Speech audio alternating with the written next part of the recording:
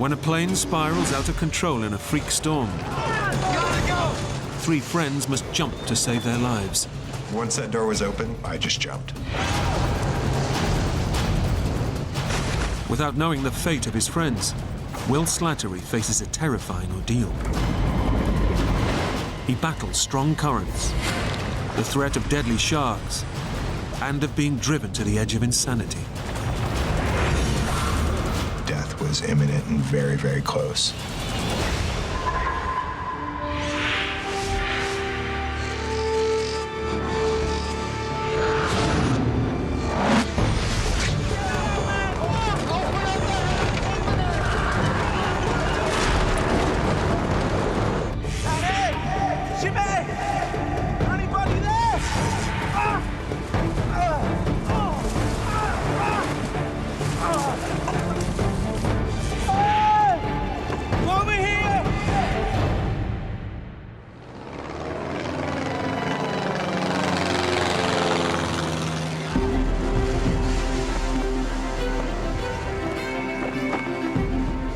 I first skydived in college. Contrary to what a lot of people perceive skydiving as, is a bunch of crazy testosteronic nutbags. You know, it's a very family-oriented sport. It's a beautiful bunch of folks who love the same thing, and floating through the sky, there's nothing quite like it.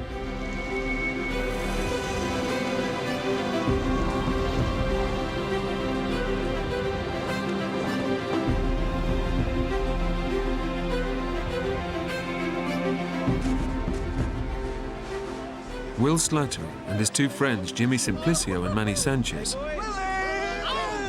on a dream vacation, skydiving in Costa Rica.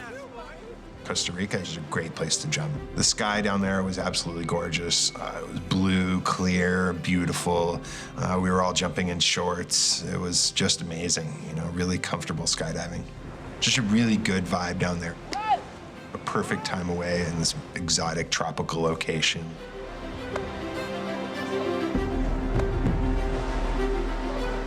Jimmy was a really great coach, a really great teacher, a mentor to me. Manny was more of a friend. Manny actually used to wear this big jester's hat. It was quite funny. Get drunk and do it again, you know? I'm not gonna take my hat off. No. Will and his buddies have traveled to Costa Rica from California, where they're all members of the same skydiving club. Elsinore Skydiving School? You knock yourself out. Giles Fabris manages the club and checks in with the guys, even if they're thousands of miles away. Elsinore Skydive Club, Giles Fabris. About Skydive Elsinore was the family of skydivers that live and jump there. The best group of people anybody could possibly ever meet. Fantastic family atmosphere between the skydivers, it really is. What will I mean with all this paperwork? They were going down to Costa Rica to kick back, relax, do some jumps, enjoy the scenery, and generally just have a great vacation with a ton of skydiving in it. Yeah, all right, you enjoy it. Cheers. Hey, it doesn't get much better. Good stuff. Hey, listen, we're gonna chug a while. We're gonna chug. Slide back. Hey, Bill, please, he's gonna talk. It's a clear blue skies. And wind Clear blue skies. Yeah, wind in your hair except for mine. The next day, Will prepares for his final day's jumping. And as always, safety is the #1 concern. You check your gear over and over again. I'm probably more anal, so to speak, about that than a lot of other people, but I tend to check my gear several times to make sure that everything's in order.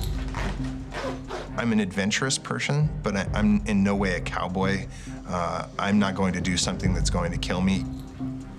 People will tell you I'm quite conservative. If you pay attention to what your gear is doing and where things are supposed to be and keep them where they're supposed to be, it can be a very, very safe sport. Hey, Will, you almost ready, buddy? Yeah, man. All right.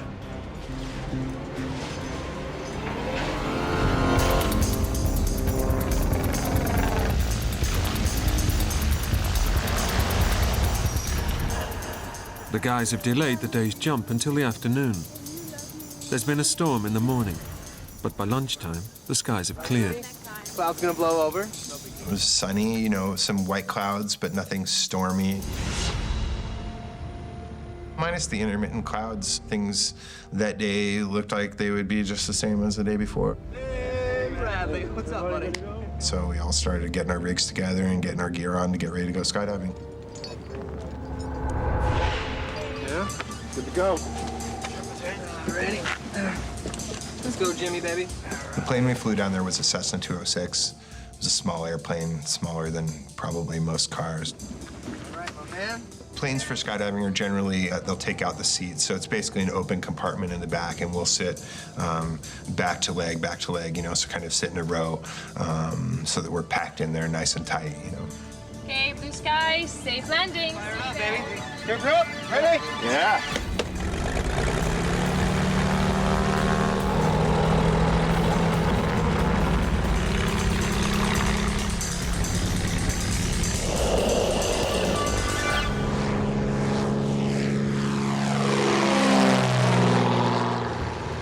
Nervous, man? You look nervous. A little bit. Yeah, dude. All right. The atmosphere on board is light-hearted. I was there. But as the plane climbs, the weather begins to close in. Within 5 to 10 minutes after we took off, we actually entered the clouds. And from that point on, for probably 20 minutes, we were in complete whiteout, meaning all around the airplane was white. We couldn't see the land, we couldn't see the ocean, we couldn't see anything. Pretty thick, huh? Freaky. A little bit unnerving, you know. Will and the guys hold tight, obeying the golden rule of skydiving. Skydivers aren't supposed to fall through clouds. It's just a matter of safety because people can get disoriented. Sorry, guys. I thought we might find a break.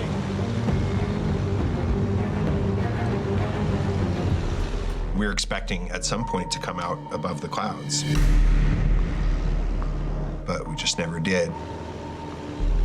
With no break in the clouds in sight, the guys decide to turn back. Okay, guys. It's too thick. It's just not worth taking the risk. We were a little disappointed, but we all skydive a lot, so it wasn't a big deal, you know, we'd get over it. We're used to clouds and, you know, you don't jump through clouds generally, so it was fine. But as the plane turns and makes its way back to base, they hit serious trouble. Within 20 seconds after we started going into minor turbulence, God, I hate this car. it just got worse and worse. Okay. Then the plane started going into massive turbulence. I was definitely not a happy camper, you know. I didn't want to be in a little tiny plane flying crazily all over the sky. No.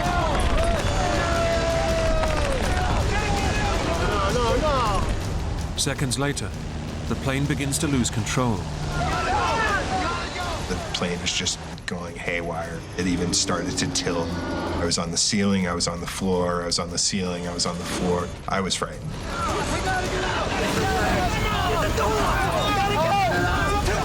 At that point, there wasn't much we could do except ride it out or jump out. Get the lag. With the plane now hurtling towards Earth, Will and his friends have no option but to take drastic emergency action. And at that point, we all started going for the door, trying to get it up. It was the only thing we could do. It took us 4 tries to get the door open because we were being thrown about the airplane so much. Despite not knowing how high they are and if they have enough time to parachute properly, they dive into the void.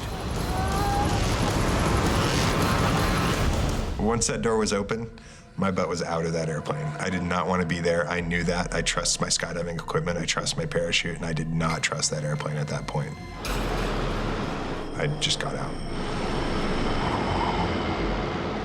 5 to 8 seconds later, my automatic parachute went off, which means I was going at a very fast velocity at about 700 feet.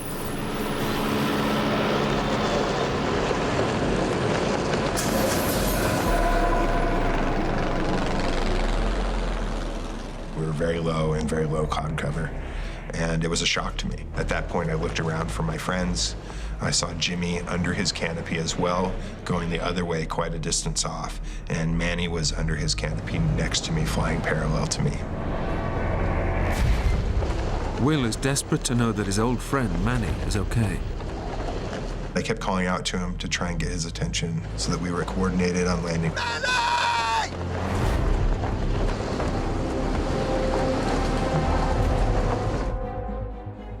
But he never answered. He was just kind of limp, you know? His head was hanging down, and my assumption at that point was that he got hit by the airplane coming out. It occurred to me that he might be dead.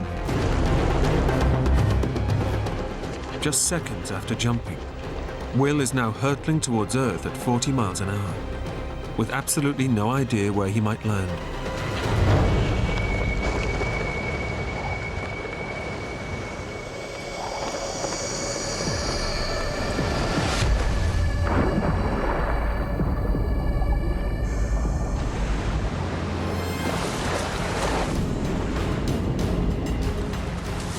The plane crashed in the water behind me, and I looked back and saw the tail of the plane sticking out of the water.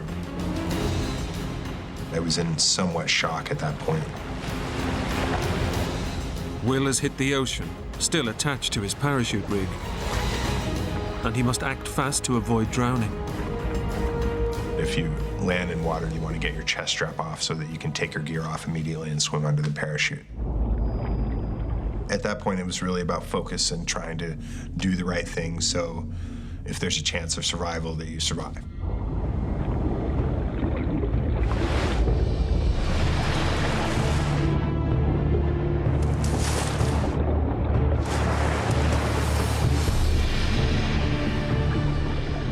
It took me 2 or 3 minutes, and that was a pretty scary feeling because you can actually get tangled up in the lines and drown. On surfacing, Will's first thoughts of his friends. They've also dived out of the plane. One of them, Manny, seemed in serious trouble. I removed my shirt and my shoes because I wanted to be able to freely swim over and find Manny.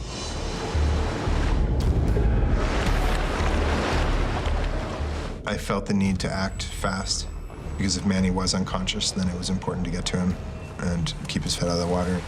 Manny!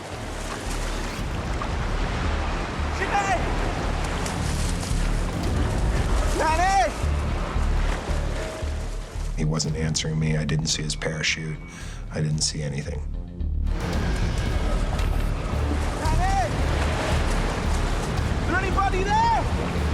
Don't worry. So I swam around toward where I thought he would have landed.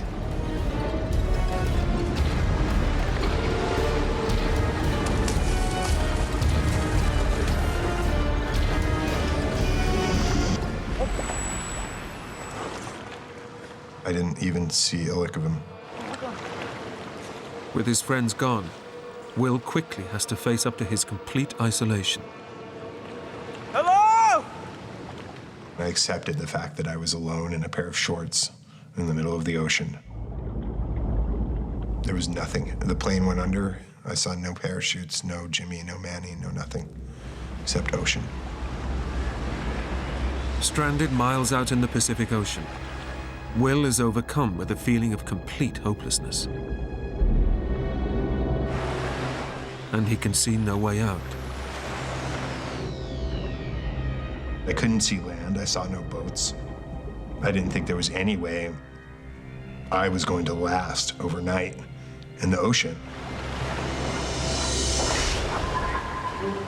If I'm going to die, why couldn't I have just gone in with the plane instead of have to struggle out here until I drown? If there's a chance at life, I'll fight, you know? But if I'm going to die no matter what, why stretch it out, you know? Give me instant death. Will knows he's landed in shark-infested waters. Had remembered what I'd known about sharks being able to smell blood and realizing that I was vulnerable in the middle of the ocean. If they want you, they can find you from very far off. But he begins to replace his fear of sharks for a feeling that they may actually offer him a quick way out.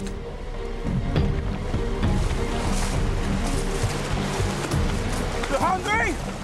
I didn't want it to be some long, drawn-out process. Like, who wants a long, drawn-out death? Come on! Which is why I decided that being eaten would be a much better option. Come on! You hungry? Ah! Come and get it, come on!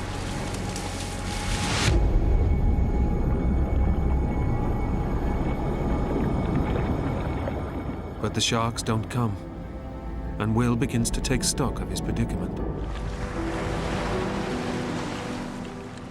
If I'd been off the coast of the States, there would be Coast Guard and other boats looking for me within a short period of time, but this was a third world country. So I thought, you know, don't be a spoiled American and think there's going to be a boat coming to get you. You have to survive this or not. Just enjoy the view. Alone in the ocean, with night fast approaching, Will decides to fight back. I started to have to make decisions about what exactly I was going to do. I had to do something. I didn't want to expend all my energy treading water when I knew that if I just laid back, I could float. The most important thing out there was retaining calm and not panicking, because panic I knew would kill me. Staying calm, and that required a faculty that was born anew in myself, that I think I've certainly never experienced before.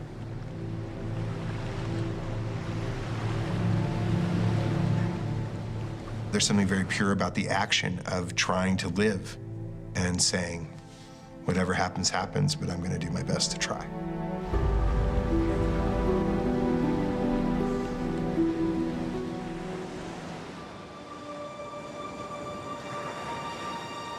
The ground coordinator, Tanya Handel, is waiting for the guys to land at the agreed location. My stomach started to turn when I arrived and there was no skydivers on our drop zone.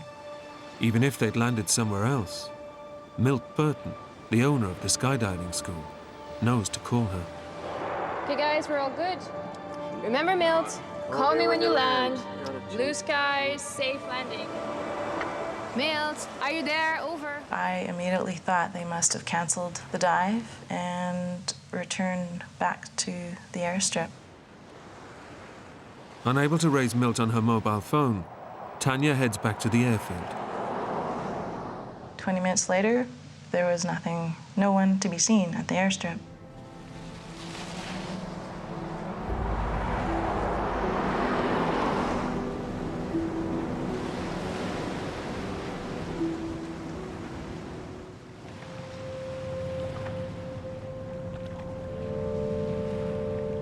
Out in the ocean, Will has been struggling to stay afloat for 5 hours. His muscles are drawing on emergency reserves of adrenaline. He's beginning to suffer acute exhaustion, and he's in complete darkness. I could scarcely see my hand in front of my face. It felt like I was in a dark, dark place, a dark world that was very isolating. I don't think that I've ever felt more vulnerable.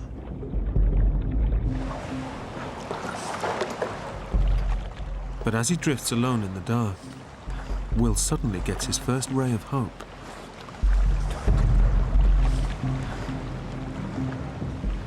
I saw 5 or 6 lights spaced out across the land. I had no idea how far they were. I knew they were lights and therefore human, and I was pretty convinced that was where the land was. It's the glimmer of hope he's been waiting for, and Will makes for the shore. I had to go slow, calm, collected, cool. I would do maybe 20 to 30 backstrokes and then stop. It was a great thing I knew where the land was.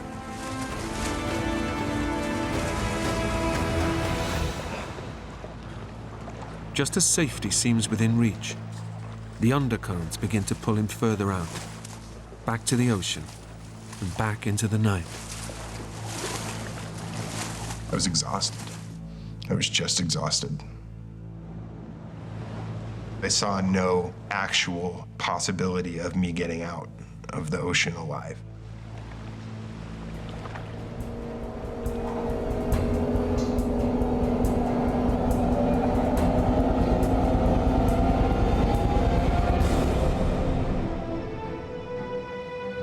Back at the airfield, Tanya is waiting for the plane to return to base.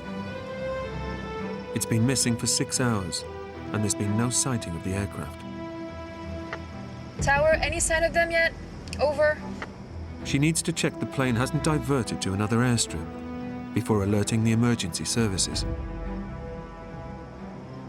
We were all just praying that they were sitting in some cantina with no cell service and alive. We were just praying that they were alive. We didn't care where, just that they were alive.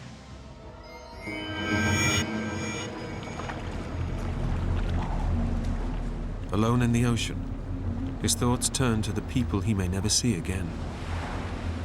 I thought about family, about friends, people back home, about Jimmy and Manny, certainly. I wondered how they were.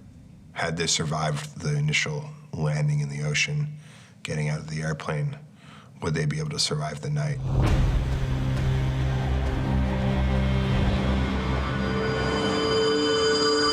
Anybody there?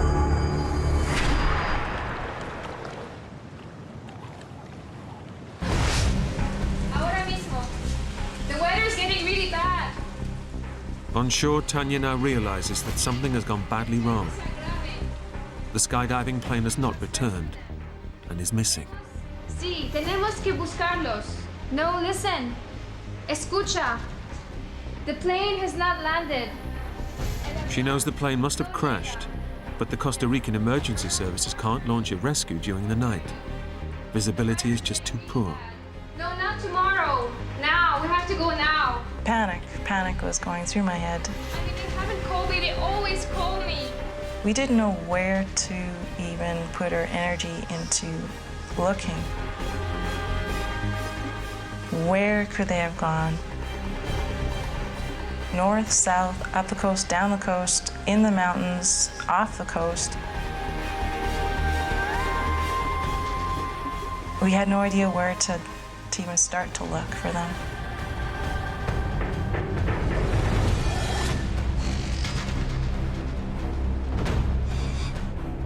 Out at sea, Will's been in the ocean for 9 hours.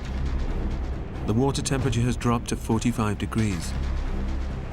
He's rapidly losing body heat and dehydrating even further from the effects of swallowing seawater. And as soon as it got to be night, the swells were getting bigger, it was colder, and I was getting more water in my mouth, which I knew eventually over time could be responsible for taking my life. No search has been mounted, and he's fast running out of hope. I saw no boats. It was dark. I didn't think there was any way I was going to last overnight in the ocean. No boats, no planes. I'm dead, man.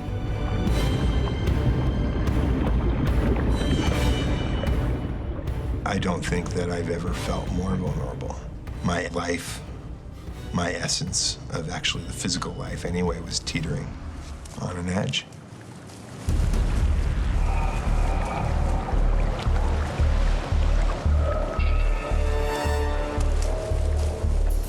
Just when it seems things can get no worse,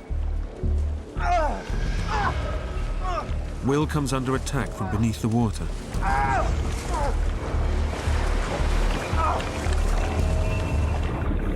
I realized that I was in a school of jellyfish, and they were stinging me all over my back.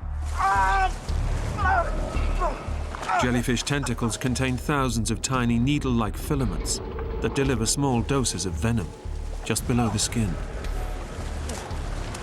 The pain was excruciating. It was all over my back, my legs, my feet, everywhere.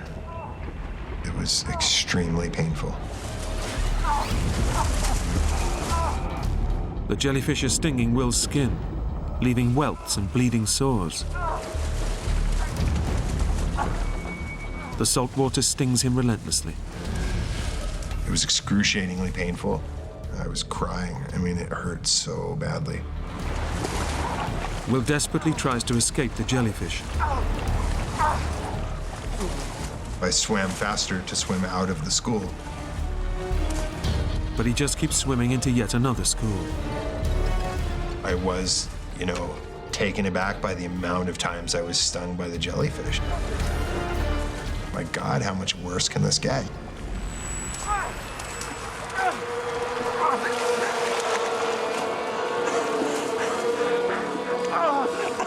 Come on. It was excruciating. The relentless stinging causes Will's mind to wander. What else is in the water, waiting to attack him?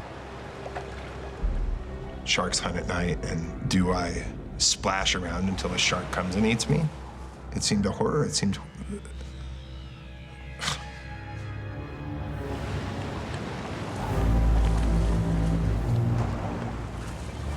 And then his worst fears become real. There is something in the water, and it's heading straight for him. I saw something floating in the water. And be it shock, I don't know, but I thought, oh, it's crocodile. As it moves closer, Will is about to find out if a deadly nighttime predator is about to get him. I thought, oh, great, I'll get eaten and drowned at the same time.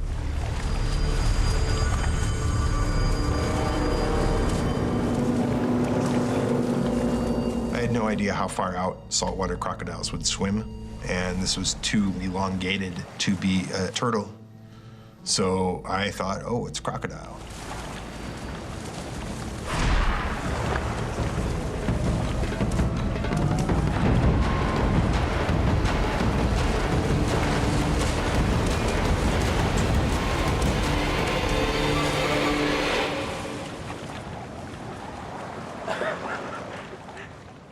I laughed, because who would think a log, a tree, is in the middle of the ocean?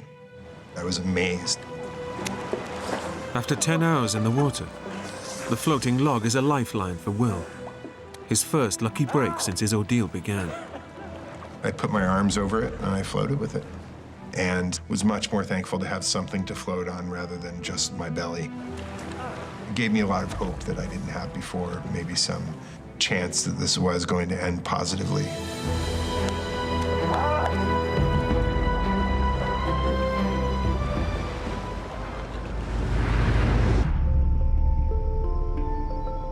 News of the accident reaches Will's skydiving club in California. Giles Fabris here from the club. I know it's late. His friends fear the worst. Will's plane's gone missing in Costa Rica. The first thing I did was the difficult task of contacting relatives and loved ones of the missing. That was one of the most difficult tasks I think I've ever had to do. Even though they're 3,000 miles away, they do all they can to help. Your friends have crashed in a plane, it's in a foreign country. The first thing you do is to try and collect as much information on what's actually happening. I had an image of my friends being in the water and their life slipping away in the darkness. That was a very difficult thing to have to think about. Call me the moment you learn anything. Then they hear that the air-sea rescue operation won't start until daylight. I don't think anyone's organising a search of the coastline, so we're going to do it, okay? From their base in California, they try to do all they can to help. Get in touch with as many boat captains as possible, okay? We decided that we would start calling fishing boats, calling charter boats in Costa Rica, and to ask them whether they would send their boats out to look for our friends. Yeah, thank you. Yeah. At least I got one boat out. Will has survived 12 hours adrift in the ocean. He's clinging onto the log for his life, but prolonged exposure to salt water means his muscles are beginning to shrink, and he's suffering extreme fatigue. The log was giving me something to float on, but I was exhausted. I was just exhausted. I was certain, because of the amount of water I'd ingested, the amount of pain I was in from the jellyfish, and the fact that it had gotten much colder that I was going to die.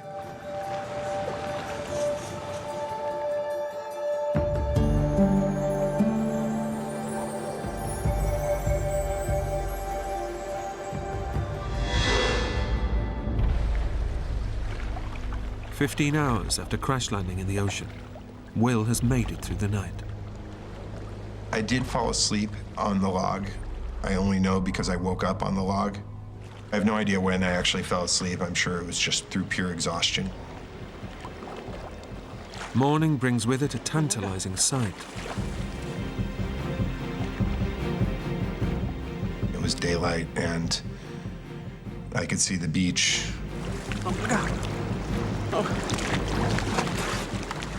And it seemed like the swells were pushing me toward land almost, and I could maybe, halfway surf the log into the shore, I knew that if I landed right at the right place, there would be a bar right there. I could pull up, I could grab a beer, I could call for a ride, There was a lot of hope at sunrise, my personal sunrise.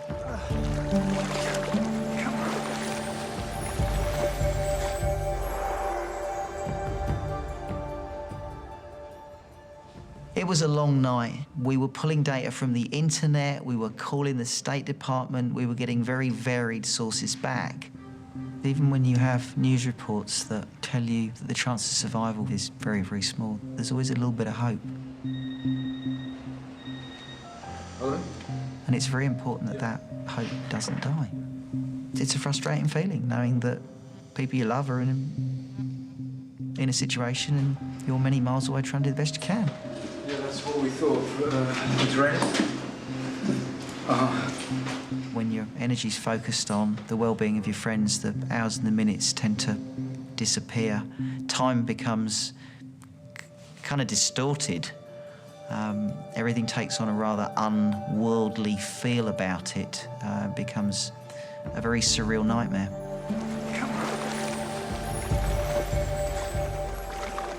Will rides the ingoing tides for over an hour.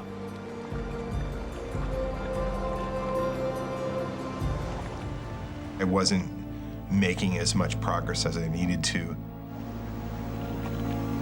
But the tide turns, and the undercurrents begin to work against Will, pushing him back out to sea. I didn't feel visually like I was closer to the beach.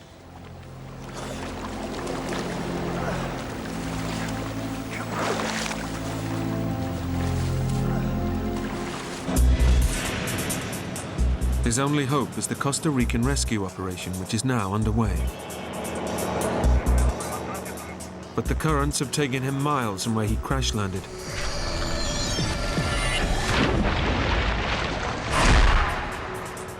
And the rescue teams are looking in the wrong place. Even if they knew where he was, it's like looking for a needle in a haystack. Throughout that day, boats and planes and helicopters would just pass, probably just doing their own thing and not looking for me. But it didn't make sense not to wave to it, so I waved a couple times, and then the log would roll over and I'd fall in the ocean. And that was a scene repeated over and over throughout that day.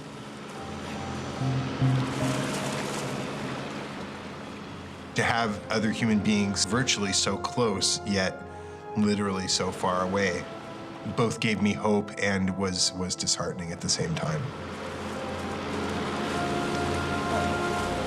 Hello! I realized how insignificantly, physically, visually small I was in the ocean and how virtually impossible it was going to be for any of them to see me. Hey! Oh, man!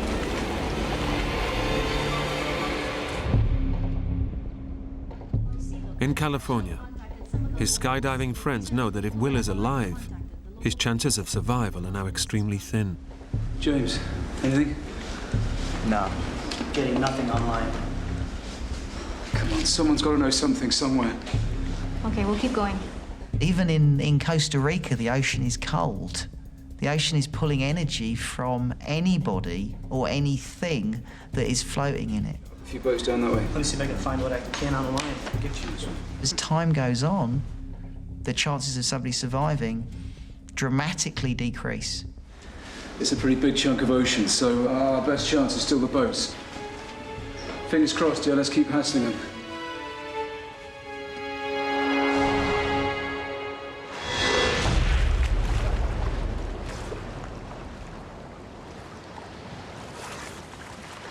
Since the log was the only thing floating, I wanted to keep it with me. So I would try various techniques of pushing it forward and then swimming along to it and then pushing it forward. But despite his efforts, Will knows he's still getting no closer to shore. Initially in the morning when I woke up, I thought by noon I would be on the beach. And later it didn't quite seem that anymore. Clinging to the log for 13 hours, Will realizes his last remaining lifeline is fast becoming a burden. Instead of pushing him towards land, it's riding the undercurrents and pulling him even further out to sea. I thought that pulling and pushing the log along was really not increasing my progress. It was giving me something to float on, but it wasn't really getting me toward the shore. The log that so far saved his life could also end up killing him. It was the only floating thing I had besides myself. I mean, I'd slept on it. That tree saved my life. He faces an agonizing dilemma. Should he let the log go and hope he has the energy to reach shore? Or should he hang on, praying for rescue?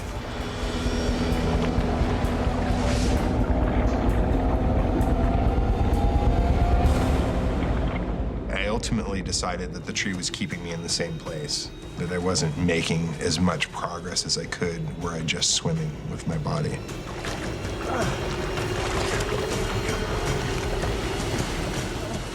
It was extremely difficult to let it go.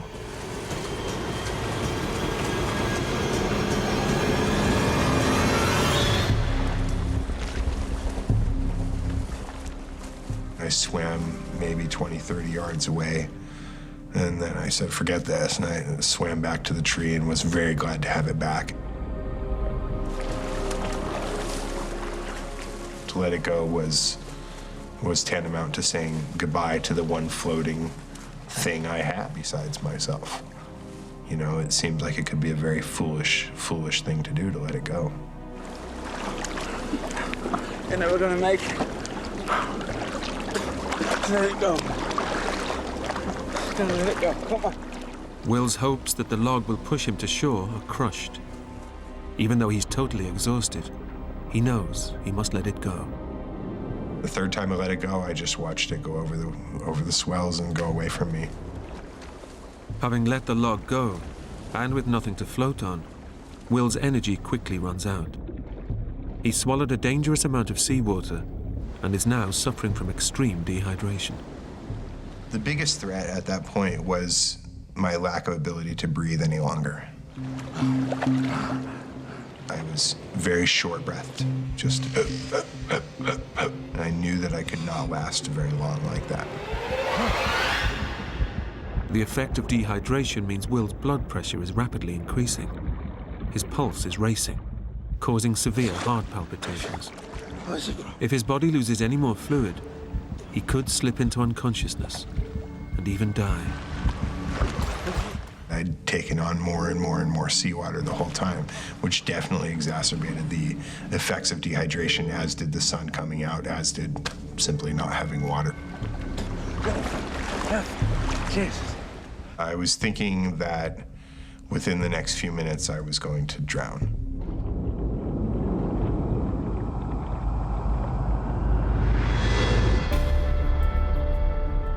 "3,000 miles away, Will's friends are desperate to find him.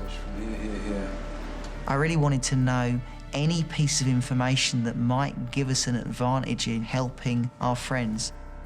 We found basic maps of Costa Rica and we looked at the weather data, and there'd been a large storm in the area. So it really told us that if the plane had crashed in turbulent weather, it had crashed in the ocean. Now, we reckon with the way the current's going, they may even be further down the coast. We've got boats coming out here, and here. So far, none of the boat owners they'd contacted has spotted Will. And after nearly 24 hours in the sea, he's running out of time.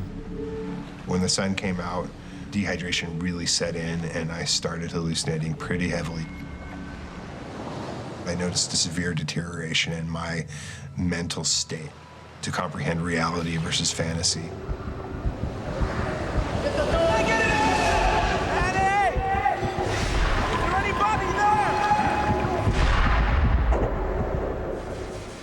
Will has swallowed so much seawater, his kidneys can't flush out the excess salt.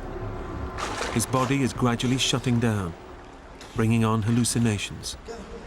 I would think I saw a shark fin over here, and I would look over there and, and think I saw something else over there, and I knew that there were turtles there that can just slice you open and eat you, So those things were seeping in.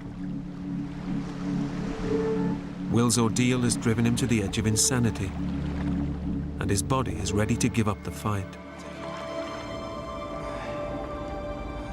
I just felt at that point that I had very little physical and mental energy to keep my head above the water.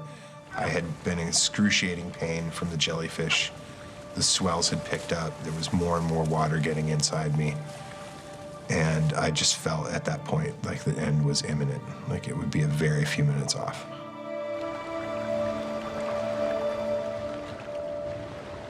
He begins to say goodbye to the family and friends he thinks he will never see again. I felt alone from other humans. I felt that I'd left, the other humans, the other people in my life behind. That part of my existence was over, and that I was going to die, and that I hoped that I'd done well in life, that I'd shown compassion and kindness to people, and that they felt that love,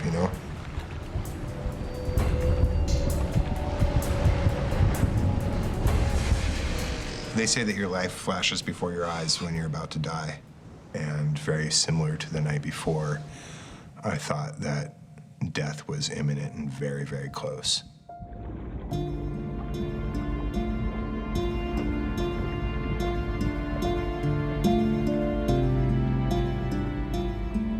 I felt that I'd left the other people in my life behind, that part of my existence was over, and that within a very few minutes I would be dead.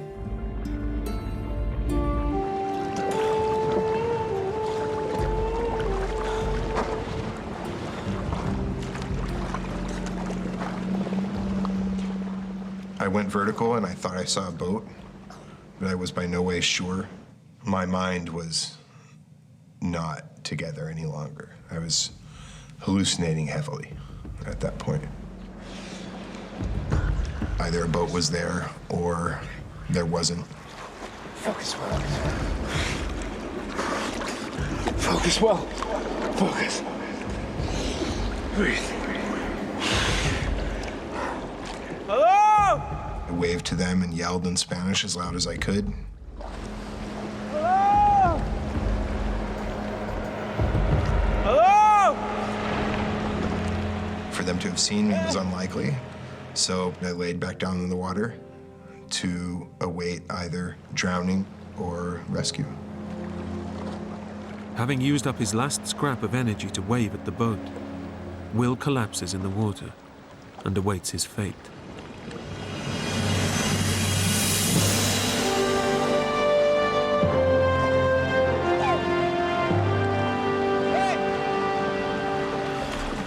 I looked up and saw them, and I couldn't believe it at first. Will has drifted miles from the search area, and by complete chance, he's finally spotted by passing fishermen. He's so close to giving up, his rescues come in the nick of time.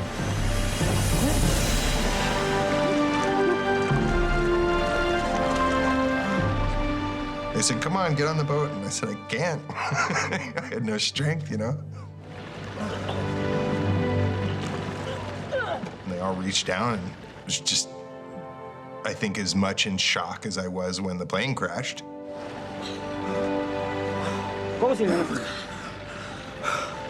Oh my God.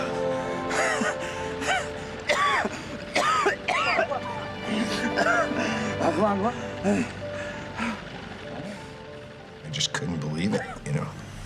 It crashed in the middle of the ocean, and my fat, pasty butt made it through 24 hours in the ocean.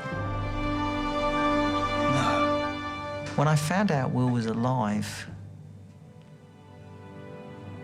that brought a lot of joy.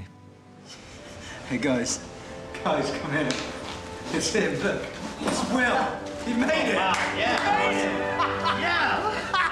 Come on. See? How did you do that? Oh, look. He didn't just survive the crash, he survived the crash and he survived the bloody ocean. I just literally said, oh my God, I'm invincible. And I collapsed onto the boat and held onto this guy's leg until we got to shore. Unfortunately, the search and rescue operation was looking in the wrong places. There were some Costa Ricans that were looking in the mountains. Others were looking in different parts of the ocean. So when they found me, they had a better idea of where my friends were going to be. A report was made that there were more survivors found. As it turned out, that was misinterpreted information on the radio, and that there were no survivors found. Over the next few days, the bodies and plane wreckage are pulled from the ocean. Will's friends, Manny Sanchez and Jimmy Simplicio, along with the pilot and remaining passengers, all perished in the crash.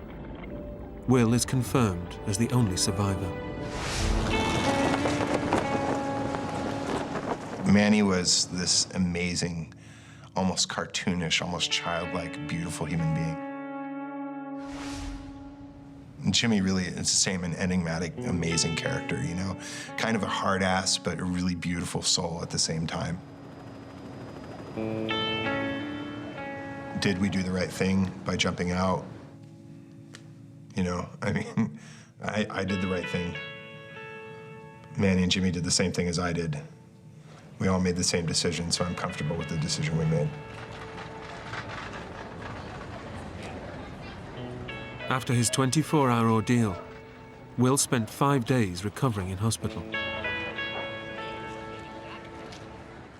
He's still skydiving.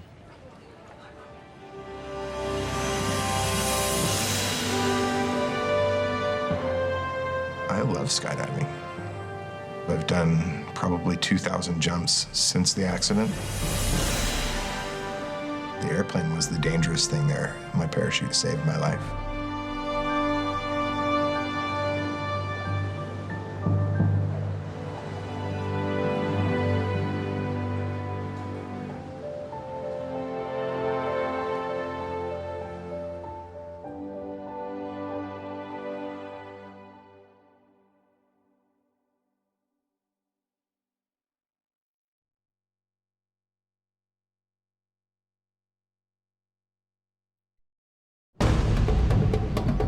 When hunter Bram Schaefer is attacked by a grizzly bear,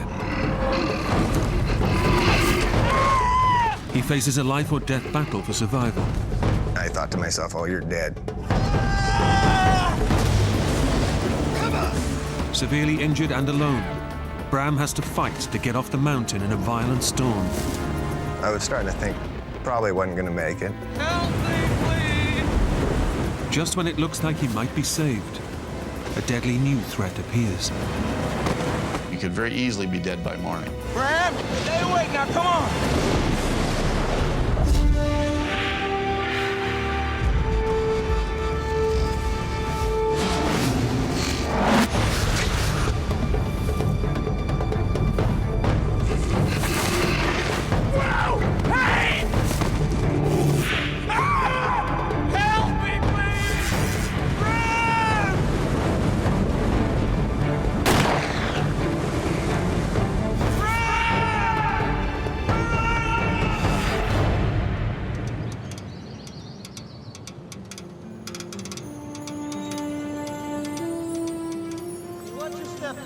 I'm watching my step. You watch your step. I'm doing fine, don't worry. Bram Schaefer has just finished high school. To celebrate, his father Dennis has brought he and his brother to hunt elk with some friends on Horseshoe Mountain in Montana. My dad and a friend of mine's dad had decided they just wanted to do one last trip. you know, since we were kind of moving out and getting on with our lives. Watch out for these potholes. I'm looking. Eyes like a hawk, son. Eyes like a mole, Dad. Your kids are going from boyhood to manhood, and it's part of the transition. Learn from their fathers when their fathers are having fun. Keep up, Dad. Keeping up, son. Don't you worry. But after a week of hunting, they still haven't shot anything. Sure your rifle's shooting straight? Yep. You ain't bagged one yet. Well, just a matter of time, son. The mountain rises to 10,000 feet out of the wilderness. There's no roads, it's just trails, and it's just pretty wild. September is hunting season, for people and for bears. We've seen lots of bears. It becomes a feeding ground for them once this rifle season starts. The bears are more dangerous towards fall because they're getting ready for hibernation, so they're scavenging for whatever they can find to fatten up for winter.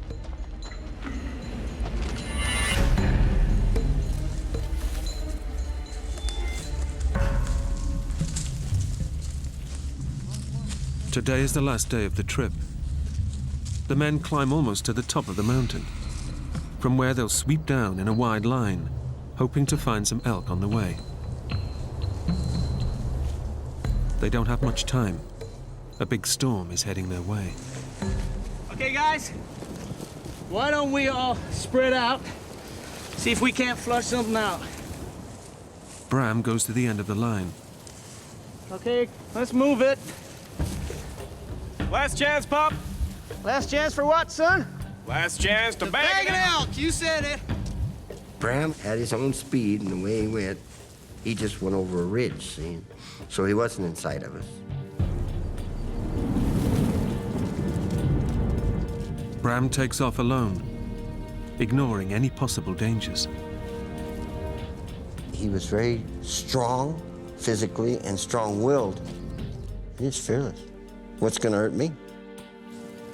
Bram's orange vest might stop other hunters from shooting at him, but it also makes him more visible to predators. But Bram's a high school football star, bold and brash. I was a pretty cocky kid. I didn't worry too much about anything. You know, I was 18, bulletproof.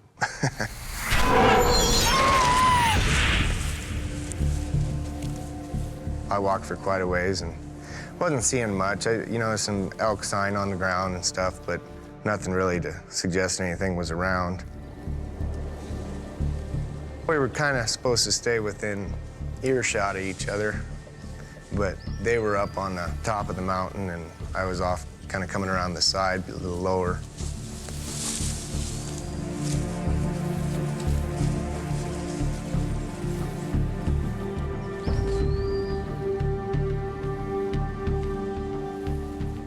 Now a few hundred yards away from his dad and the other hunters, Bram is suddenly aware that the forest is too quiet.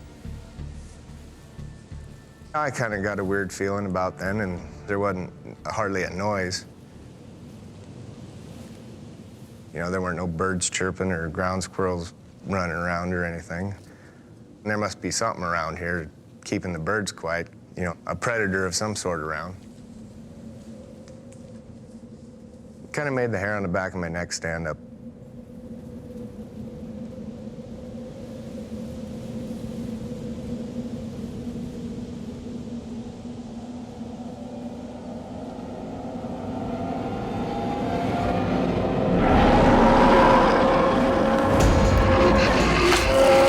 I hollered. She didn't slow down. My next thought was get the hell out of the way.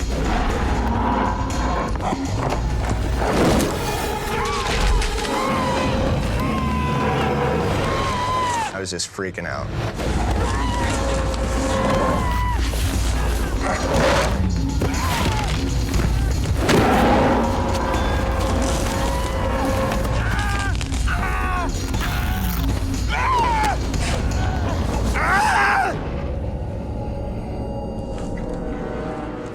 The next thing I know, she's sitting there with her head in my lap, just huffing at me.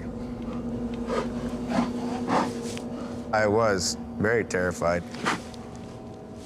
I thought to myself, you need to either eat me or get off of me. My temper was starting to get the better of me. So I reached up and punched her in the nose. I come back with my other hand, and she bit through my thumb. And I got to looking around, trying to find my gun. She was sitting on it with her hind legs. Just picked me up and shook me like a puppy with a sock.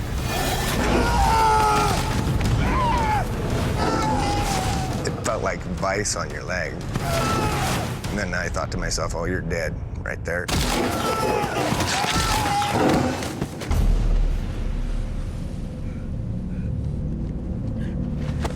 When she got done shaking my leg, she just kind of dropped me.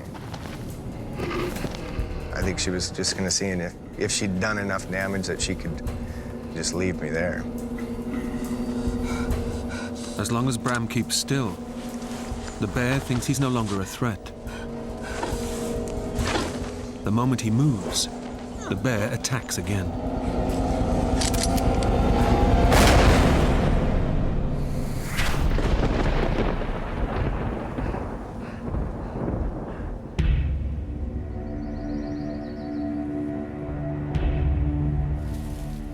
Unaware of Bram's terrible ordeal, two hunters further down the mountain, Bruce Pisecki and his son Bryce, are also looking for elk. So far, without any luck. Come on, son. Our luck will turn. On their way to try a new spot, Bruce sees something that makes him very nervous. I'm starting to see bear sign and footprints of the bears. See that? It's a big claw. Pretty recent, too. But the hair was starting to stand on the back of my neck.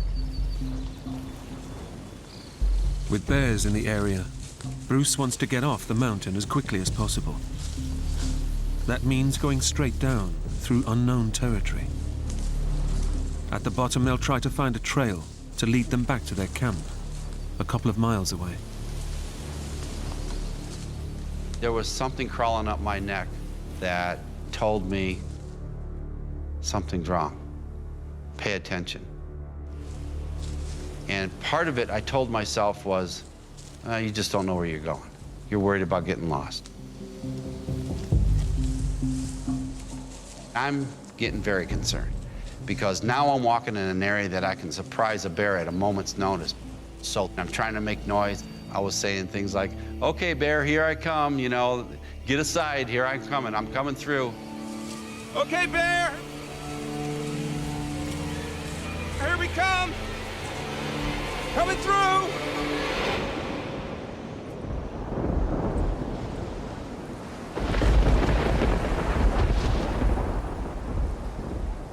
Bram has done the nearly impossible.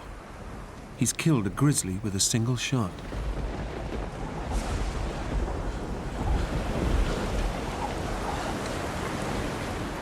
I felt just a lot of relief. I was pretty happy for, a few seconds anyway.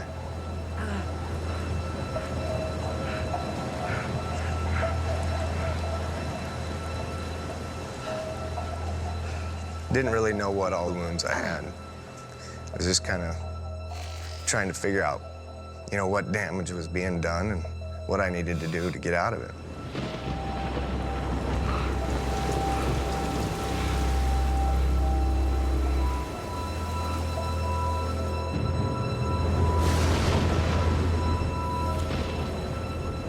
A mile and a half away, at the bottom of the mountain, Bram's father and brother arrive back at camp.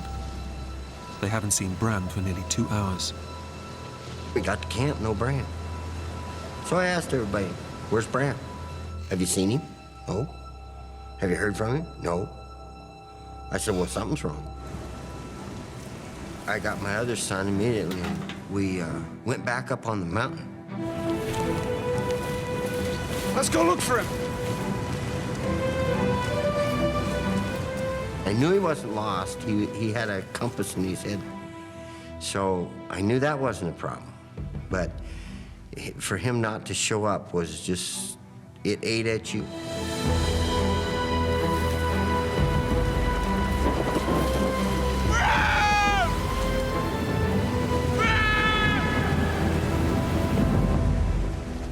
Back up the mountain, Bram is taking stock of his wounds. Adrenaline is pumping through his body, so he has no idea how badly he's hurt. I noticed my shoulder hurt. My head was bleeding, but I didn't really know what all the wounds I had. Bram has been savagely mauled. The bear has ripped his scalp and bitten deep in several places. But the adrenaline is stopping him from feeling the worst of his injuries. Standing up for the first time since the attack, Bram is in for a shock. Ah! Ah! His right thigh has been ripped from the bone. My upper thigh was just shredded.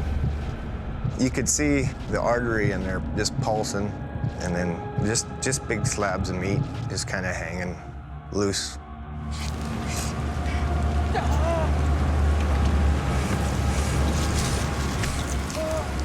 I pulled the meat back up and kind of laid it back in the hole.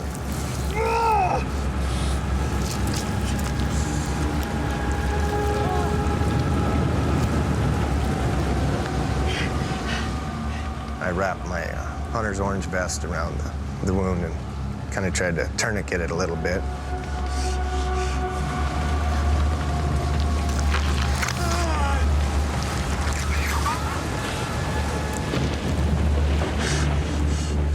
It hurt pretty bad when I pulled it down tight.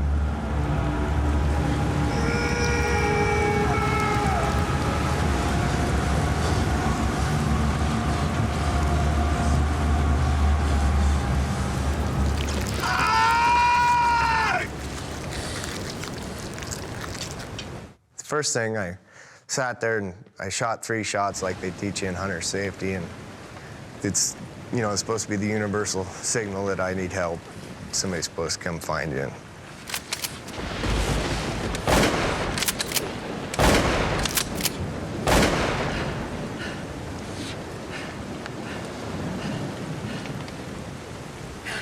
Come on! Damn! Help!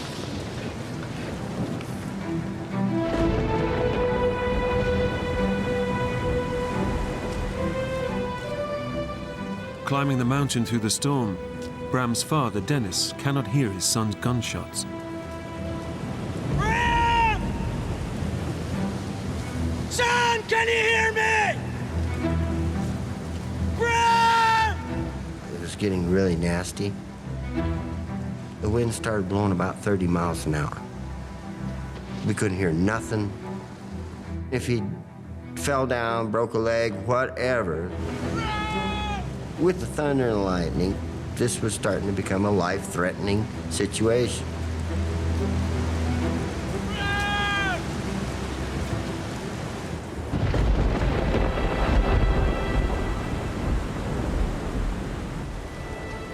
When no one responds to his distress signal, Bram's hopes of being rescued begin to fade.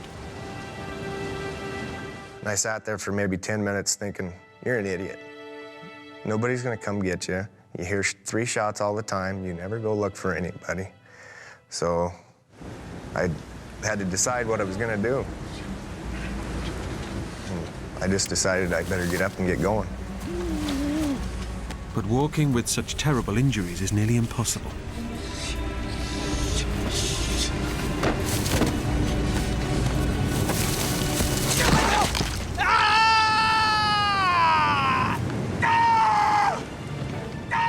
Bram must get off the mountain quickly.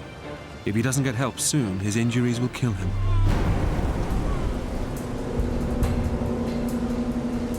Help!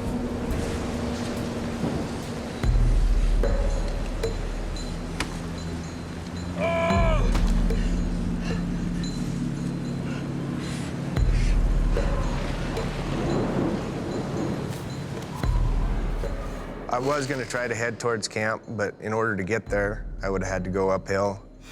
And I didn't have the strength in my leg to go uphill. I could just kind of peg leg along, and if I kept my knee straight, I could use it.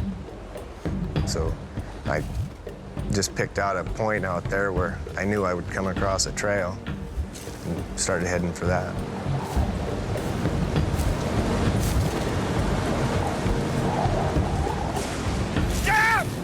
I was pretty pissed off at the world. I hollered and stayed mad as I could for quite a while.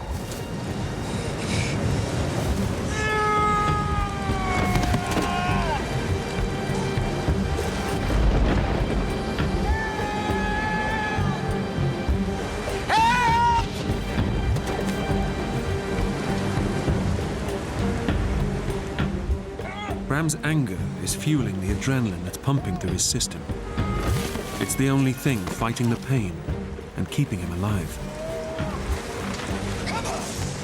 I think the things that kept me going were just willpower and a good, healthy anger base.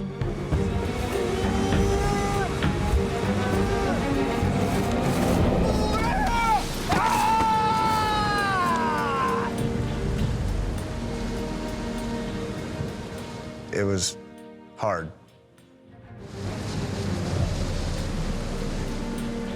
There was a couple of times I thought about, maybe just sitting down and quitting, but I'm about as stubborn as they get. I knew if I didn't keep going, I probably wouldn't make it anywhere. Nobody would find me. Oh, damn!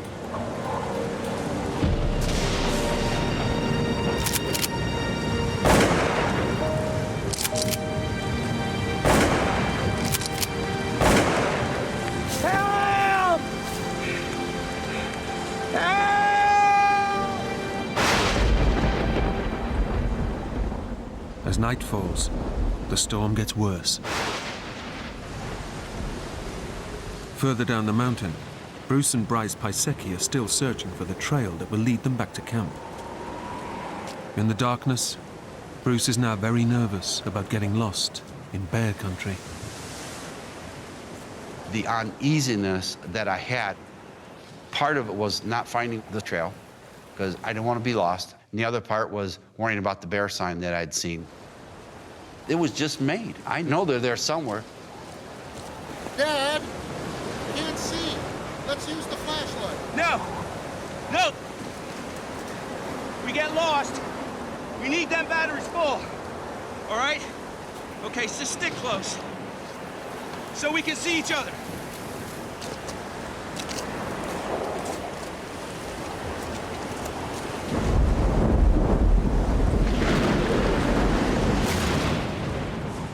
On the other side of the mountain, Bram's father, Dennis, combs the slopes in a desperate search for his son. And the weather finally went down to about 10 degrees. And he's out there. So I'm looking and we're shooting and hollering.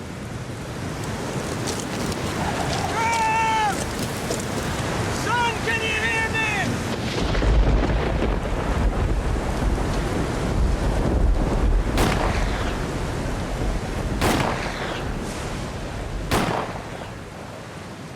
Dennis knows Bram might not hear the shots through the storm, but he also knows he's taught him vital skills to survive. He knew how to get under shelter without having fire. He also knew that if you are caught in cold weather, you walk. No matter if you walk a 100-foot circle, you walk until daylight. But Bram's leg is so badly mauled that walking down the steep mountain slope is impossible. With every fall, Bram risks tearing the exposed artery in his leg. If it bursts, he'll bleed to death in minutes. Alone and on the wrong side of the mountain, Bram begins to realize how slim his chances of survival are. I was starting to think probably wasn't going to make it.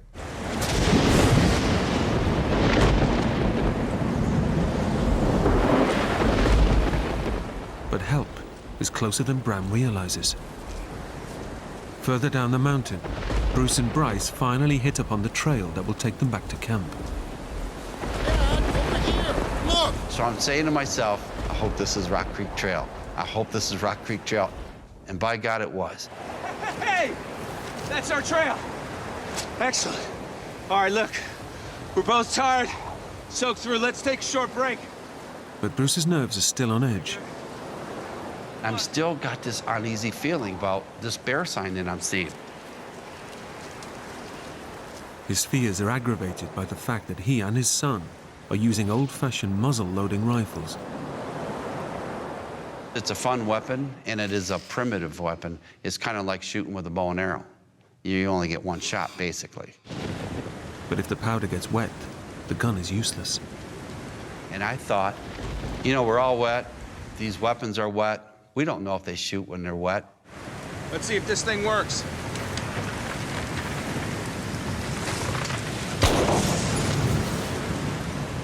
I heard a gunshot that was pretty close. I just about jumped through my skin, you know. I was pretty excited. I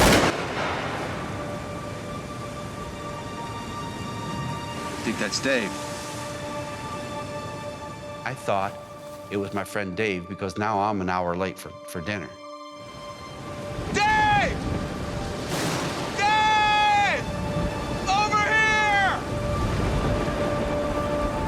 Dave! Help! Down here! Dave! Help! Help me! I heard this voice come around in the wind. Did you hear that? Yeah. But it was like a frantic voice. And I thought, that wouldn't be Dave. I mean, Dave, if he's looking for me, he knows he's found me. He wouldn't be screaming. Dave! Dave! Help! Knowing help is nearby, Bram begins to relax. But it's too soon, and it puts him in even greater danger. I didn't have to bear the whole weight of it anymore, so my body started shutting down, Help me! quivering, and stuff. So Help me! Bram is going into shock. If he loses consciousness now, Bruce and Bryce might not find him until it's too late.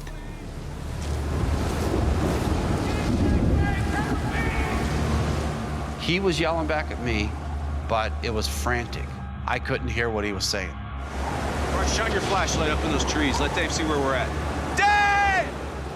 I didn't see no light from him, and I kept yelling. Dave!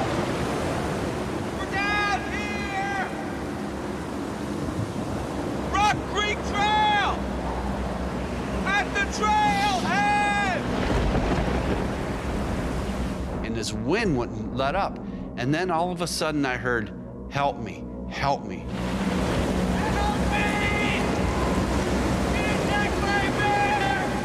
The wind came around and just carried it just perfect. And all of my fears of bears just came alive. Oh my God, somebody's hurt there. We gotta help. You stay behind me. Anything comes at us, use that muzzle loader, you understand? You all right?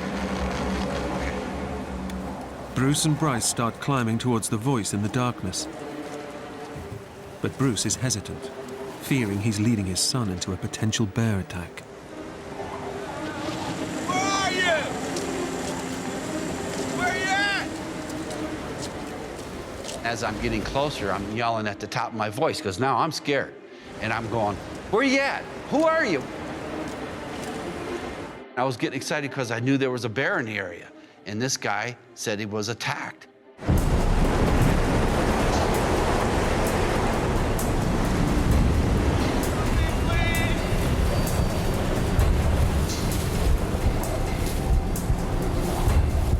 I flashed the light and I hit something up in the woods, but it was a red glow. And bears' eyes are red, I'm thinking, when they see him with the flashlight. I said, Bryce, the bear's right on him. Let's go. Let's get up there.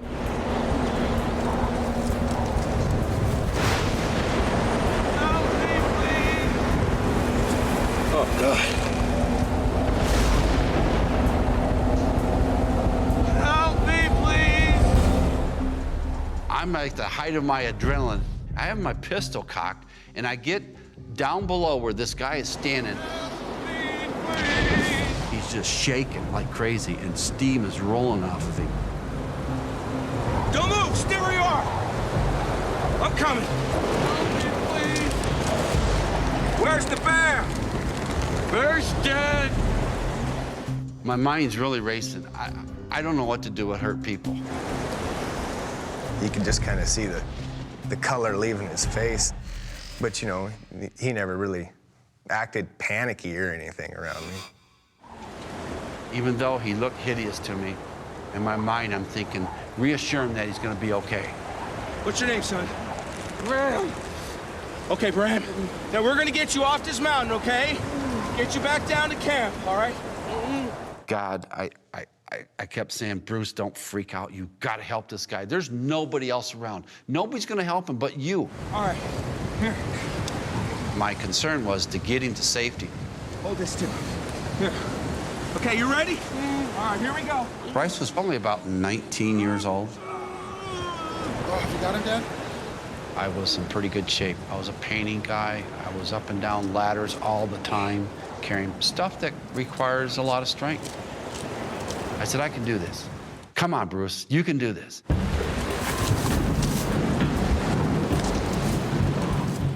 I just didn't realize how hard it was going to be.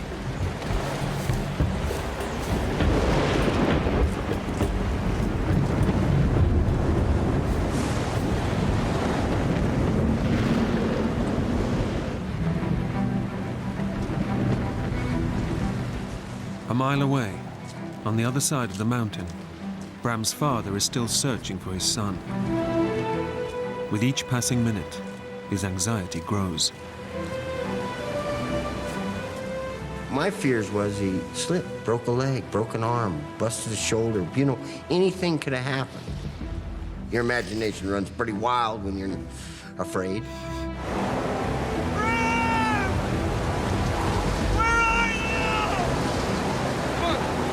Let's drive here. Dennis won't ever give up. But the others know that the chances of finding Bram at night, in the raging storm, are slim. On the other side of the mountain, Bruce is struggling to carry Bram. His strength is running out. And I'm saying to myself, Jesus, this can't be this hard. And it was like the worst thing in my world. I thought, how am I going to continue this? But I said to myself, whatever you do, Bruce, don't give up. You have to get this kid back to safety.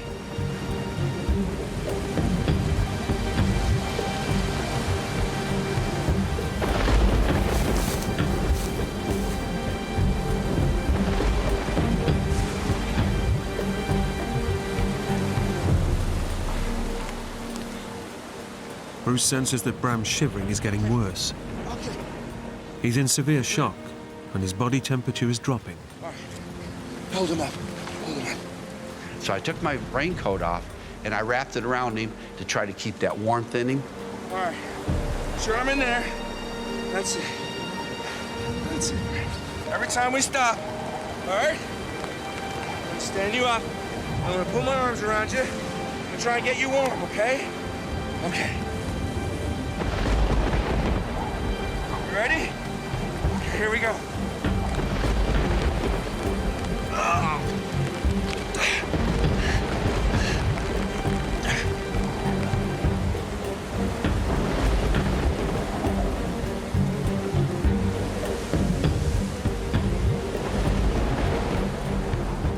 But the relentless storm and the slippery ground are taking their toll on Bruce.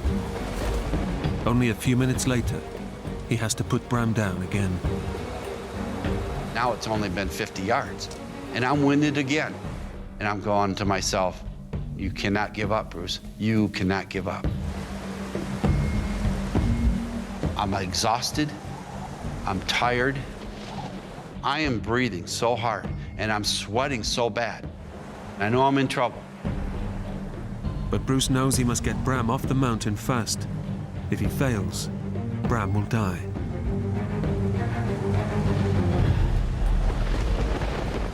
I said, God, I need some help. And then I fired off my 3 last rounds of my pistol to try to get more help. I heard a gunshot, and I thought to myself, what a fool. Who would shoot an elk at this time? By chance, Andy Wolf has also been hunting on Horseshoe Mountain. When I heard the second shot, I got that uneasy feeling. And when I heard the third shot, I knew something was wrong. Somebody maybe was disoriented. I thought maybe we would just go find him and help him off the mountain. Andy knows there are others camping nearby who can help him form a search party. I knew better than to go up onto that mountain in a storm alone. Joined by the other hunters, Andy Wolf sets off in the direction of the 3 gunshots. So here we are going this huge mountain in the middle of the night with roaring wind. We're having to yell to each other to even talk to each other.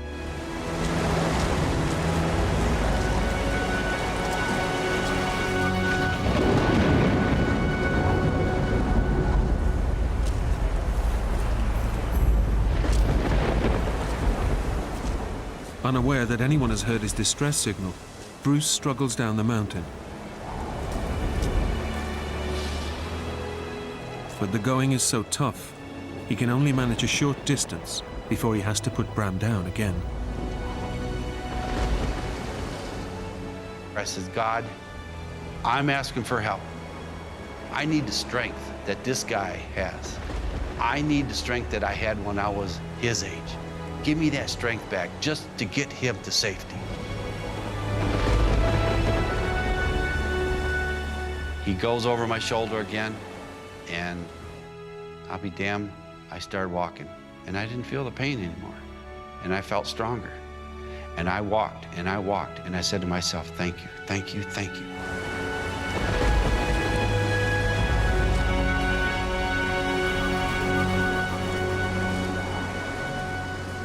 They're now less than a mile from Bruce's camp.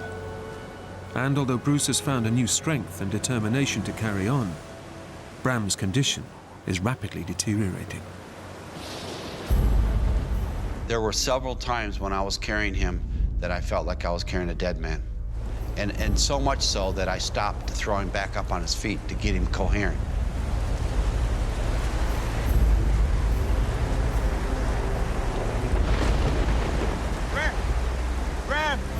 Bram, wake up, Bram. Stay with me. Bram? Well, Bram was like in and out, in and out. He was okay, then he wasn't okay. He was real coherent, and then he wasn't. I'm saying, don't you dare give up. Don't you dare give up. All of a sudden, Bryce started yelling and says, Dad, Dad! Bram! Bram! Bram, you're gonna make it! You're gonna be okay! And somebody's hit! Hey! Up here! We were probably 45 minutes into our hike when we started hearing screams for help.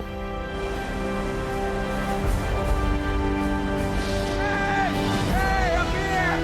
Up here, help us! What happened? I'll never forget the sight that I saw. It just was very surreal. Like, holy moly, you know, this is serious. It's chewed up really bad. I don't know if he's gonna make it. I need some help. It's okay, I'm a doctor. You're a doctor? By an extraordinary stroke of luck, Andy Wolf is a doctor with specialist training in shock trauma. What's your name? It doesn't take him long to see how serious Bram's condition is. He was going into shock. Shock kills people. Come on now, stay awake, son. The doctor's gonna look at your leg now. Just take a second, and we'll get you back home. Stay awake now. When I examined this thigh area, I reached my hand up in there, and my heart just dropped. I could feel his femoral artery just like a garden hose. And right then and there, I thought, this kid's can either lose his leg or his life. We're gonna be lucky if we save his life. You still with me? Talk to me, Bram. You're gonna be okay, son. You're gonna be okay. Andy was, checking my leg out. And he looks up at me and says, "Oh, you'll be all right." I said, "Yeah, that's what they say in the movies, just before the guy tips over." Let's go. Bram, come on now. That's it. Almost home. If we don't lose this kid from loss of blood, we can lose him from shock. Come on, give me your hand. If that artery goes and I don't get it stopped, we're gonna lose him from that artery. bursting. We needed to get him off that mountain to save his life.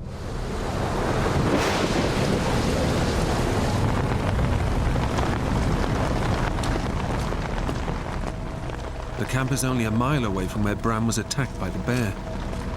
It's taken him nearly 4 hours to get there. Guys, go try to find some help! 2 of the rescue party are immediately dispatched to get help. The nearest ranger station is less than 5 miles away. But even if they make it there and call for air rescue, a helicopter would be grounded in this storm. Bram is a long way from safe. I felt so relieved that we got him in there, and it started getting emotional for me, because I knew we gotta really save his life. We gotta take care of him. Yeah, I'm gonna need some water. I'd lost most of my adrenaline, so I was starting to feel more, and I was thinking about, you know, you could possibly die. Bram was in a tremendous amount of pain. You could just see it in his face, but Bram's a cowboy, and he would not complain if both arms had been chewed off. I put a lot of antibiotics into him too, trying to stem the tide of infection. The doctor knows that even if Bram survives the night, his injuries are severe enough for gangrene to set in, which means he could lose his leg, or, if not treated quickly, his life. Do you have my dry clothes? Yeah.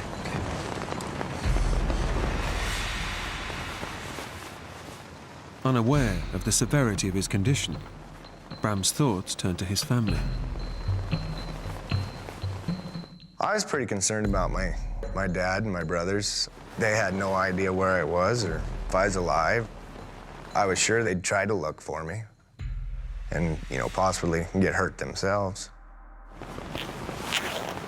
Once we got him stabilized, I thought I could take a moment to myself. I wept. For Bram's sake, I wept because his father is without him. He's got to be going crazy. I would be if that happened to me.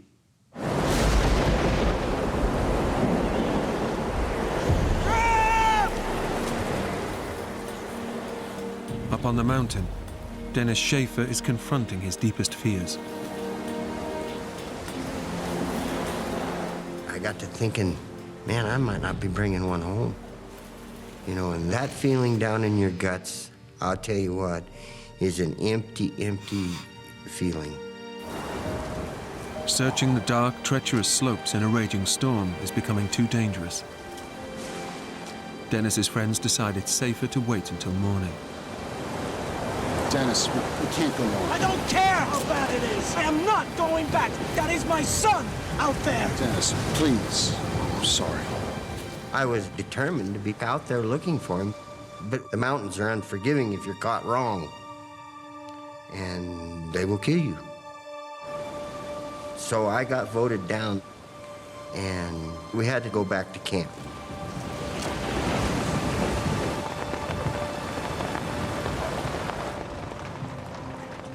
Andy has managed to keep Bram alive so far.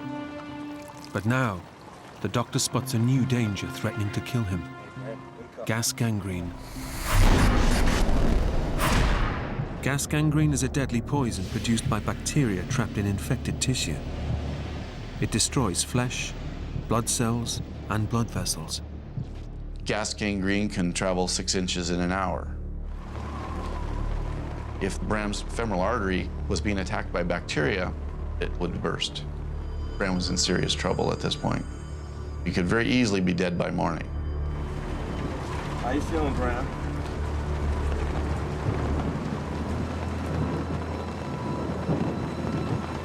I was laying there thinking that, you know, I could lose my leg, and the thought of dying was still there, yeah. I mean, I knew I was in bad shape.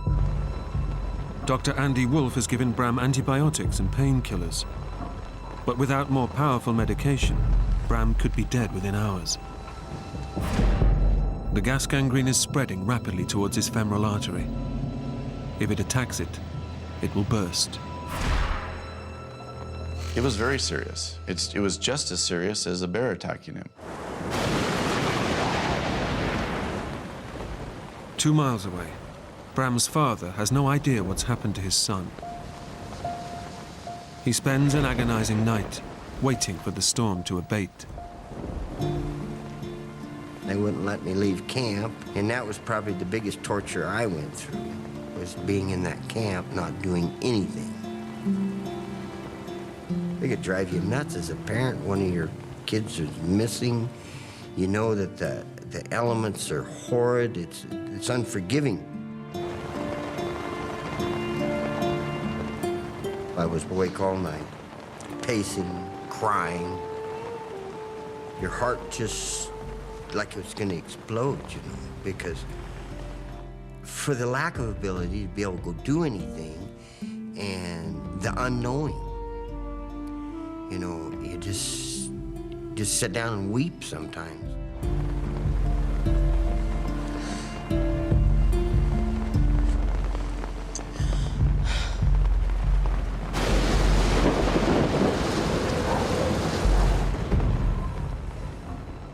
Andy and Bruce also spend a harrowing night, hoping Bram will survive until morning. Bruce tries to keep Bram from falling asleep. Wake up. How you doing? Andy said we need to keep him active and keep him going so he doesn't slip into like a coma or something like that. Talk to me, Bram. Come on. How you feeling? I didn't know how long Bram could last, but I knew that at the level of care that he was at, that he would not last. Andy knows that the rapidly advancing gangrene will kill Bram if he doesn't get to a hospital fast. Stay awake, son. I felt very impotent. It was just every moment wish that the sunlight would come. We'd hear a helicopter.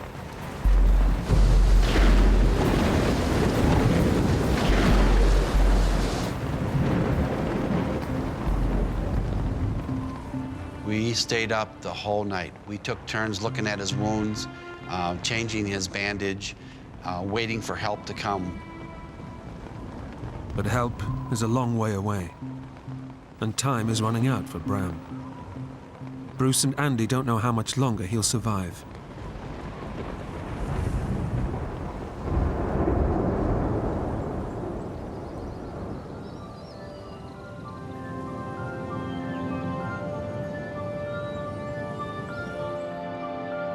Stay awake, Bram. Just at daybreak, we heard the chopping noise of the helicopter coming. You hear that, Bram? You hear that? I was pretty excited when I heard that helicopter coming in. I've never been so happy in my life as to hear rotor blades. Help is on its way. I was just relieved.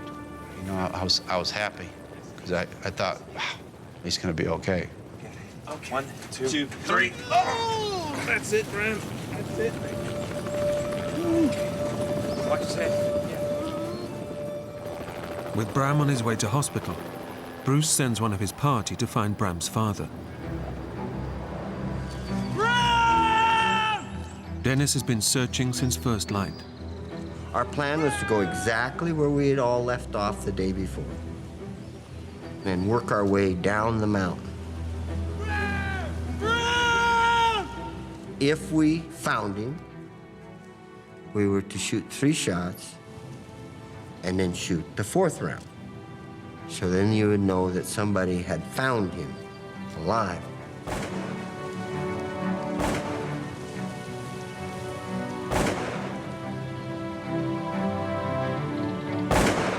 Jubilation.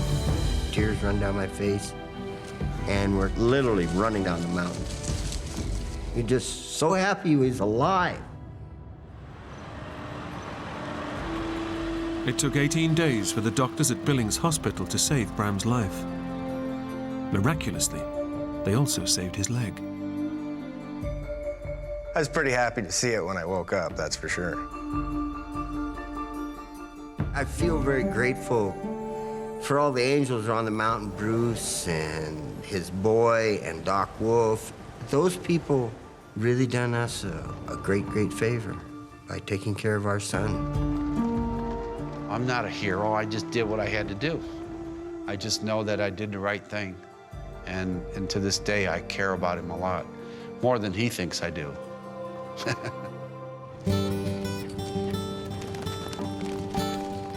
When I left the hospital, they told me I probably would never be able to ride a horse or do this or do that.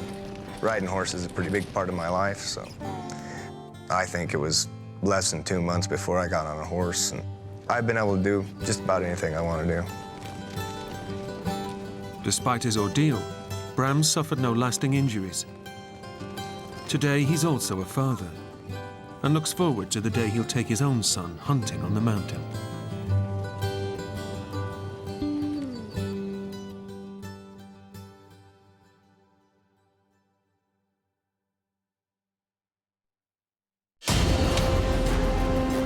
Ken Jones is on a solo mission to climb Romania's highest peak. Alone and miles from civilization, his quest becomes a fight for survival when he's hit by an avalanche. I ran as fast and as frantic as I could. I was running for my life. He's thrown down the mountain. His pelvis is shattered. It was agony, like a red-hot poke was being pushed into the side of my leg. Unable to walk, he has no way to call for help. His only hope, an agonizing 8-mile crawl. Across rivers and through a frozen wilderness. His greatest fears are being eaten alive or freezing to death. One slip, I'd be dead.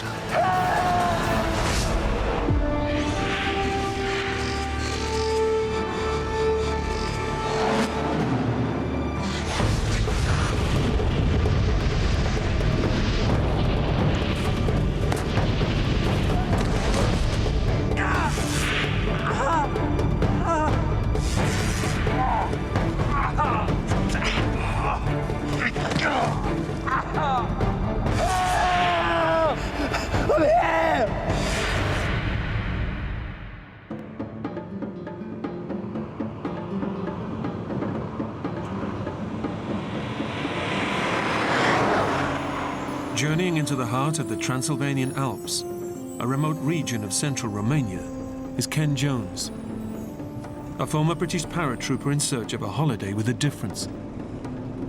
I think I'm quite a nomadic person. I tend to spend quite a lot of time on my own. I've always got an urge to travel or go off and do things. It just seems to be in my blood. I get restless and I need to go. Ken's military background has given him a taste for extreme adventure, and he's chosen to challenge himself in one of Europe's wildest landscapes. Romania ticked a lot of boxes for me. I just wanted to remove myself from the tourist trail.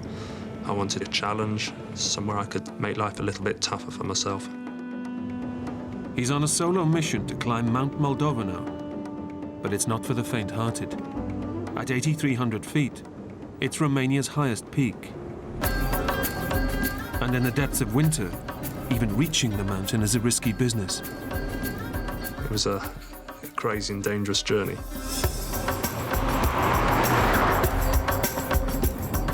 The taxi driver's just driving like a lunatic up the road. I just thought, what the hell am I doing? This is probably as dangerous as the mountain.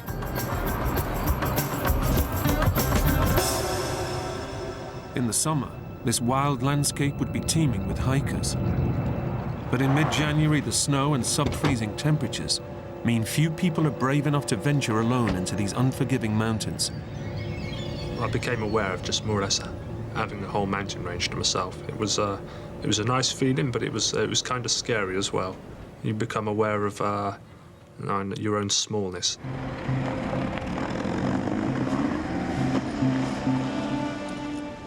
Normally, it's a 2-day climb to the top of the mountain. But super-fit ex-army man Ken has challenged himself to conquer it in a single day. Me and my brothers were always really competitive. We'd always race each other to the bus stop each morning, and on the way to school, everything was a race.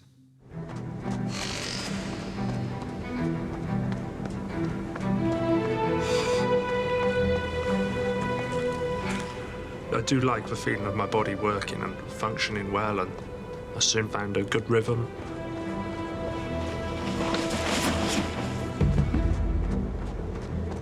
I'm a fanatical lover of freedom. And sometimes you've just got to put yourself out on your own, just to enjoy a different kind of peace. Ken's made light work of the lower slopes. But hazardous terrain ahead threatens his ambitious bid for the summit. A clear channel through the trees offers the most direct route to the top.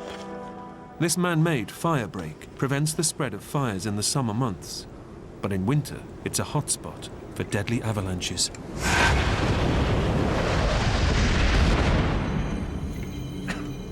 I did an Arctic warfare course in the army, and I knew about the possibility of avalanches. I was well versed in drills and how to deal with them.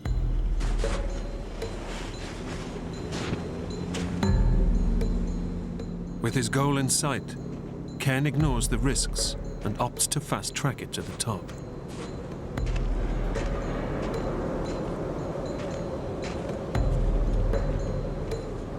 The snow on these upper reaches of the slope was more of a fine powder.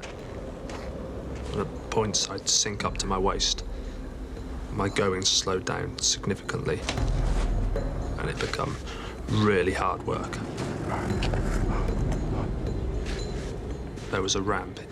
It was a really steep wall, so I needed to rely heavily on my crampons and my ice axe, and that was pretty tricky. At one point I got halfway up, and I just slipped.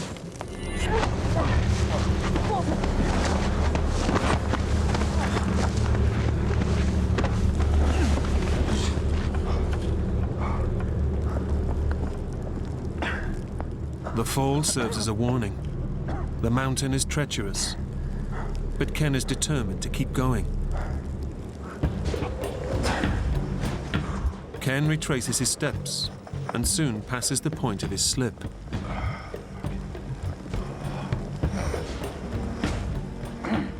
With effort comes reward. His choice of extreme location is starting to pay off.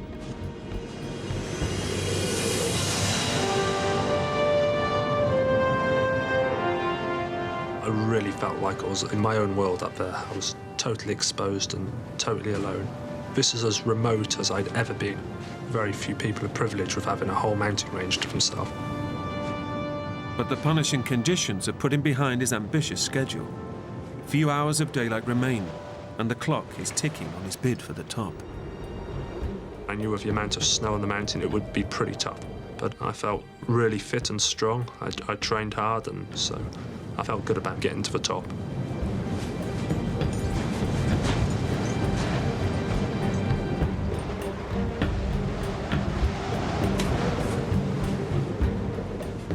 Sheer athleticism and extraordinary determination bring him within reach of his goal. But as the sun sets, he must decide whether to make a last-ditch push for the top or retreat to shelter and make a second attempt in the morning. I kept hoping that the snow level would change or be a bit more friendly to me. I kept walking a bit more, not quite wanting to give up, but doubts started coming into my mind as to whether I'd make the top that day.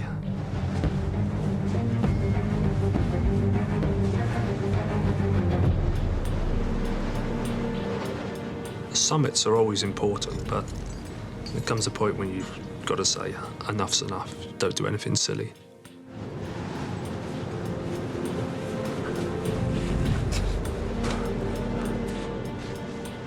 Reluctantly, Ken opts to return to the relative safety of the trees.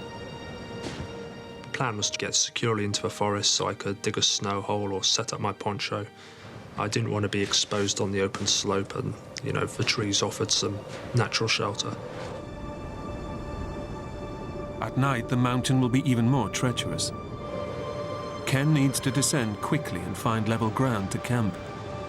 Again, the fire break offers the most direct route. But following it is a dangerous strategy.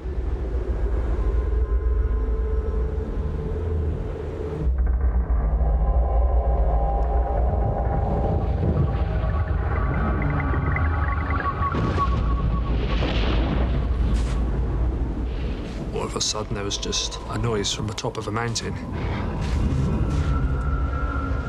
At first, I thought it was something like an animal. It was so strange and unearthly. I'd never heard anything like it before.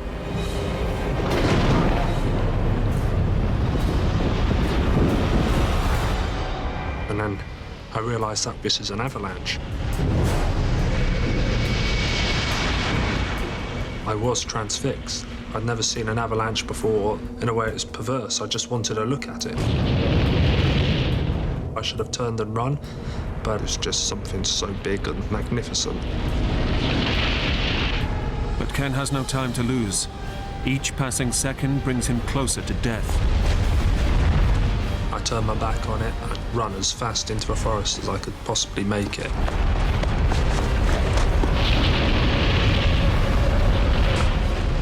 And all the time I could feel like it was chasing me. My heart was beating, it was just going crazy.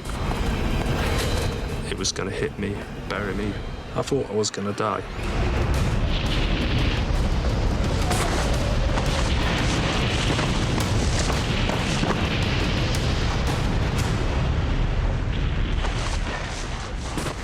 Ken dives to safety in the nick of time, and the avalanche is funneled down the fire break.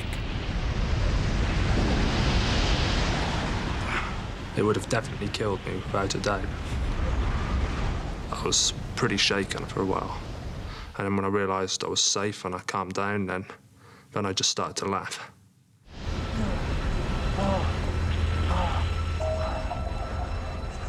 He's had a narrow escape, but he's still in danger. The snow on these upper slopes is unstable. After the avalanche, I began to feel really vulnerable on the slope. I need to find somewhere safe to sleep. So I wanted to drop down, get deeper into the forest, sleep for the night, and still possibly be able to make an ascent the next day. It's now a race to descend to safer ground before nightfall. But through the trees, the going quickly gets tough. But the terrain became more treacherous. Branches were poking in my eye. It was becoming a bit of a nightmare. The rough terrain and the slope of the mountain forces him back onto open ground. I knew the quickest passage was down the fire break between the trees. I didn't want to go anywhere near it again. But I had no choice. I had to go down it. But taking this shortcut is a serious gamble. In his race against the light, Ken decides it's a risk worth taking. But his luck has run out. The mountain is about to show him how lethal it can be.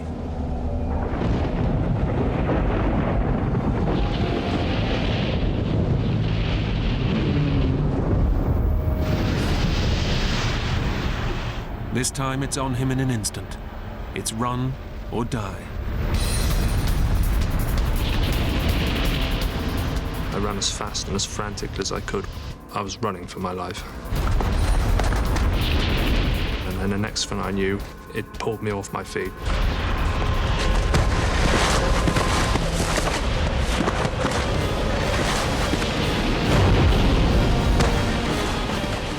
I was utterly terrified. It swallows you and engulfs you. You can feel all your bones and organs inside. Everything's rattling.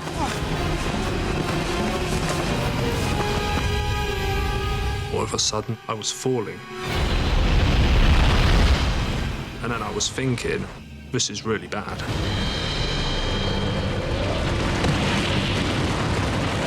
I landed on my ass and I heard a massive crack. And that was my pelvis shattering and the head of my femur snapping off.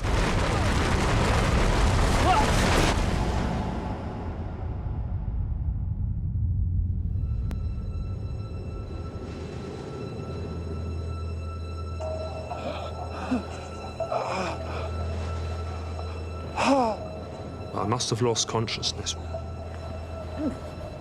I lay there, not knowing what was happening or where I was. I couldn't really feel anything. It was dark.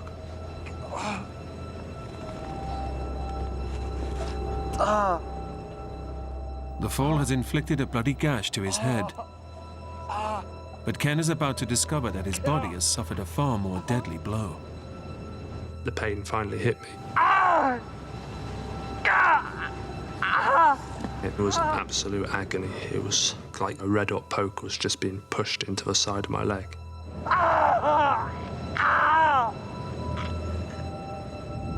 The impact has broken his femur and smashed his hip joint through his pelvis, shattering it to pieces. Bone fragments have severed blood vessels around the pelvis, causing internal bleeding and making his core body temperature plummet. In this extreme environment, his injuries could prove fatal. Ken knows it's bad, but is unaware of the full extent of the damage.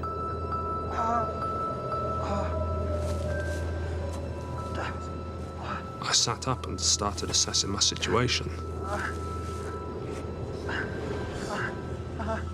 As I put my hand to the side of my leg, my left hand felt wet and sticky, and I got a big open wound on a couple of inches on the side of my left hip. It was bleeding quite heavily. He needs to act quickly to prevent further loss of blood, which could harm his chances of survival. I managed to force myself to roll on my side. Pulled a first field dressing from my pocket. And that seemed to stem a flow of blood. And after I dressed it, I pulled my trousers back up and decided not to look at it again. My natural instinct was to get up and walk. My leg was in pain, but I wasn't sure if it was broken.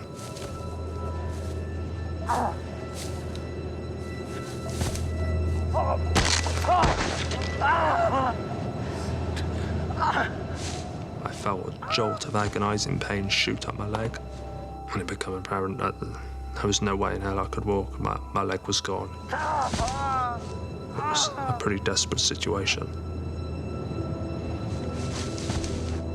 He's in urgent need of medical attention, but he's 8 miles from the nearest village and has no mobile or satellite phone. With military discipline, he's packed for the harsh conditions, but the avalanche has torn off his backpack and buried it further up the mountain. I was deprived of all my provisions, my sleeping bag, my stove, my meals, everything I needed to survive.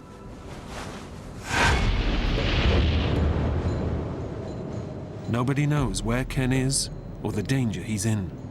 If he's to cheat death, the stamina and self-reliance that brought him here must now get him out. But he faces a tough dilemma. Go up in the vain hope of finding his life-saving kit, or conserve precious time and energy and descend in search of help. It was a real tough decision to know what to do. The implications of making the wrong decision were deadly. He then spots his torch, which has fallen from his backpack and miraculously turned itself on. This torch was now my best means of survival.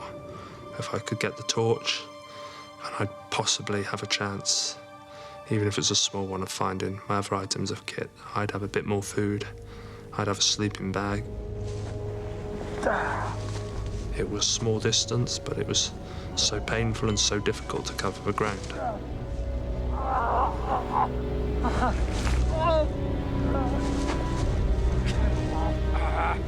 Ken finds his hat and a waterproof sack before eventually salvaging his torch.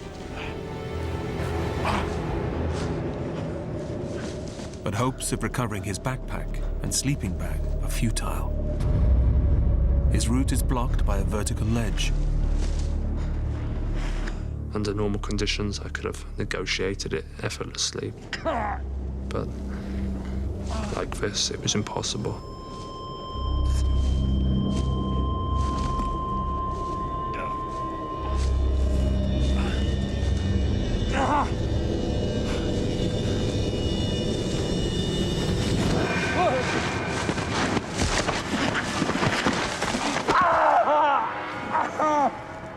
It was a pathetic effort, and I just fell over backwards. My leg folded up underneath me, but it just wrenched at the joint. He has two options: to keep searching for his kit, or conserve time and energy and head back down the slope to find help. I decided I was going to go back down the mountain.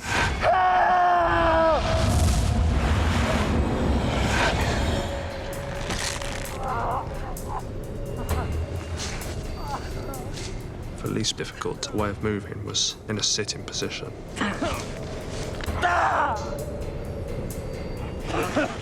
Every time I moved, I could just feel bone grating and sliding inside of me. I'd be retching in agony.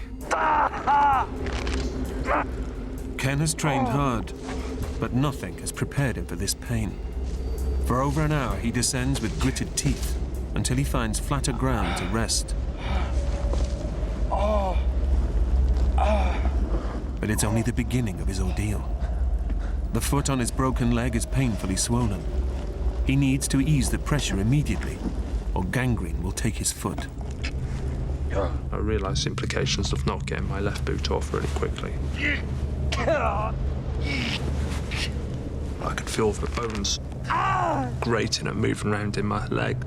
I mean, I had to inflict this pain upon myself. There's no other option. If I didn't get the boot off, I was going to lose my foot. It was almost blissful just to have my feet free, and all the blood that was stuck in my foot could work its way back up my leg.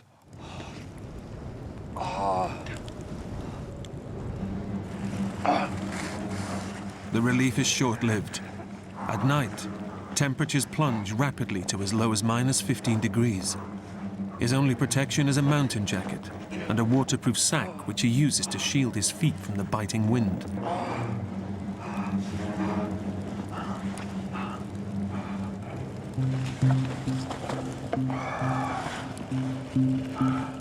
His body desperately needs food to provide him with energy to fight off the cold.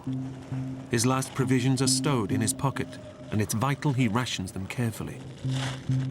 I had a small plastic bag with some crushed sausage rolls. I got kind of careless, and before I knew anything, it was gone. I'd eaten the packet.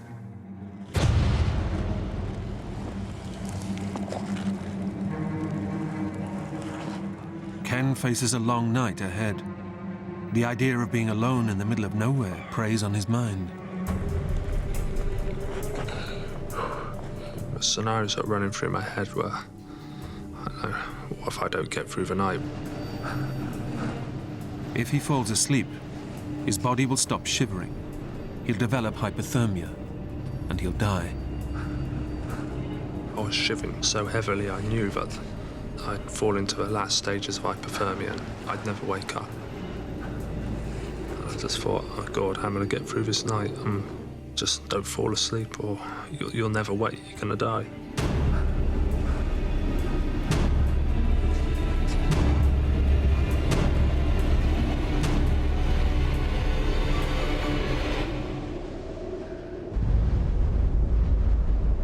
Sleep was a potential death sentence, and it's constantly beckoning you, and it's so easy to do. And you realise as well, all you've got to do is shut your eyes, and you're not in pain anymore. Facing a long and tortuous night alone in the wilderness, Ken's spirits hit rock bottom. I just thought, how can time do this to me? It felt like a lifetime had passed. There's maybe 7 or 8 more hours to go through yet, and it's going to get colder. By 3 or 4 in the morning, the temperature's going to plummet even further. As time went on, I got more lonely. I thought about all sorts of strange things, comforting things like being warm in bed, and I thought about my brother and playing football and anything to distract my mind from the pain and the suffering I was in. The night was just a battle to stay awake.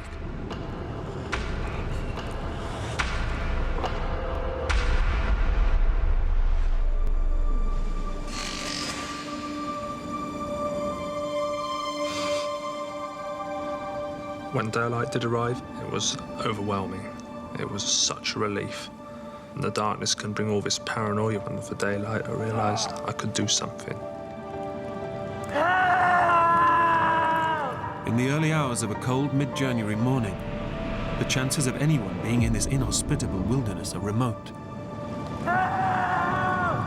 Ken only has himself to rely on, but the enormity of the task ahead preys on his mind, and he can't help hoping for rescue. I kind of had it in my mind. Maybe emergency services would be called out. I imagined a helicopter or a couple of mountain rescue guys just walking through the forest blowing a whistle.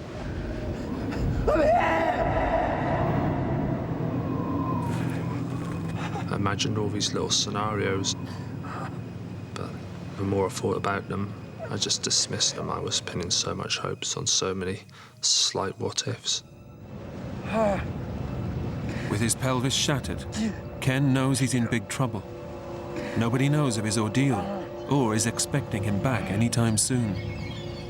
With no mobile or satellite phone, his only hope is that his training in hostile environments can get him to the nearest village, 8 miles from the mountain. My army instructors always said, don't stand still, move and innovate or die. You've got to constantly be assessing your situations. As soon as you stop that thought process, it's all over. You can't think your way out of trouble. Your body's just a tool that will carry out the plan you formulate in your mind. You've got to do something.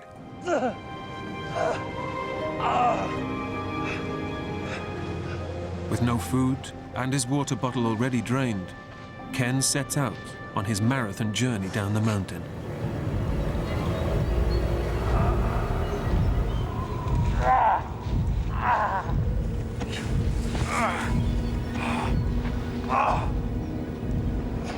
He endures hours of bone-crunching effort, but covers little ground, and the exertion gives him a raging thirst. He's surrounded by water, but it's frozen. Eating the snow just lowers his body's core temperature and causes further dehydration. I did eat snow. It would just melt into the smallest amount of water, so it wouldn't really quench my thirst. A river in the valley below will give him the water he desperately needs. But Ken also knows that it leads back to the track where the taxi dropped him off 24 hours ago.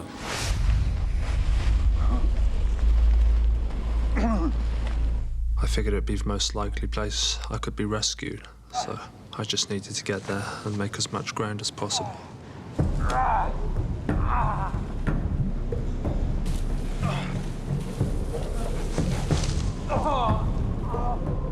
After an agonizing descent, Ken makes it off the steep slopes of the mountain. It's an incredible feat, but moving in the valley below poses an even tougher challenge.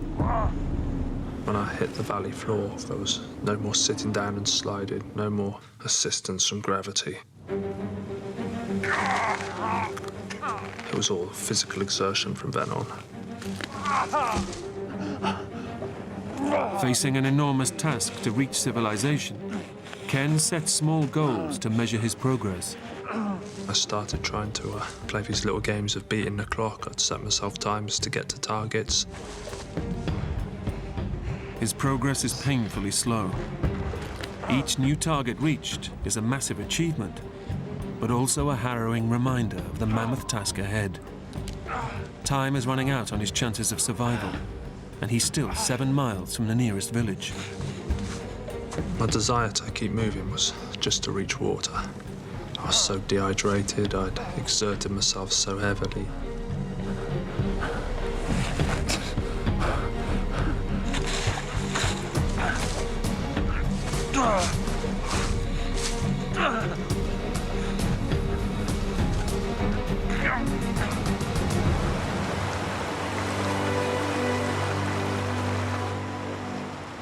After a brutal crawl along the valley floor, Ken finally reaches the river. The banks were higher than the water level, so it was kind of hard for me to reach down and get access to the water. So I had the idea of tying the ends of my shoelaces around the neck of a bottle.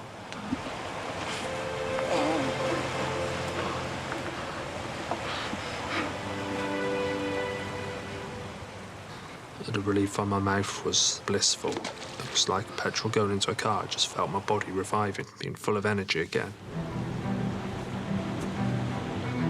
Re-energized, Ken wills himself on, in search of the road he hopes will lead him to help.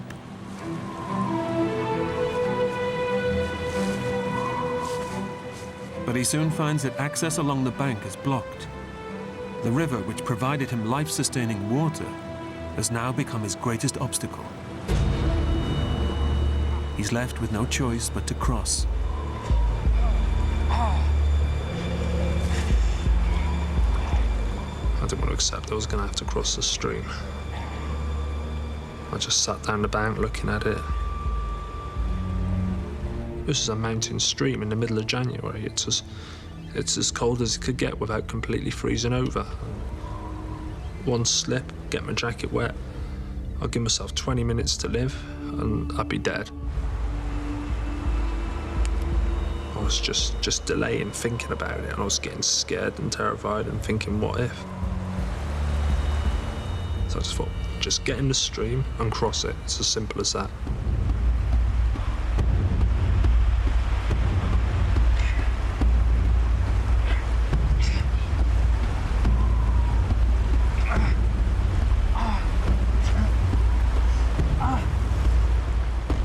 The human body loses heat 25 times faster in cold water. One slip in the stream, and Ken could quickly freeze to death. I was shivering uncontrollably, my body was shaking violently, and I was gasping for breath. I could feel it rising up my legs, and I just thought, how am I going to do this? I just thought, tough it out, take your jacket off. I threw it across the stream. I just thought, there you go, now you've got to go and get it, or you'll be dead.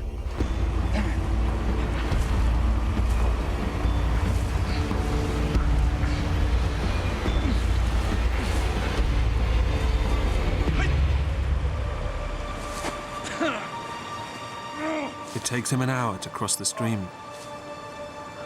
Sat there for a few seconds, just shocked, trying to get my breath back. The stream, I just thought,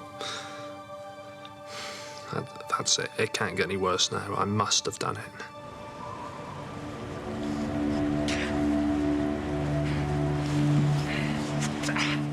Sheer grit and determination drive him onwards. But after crawling all day, he's barely covered a mile.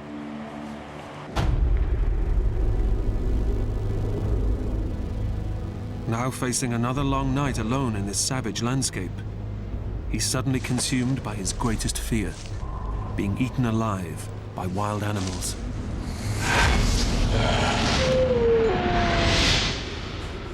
Transylvania is full of bears and wolves, and as the day was drawing to a close, I began to panic. I was so out in the open, still far away from the trees. I was scared, and I'd try and crawl as fast as I possibly could.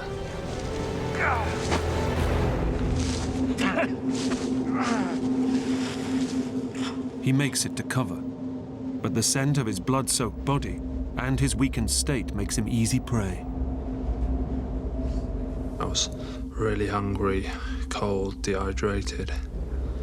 I think it affected me. I wasn't sure if I was hallucinating or hearing things. I really believed I was hearing packs of wolves surrounding me.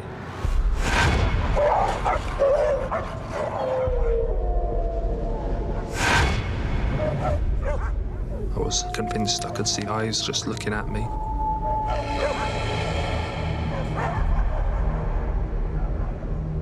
I'd just sit there panting, like breathing heavily, really scared, just waiting for them to attack me.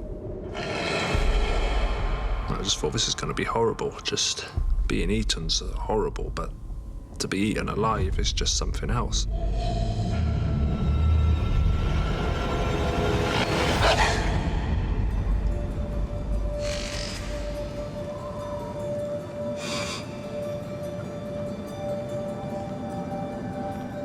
When night came on that third day, the relief was like nothing else. I'd pulled through. It was such a big achievement. Crippled by a broken leg and shattered pelvis, Ken desperately needs to reach the village 6 miles away. or face certain death in this hostile wilderness.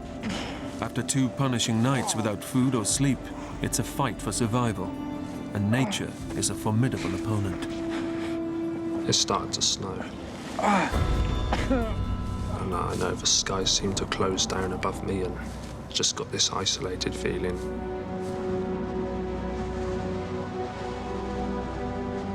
A storm was coming, and then within a few minutes the snow was powering down.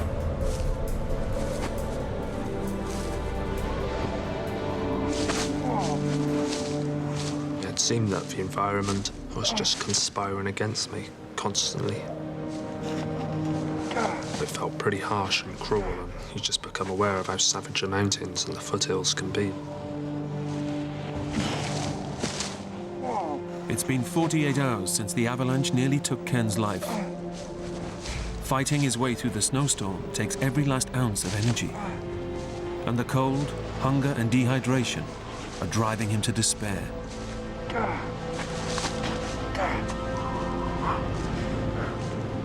It's hard to keep moving because you think dying doesn't seem like such a bad proposition. At least all this pain's going to be over. You fall asleep and you can die. And I thought about my brothers and my sister. My mum as well. I'm close to my mum, really close to my mum. I just got this idea and thought of someone coming round to my house and telling my mum and my brothers and sisters that I was dead.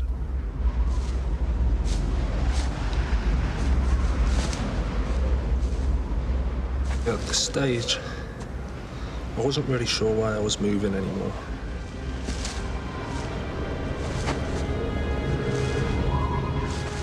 I thought to myself, this is what dying feels like then. So you're dying now. I was really lonely. I didn't want to die alone.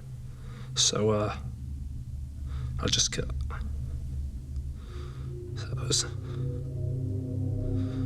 I just kept moving and picking... Give us a minute, boys.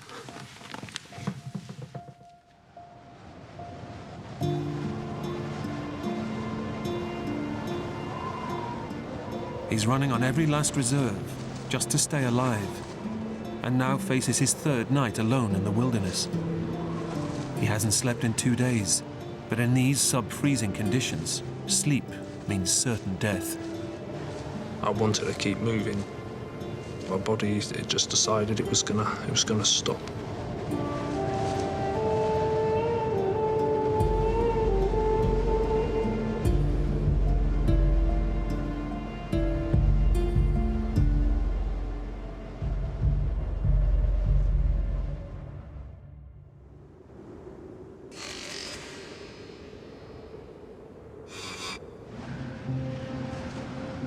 I woke up the next morning and I just thought, oh, you're not dying. You're still here. And it's like my body wanted to stay alive. I'd come to a standstill the night before, and heavy snowfall had landed on me and totally cocooned my body. And I think it must have kept me alive and kept me warm. And I decided to start crawling again.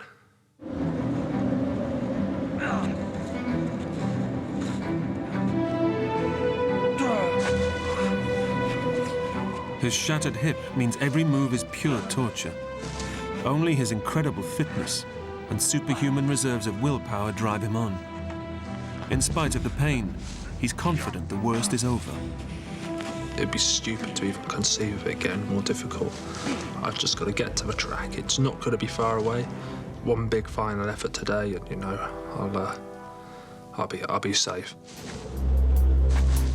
At last, Ken is within reach of the road where the taxi dropped him off 3 days before.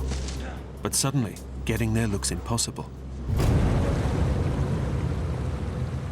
A river blocks his path, and Ken knows just how deadly this might be. When I saw that there was no passage through, I was really angry.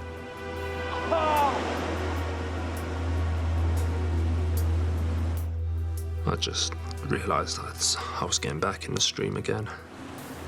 Except this time, yeah, it was going to be hell.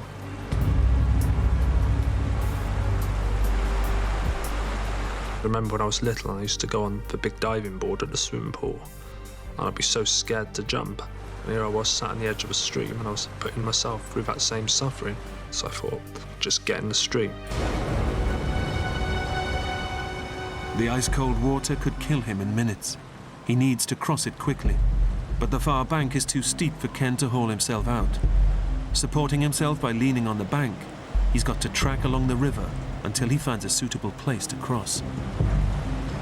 And I was moving inches and inches, and it was painfully slow.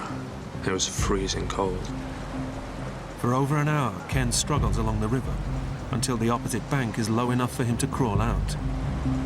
But the current is strong and the water is deep. He'll either make it or die. Throughout this ordeal, it was just such a vital mission not to get my jacket wet. And again, I knew if that got wet, I was dead. His jacket and thermal top must come off. If they get soaked, he'll freeze on the other side. But by taking them off, he's increasing the risk of hypothermia, which could kill him. I was left with no other choice. It was a matter of being patient and being careful, and I just had to get across. With his severe injuries, Ken takes tiny hops on his good leg, letting the current carry his broken limb. One false move, and he could quickly freeze to death. All of a sudden, I became aware of my boot becoming loose, and before I could react, my boot come off my foot. His boot is swept away by the river, and the foot on his good leg is now exposed. He makes it to the bank, but with a 3-mile crawl through the snow ahead, frostbite is guaranteed. And my first thought was, I'm going to lose my foot. I'm going to get frostbite. I just thought, oh God, what am I going to do now?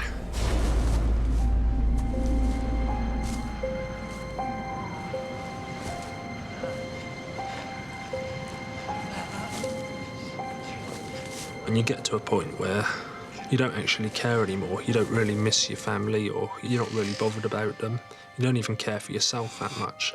There's something inside you, a survival instinct, and it'll keep you moving. The body will do what it has to do to survive. It's just an incredibly reliant and efficient machine. It's kind of amazing to realise that about the body. Ken's never-say-die attitude finally pays off. He escapes the savage wilderness and reaches the road where the taxi left him 4 days earlier. It came as a massive relief to finally reach the track, but I still knew I got a long way to go.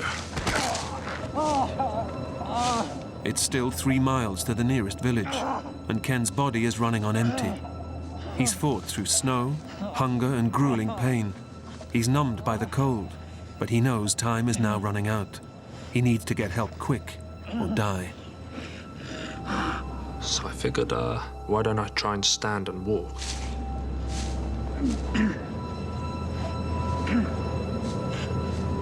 It was okay for a few seconds, and then there was a big crunch, and I felt bones grating up my leg. Even though it caused me a lot of pain, and I just thought if I could find some sort of a stick to just take a part of the weight, then, you know, I could use it as a crutch.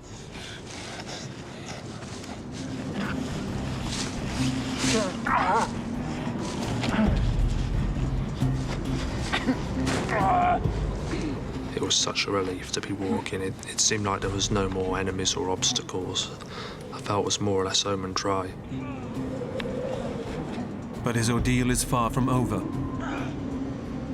And all of a sudden, it felt like I'd just been stabbed in the stomach with a knife. There'd been no pain like this. It was the worst pain I've ever felt, or the worst pain imaginable. The stress of Ken's ordeal is causing his body to produce stomach acid at such lethal levels. It's perforating the lining of his gut. The acid flowing into his abdominal cavity is literally eating him from the inside. It's a ticking time bomb that could kill him within hours. At this point, It was all about tonight. I had to make it back. There was no way I could make another night. While I was on this track, I wouldn't stop walking.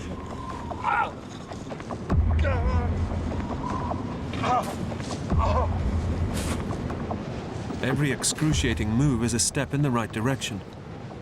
But the road ahead turns into his worst nightmare.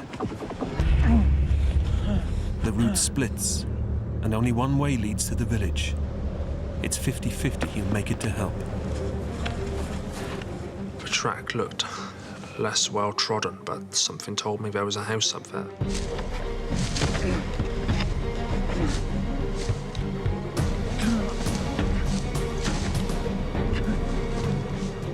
And when I reached the clearing, I saw the outline of a building. I thought, this is it.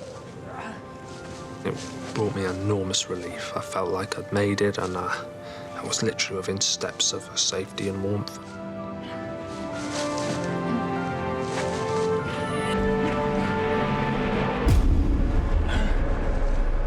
But his gamble has failed. The building is just an empty barn. It was a crushing blow.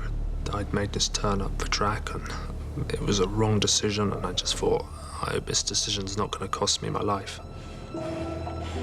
Once more, Ken draws on his inner strength to drive him from death's door. I didn't feel I was ready to die. I felt a bit of resentment towards the mountain. I wasn't going to let it beat me now, after all I'd been through. But his body is approaching total collapse, and he's wasted precious time taking the wrong route. He must now retrace every harrowing step back to the fork in the road. It's getting dark, and temperatures are starting to plummet.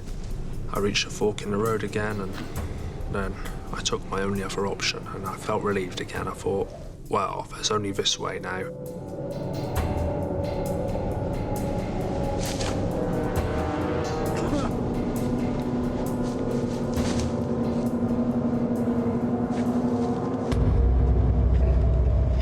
And eventually I turned a corner, and I saw a light spill through the trees. And it brought a smile to my face.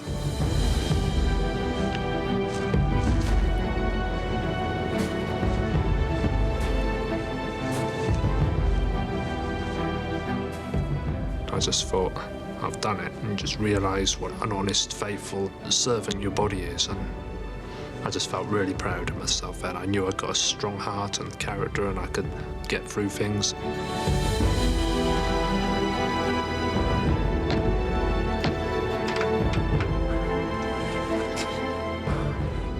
Fought for my life, and there was no sadness or bitterness towards the mountain or anything that happened.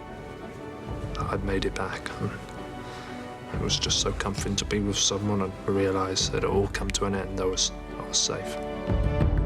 Pioneering surgery repaired his hip and leg, but Ken lost 4 toes to frostbite. 2.5 years after the accident, he was finally able to walk again. So few people get the opportunity to learn about themselves so intimately, and I feel privileged to have had to face such struggles to get where I am now, and I'd say that's a good thing.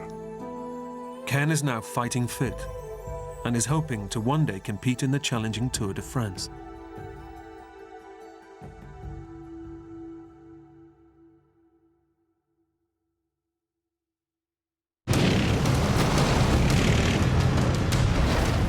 When Ken Hildebrand is thrown from his quad bike in the remote Canadian wilderness, he's pinned to the frozen ground beneath half a ton of metal.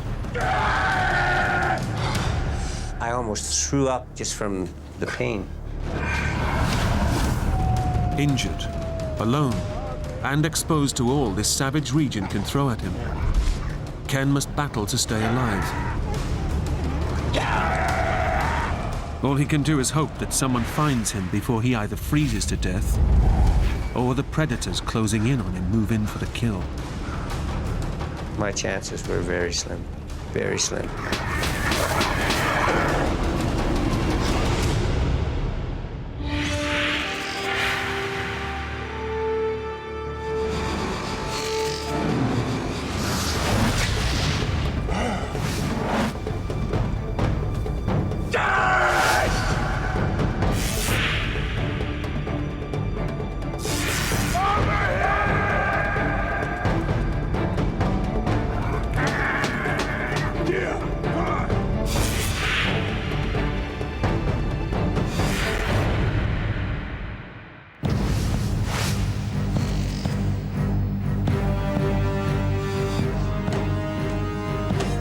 Ken Hildebrand is packing for a solo trip into the Canadian Rockies in the depths of winter. And he knows it pays to leave nothing to chance. Some guys on the rescue squad and that call me Mr. Gadget because they always thought that I carried too much. And they used to always say, well, if we need to go on a rescue, we always want to be paired up with Ken because he never gets lost, he always knows where he's at, and he can survive.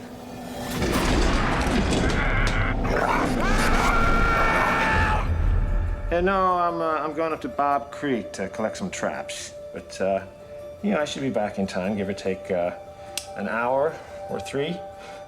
The survival expert regularly heads into the mountains alone and makes no firm plans about his return with his family and friends. Well, listen, if I don't show, we'll do it when Lil's back, okay?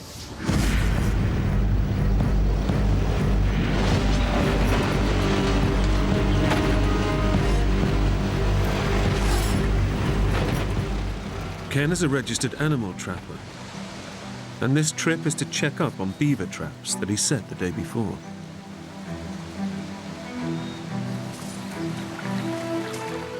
We trap to keep a good, healthy population of animals.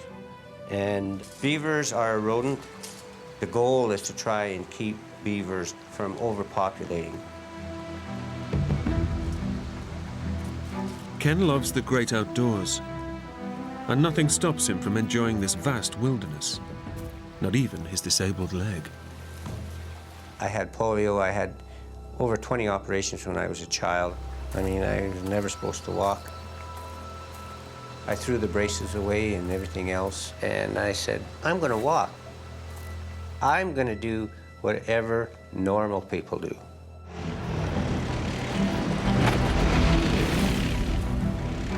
Getting around this remote region is a real challenge, and Ken's trusty steed is his 4-wheel quad bike. The terrain is very rugged. The country is very mountainous. The hills are very, very steep. And there are a lot of places on my trap line that people, even that are good quarters, they wouldn't even tackle. Today's ride is even more dangerous. Ken's bike is carrying a lot of extra weight. My quad, without any fuel in it, and that weighs 600 pounds. The beavers, 35 and 50 pounds a piece. Then the 3 gallons of gas, yeah, pretty close to 1,000 pounds. A small pickup truck would probably weigh that. The temperature drops below 0, and the wind picks up. So Ken calls it a day.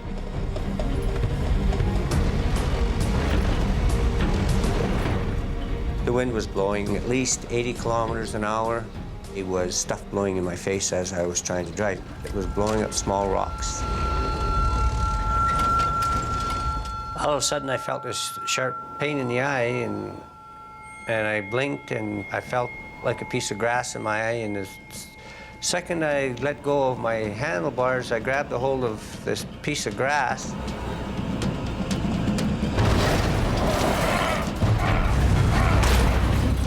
And the bike started going up and over. I was on the way down, and I could feel the bike was following me over. It's just that there was nothing I could do.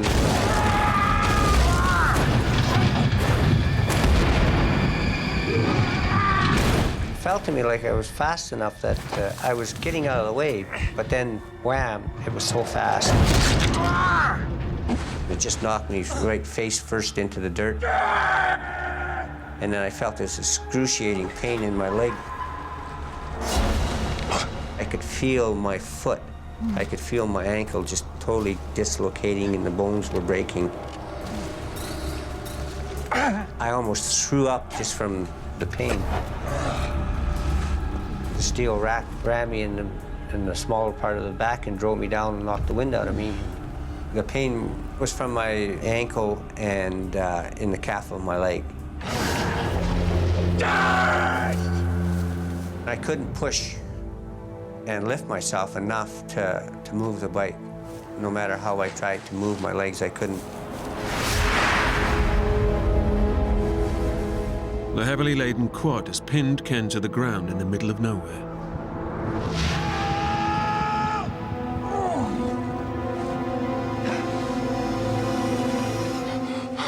As a paramedic with the local rescue unit, Ken's first instinct is to try to assess the severity of his injuries. I took my pulse. My pulse was at 160. It was bounding. I could feel, so my blood pressure must have been up high because I could really feel my pulse. My skin was pale. If I pinched it, it was slow to come back to normal. It took 5 seconds for my color to go back in my finger, so I knew that I was in shock. Pain and the anxiety was causing me to make my heart rate go up. So I knew I had to slow myself down so that I could rationalize, I could think properly. Ken learned how to deal with pain as a child, fighting polio. I kind of mentally block it out. It's amazing how much pain I can actually block out. Ken cannot reach his legs, which took the full impact of the crash. And he can only imagine the kind of damage that's been done. My first assumption was that, yes, I dislocated my ankle for sure, possibly crushed it. I thought that maybe I had done a lot of damage to my right knee because it hurt like hell. My polio leg is not very big. I can actually put my hand around it like this. When it smashed down into that ground, I thought for sure that knee was done. The weight of Ken's quad bike and survival gear exerts enormous pressure on his injured legs, causing excruciating pain.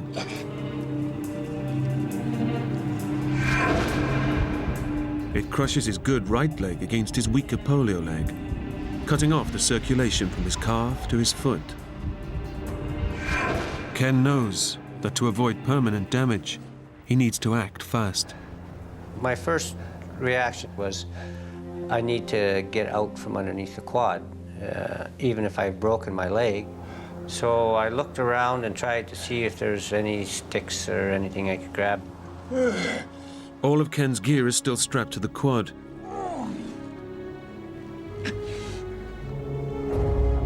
Only his axe has fallen clear during the crash. But it's tantalizingly just out of reach.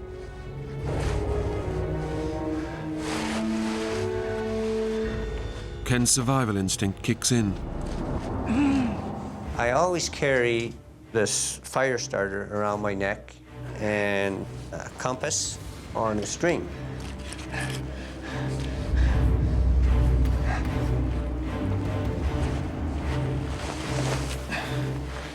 Getting his hands on the axe could mean the difference between life and death.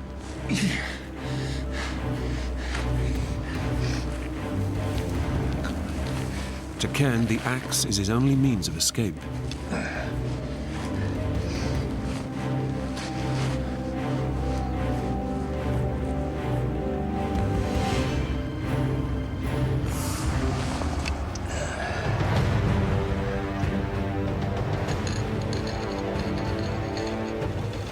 It took me several tries or more to finally catch the butt of the axe handle. I thought right away, well, maybe I can use my axe as a leverage to push the quad off of me. But, trapped face down, it's impossible for Ken to get enough leverage on the axe handle to lift the quad. Now I think, okay, I'm stuck here. I'm actually trapped.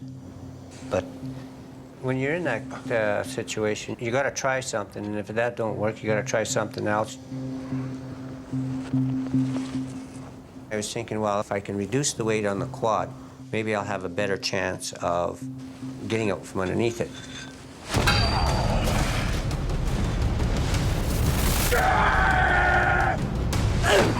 But every strike causes agonizing pain to Ken's injured body as he tries to knock the heavy gear from the quad.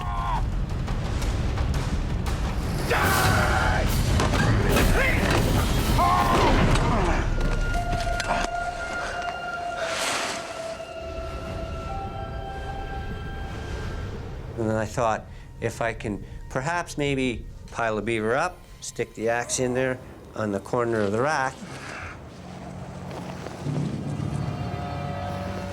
With the beavers under his arms, Ken's hoping the extra height will make a difference.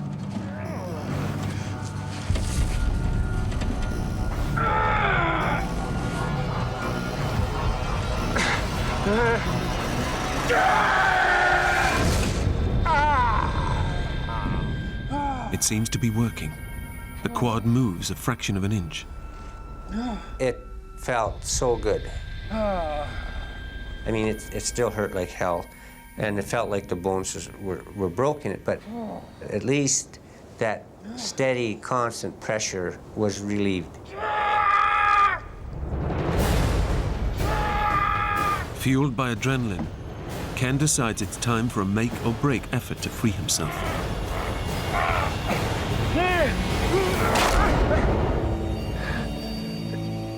I've just broken my best chance of getting out of here, so what am I going to do now?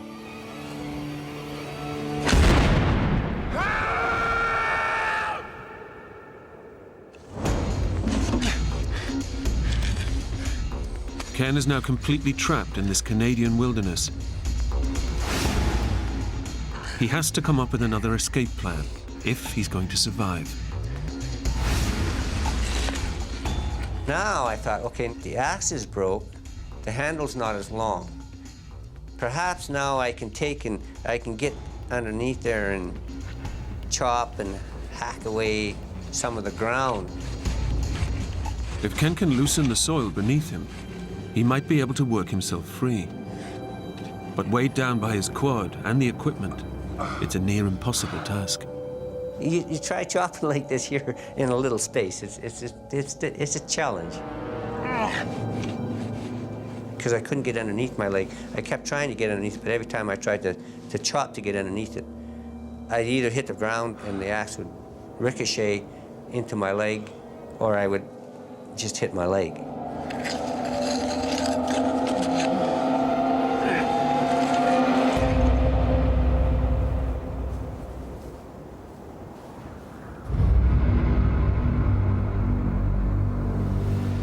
Despite the pain, Ken simply refuses to surrender and accept his fate.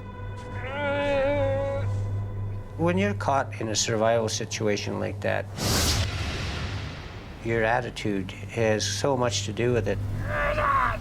It's very easy to give up, to think that, oh, it's all despair, there's no hope.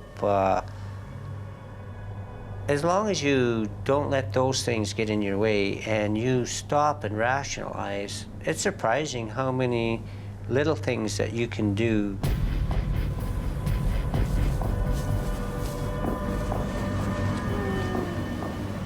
I continued trying to figure out and evaluate some way that I could move that quad so that I could get one leg free. If I could get just one leg free, I can get out from underneath this thing. Despite his ingenuity and effort, Ken begins to realize he may have to spend the night alone in the freezing Alberta mountains.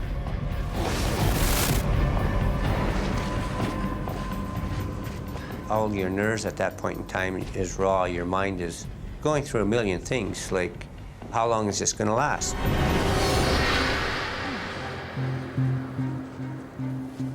I tried every which way possible and thought of what if I could do this, or if I could get that, or... After 5 hours, I had exhausted all my options.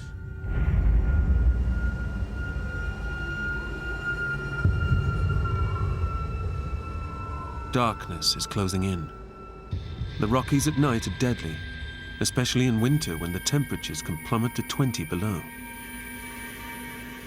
Freezing cold winds rush down off the mountains, and these howling gusts play tricks with Ken's mind.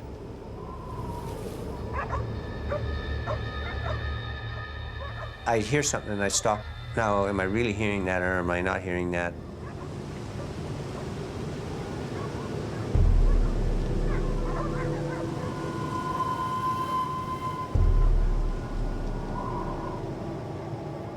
In fact, I was.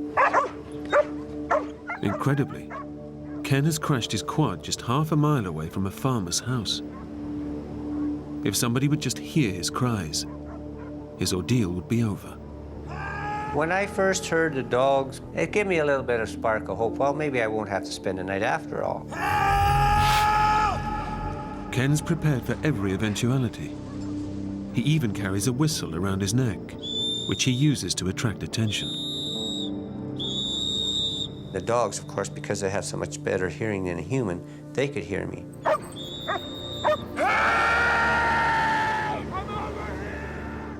But his distress calls are drowned out by the high winds and go unheard by human ear. Over here! I heard him going in and out of the house a few times. Hey! Over here! Help was so close, but yet so far away. It's another devastating blow for Ken. And to make matters even worse, all of the gear and supplies that he's bought that could keep him alive are tied to his bike, completely out of reach. What I had on my quad, I could have survived for a month, no problem. I had water, I had a hot coffee in it, my first aid kit, of course, and a sleeping bag that's good for 40 below. Without all this life-saving equipment, Ken faces the ultimate test of his survival skills.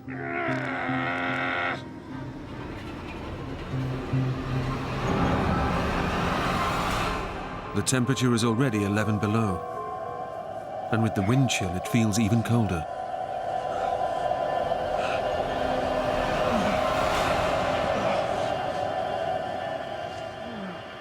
He might die of hypothermia if he doesn't think fast.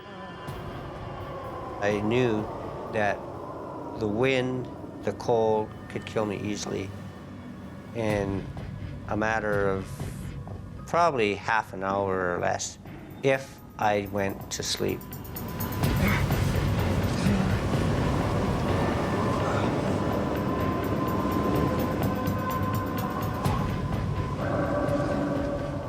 The freezing conditions take their toll. Ken knows that his violent shivering could be the first sign that hypothermia has set in. And it can only get worse from here. Once you stop shivering, you are in severe hypothermia, and your shock can be irreversible. People that go into hypothermia get this euphorium of being warm.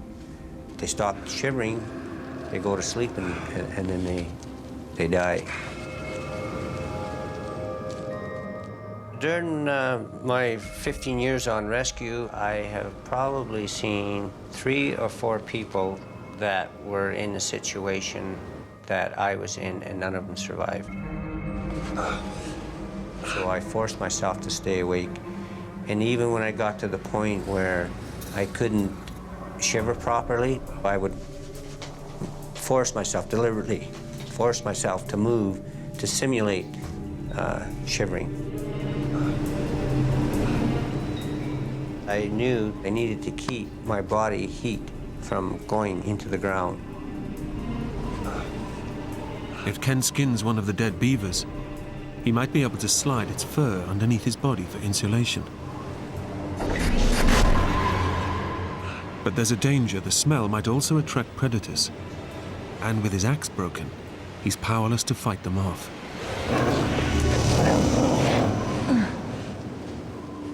I know the possibilities of cougars or any predator coming around is greater every hour that I stay there. Had I been attacked by a cougar, my chances would have been 0. Ken knows without skinning the animal, he will die. There's little chance of rescue soon. His family aren't expecting him home for days, and even his dinner plans were tentative. But listen, if I don't show, we'll come when Lil's back. Ken decides the rewards of skinning the beaver outweigh the risk of attracting predators. I put the hide side down and the fur side up, so that made my stomach a lot warmer.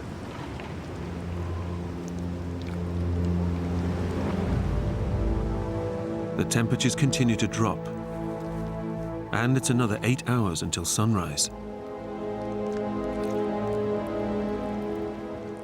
The beaver's pelt gives him some temporary relief, but at a cost.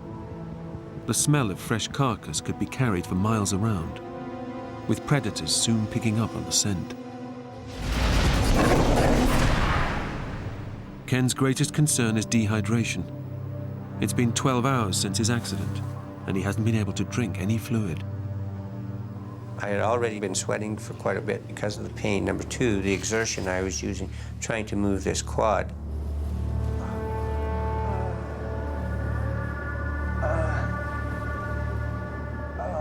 His body is losing water rapidly, and if he's unable to replace it, he will die. Part of the problem with hypothermia is your fluid levels. Because your blood is drawn to your vital organs and that, you need that fluid. I had the stuff on my quad, but I couldn't reach it. I had an extra gallon of water, a thermos full of coffee.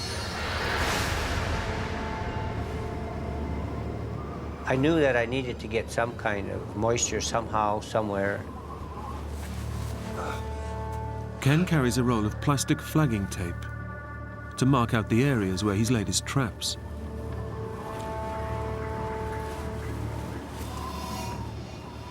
Now he has an idea that he can use it to save his life.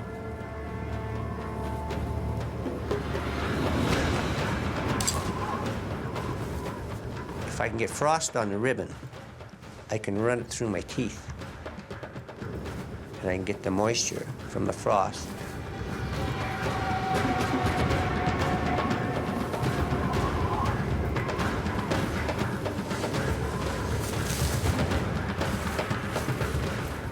I don't know how much moisture I got from it, but it was enough to keep the inside of my mouth a little bit moist at times.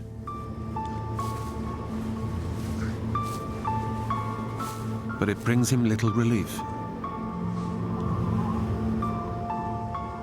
He's not eaten for 20 hours, and his body is weakening with every minute in these severe conditions.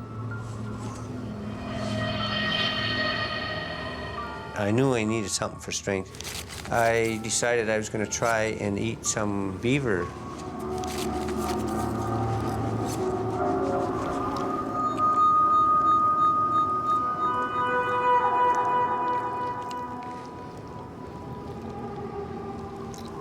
It was like meat that's crystallized, partly frozen. So that probably in itself probably helped me to kind of gnaw it and get it down. But it wasn't the pleasantest thing that I've eaten.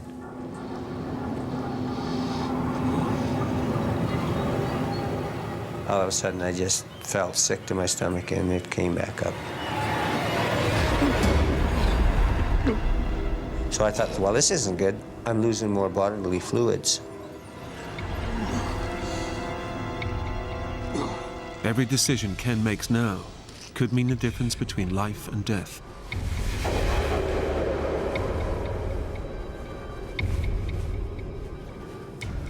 The thing that played the most on my mind was the fear.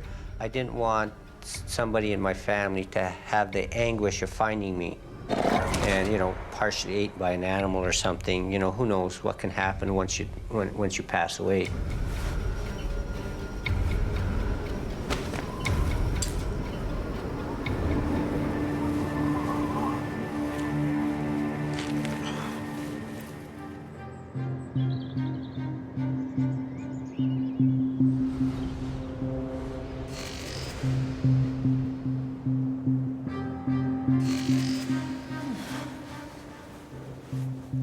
After 15 hours of darkness, Ken's survival knowledge and sheer strength of will have seen him through the night, crushed under his quad bike in freezing temperatures.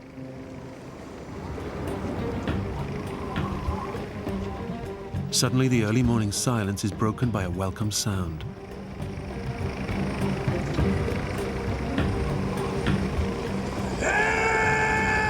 thinking, the rescue crew is finally coming. It's about damn time I'm gonna give them guys hell.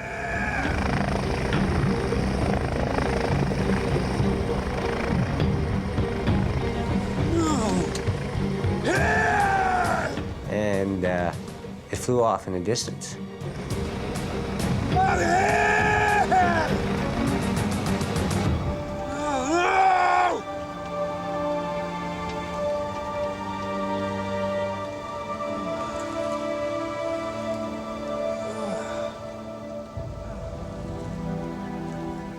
Once again, Ken's chances of rescue are just out of reach.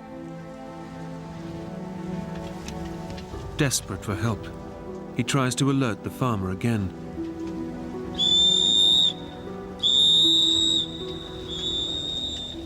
The farmhouse is only half a mile away, but Ken's desperate cries go unheard. I was just exhausting every possibility that I could try and use. One defeat after another.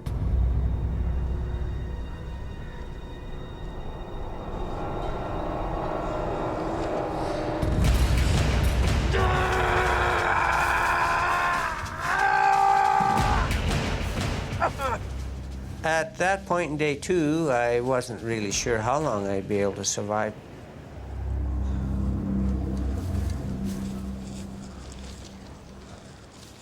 Ken's second day passes slowly, with his survival kit just out of reach, and the chance of rescue so frustratingly close. All he can do is lie and wait, and get what moisture he can. He's still covered in the scent of fresh meat, and the dangers of night threaten again.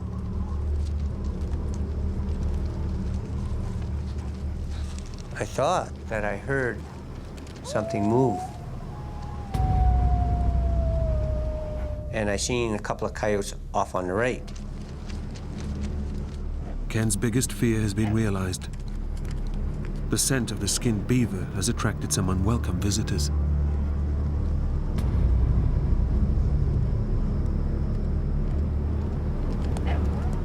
Even from a distance, the coyotes can see that Ken is trapped and can't move.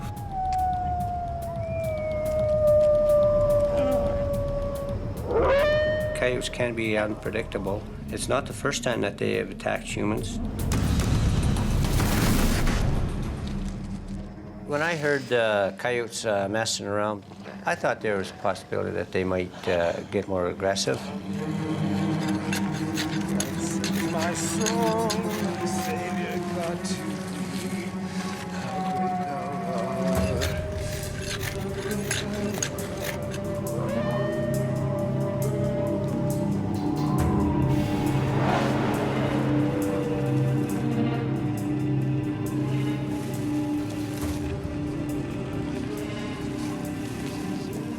I got a couple of rocks, and I've got the broken axe handle laying there.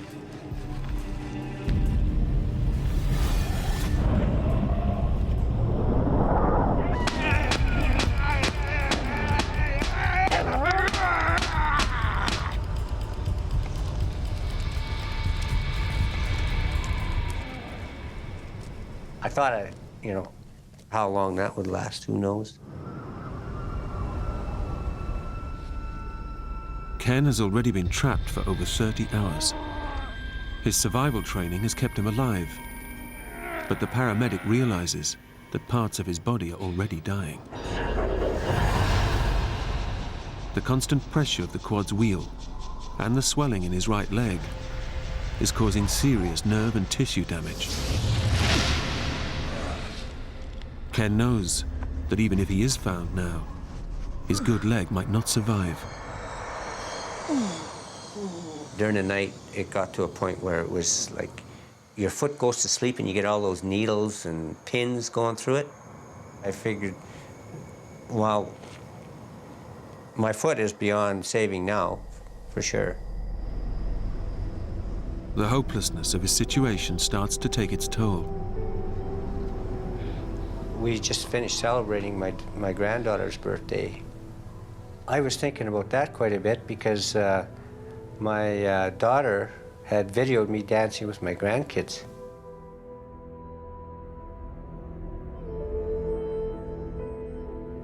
That's probably the last time I'll dance with them.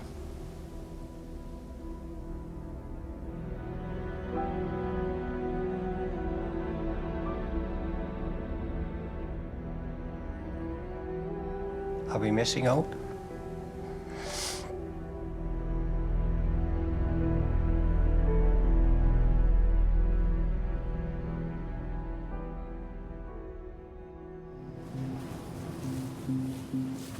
Ken draws strength from the battles he won as a young boy.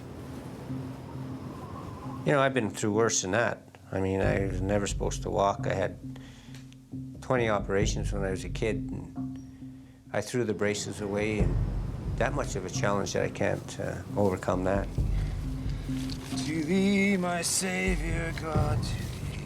It works wonders for your morale if you sing. It also, if there was something coming close, they knew that I was human, and perhaps they might stay a little further away before they found out, you know, what kind of circumstance I was actually in.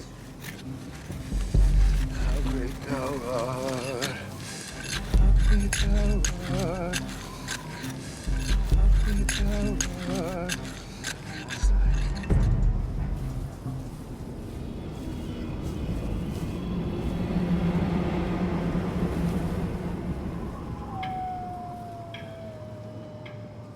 Just before daylight, they came back. The coyotes have returned, and this time they changed their tactics, closing in on Ken from behind. Unable to see them, Ken can only imagine their next attack. You can hear them scratching, and you can, you know, quick pitter-patters of feet. And then you hear a little yap. And then you can hear some more feet, so you don't know whether they're 200 yards away or whether they're right behind you. They were definitely excited, and they were getting each other excited. As the coyotes move in for the kill, they discover one of the dead beavers that fell off the quad during the crash. It sounded just like they were fighting over it. They sounded like they were a lot closer.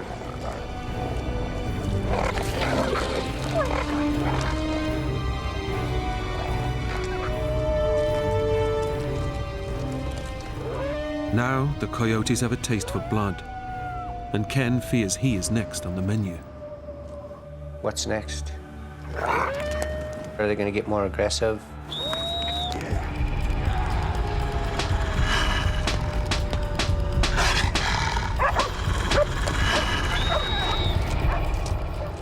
The frenzy of noise seems to attract the attention of the dogs in the nearby farmhouse.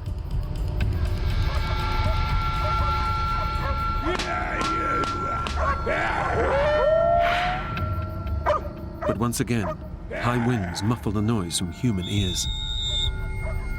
Perhaps if he would have let one of his dogs go, maybe they would have come to me.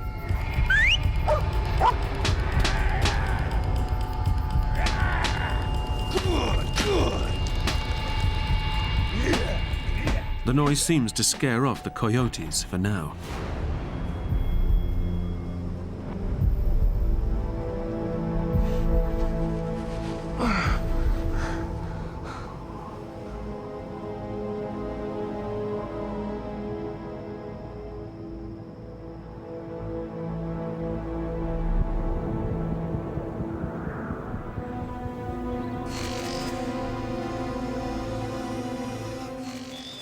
As day breaks, Ken has been trapped for nearly 40 hours. The chance of rescue remains so close, yet so far away. Every time that I could hear the sound of the dogs barking, or I could hear the farmer opening a door, and I would blow the whistle, nothing would happen. It was very frustrating, damn frustrating to... What's going on? Why cannot something come my way for a change? Why can't my luck change? I'm the type of guy that, you know, like, I've always been very independent, and this is the first time I found myself in a situation where I couldn't rely on myself to get myself out of it. Ken's friends and family still have no idea he's missing, and no rescue operation has been launched. You know, I was down, definitely I was down. As a paramedic, Ken knows his body is rapidly deteriorating. I knew that shock was probably getting worse. My core body temperature was definitely dropping. My fuel intake was 0. It was more concentrated on trying not to fade off and go to sleep. I knew that if I was going to survive at all, I had to stay awake.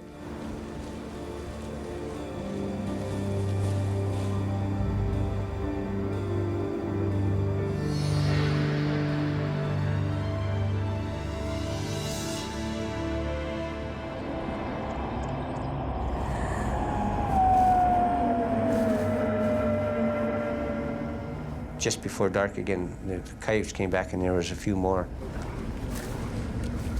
I was so intent and focused on what these coyotes might be doing. One can only imagine and think because you can't see them, right? It's Ken's third night trapped under the quad, exposed, dehydrated, and close to death. And this time, the coyotes have returned to hunt as a pack.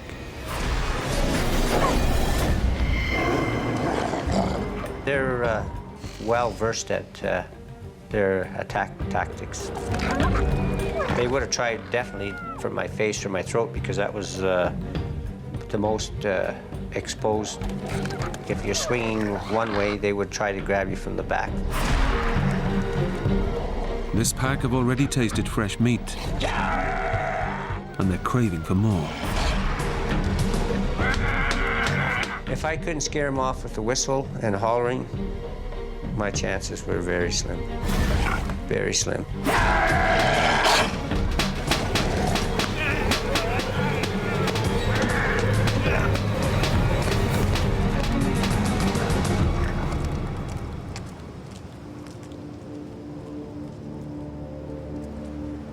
Ken's outburst is just enough to fend off the coyotes. But if he has to spend another night out there, they'll be back, and he may not have the strength to fight them off for much longer.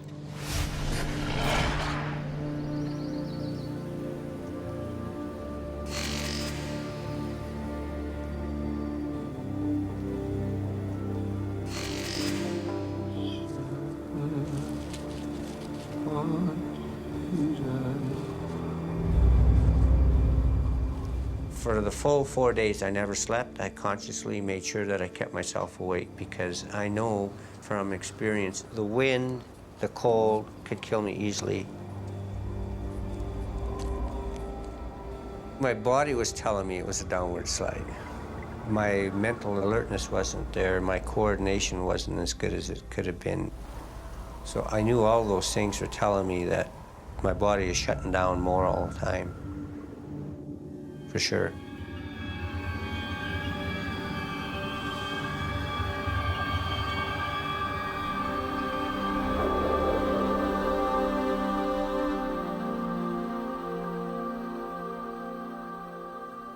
My family was my primary focus. I can deal with whatever comes along. It's how can they deal with it? You know, how will it affect them? I thought that if I didn't make it, maybe while I still got my faculties together and I'm still able to write a message, I should write a message to them,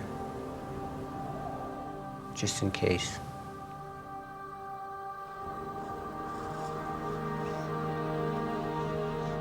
Well, I told them I was sorry.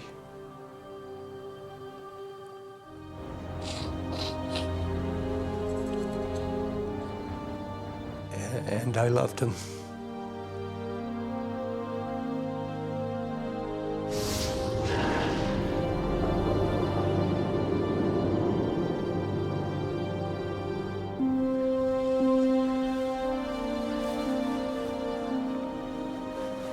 took my glasses off and I laid them in front of me, and I thought that, well, maybe, you know, just maybe I could get a little bit of rest. Finally, I actually closed my eyes. On the fourth day of battling pain and fear, of forcing himself to stay awake, to fend off dangerous coyotes and hypothermia, Ken finally lets go.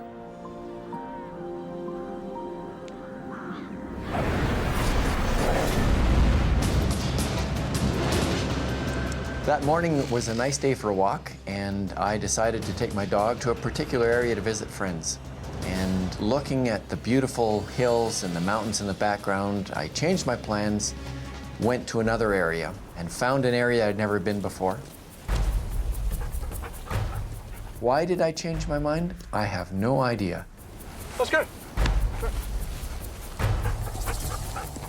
Search and rescue expert Roy Davidson seems to be being led by fate to a certain point in the mountains. I had no intention of being in that area whatsoever. I changed my plans 5 times to end up where I was. When I got down into the bottom of the valley, that's where I changed my mind again. Let's go. Come on. Come on.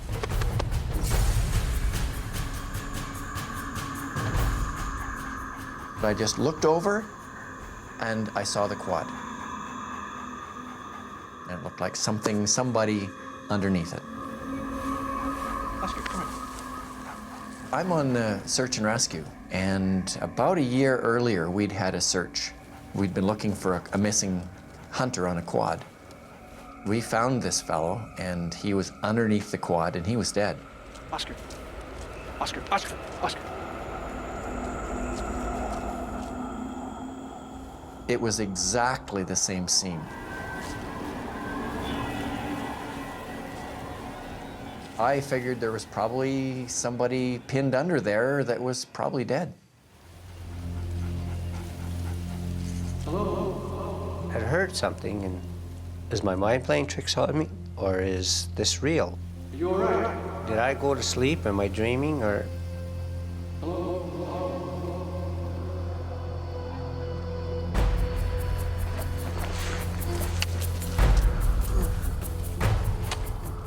I thought I was seeing things. I thought I was hallucinating. I said, oh boy, you know, this is getting really severe. Is it real? What's your name? Ken. I felt blessed. I felt lucky to be alive. I don't have to say goodbye to my family. The relief of like when they lifted the quad off of me, it was fantastic. You know, I just can't describe how great it felt, but it was short-lived. Come on. I tried to move my legs, and then I realized that I couldn't move my legs.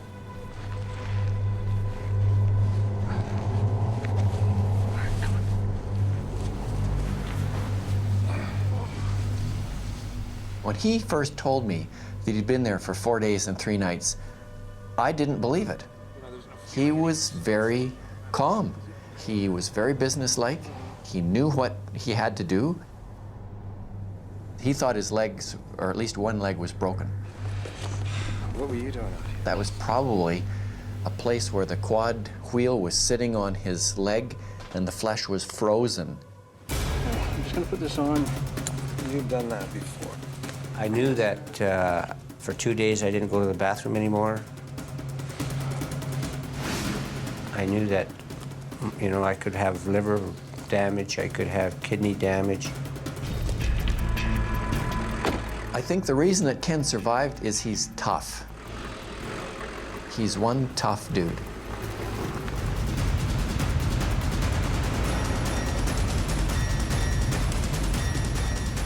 Roy has to get Ken to hospital as soon as possible.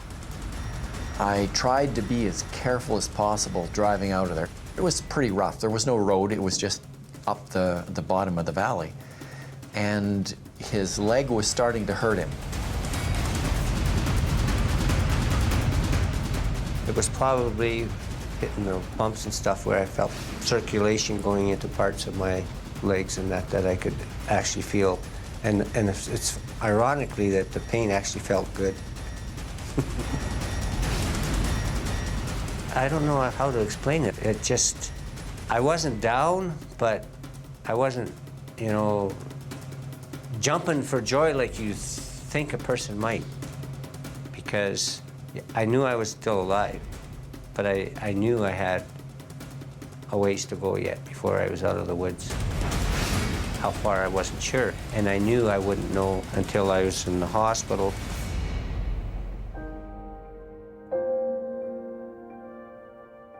Surgeons fought to save Ken's right leg, but eventually they had to amputate, leaving him with a prosthetic limb and his weaker polio leg.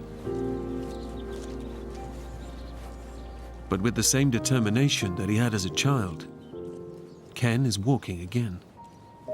I had no doubt in my mind that I wasn't going to walk again. I'm going to walk. It's not just you that has to survive, it's your whole family that has to deal with the issues that come up, and if you love each other, you'll make it through it.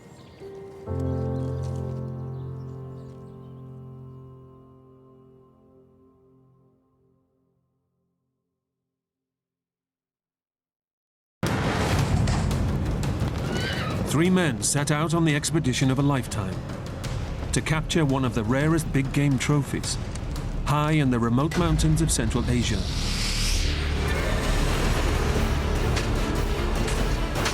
But instead of returning home in triumph, a raging blizzard traps them at 10,000 feet.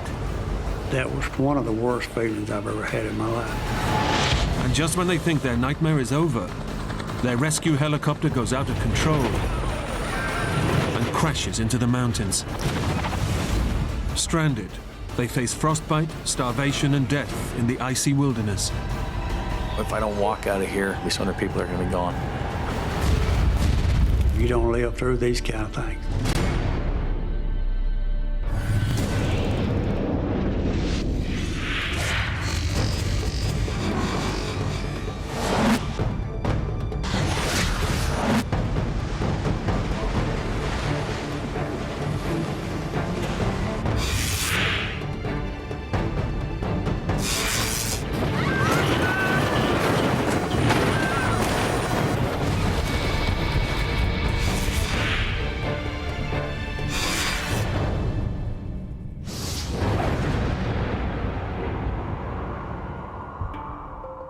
Kyrgyzstan is a remote mountainous country in Central Asia, formerly part of the Soviet Union.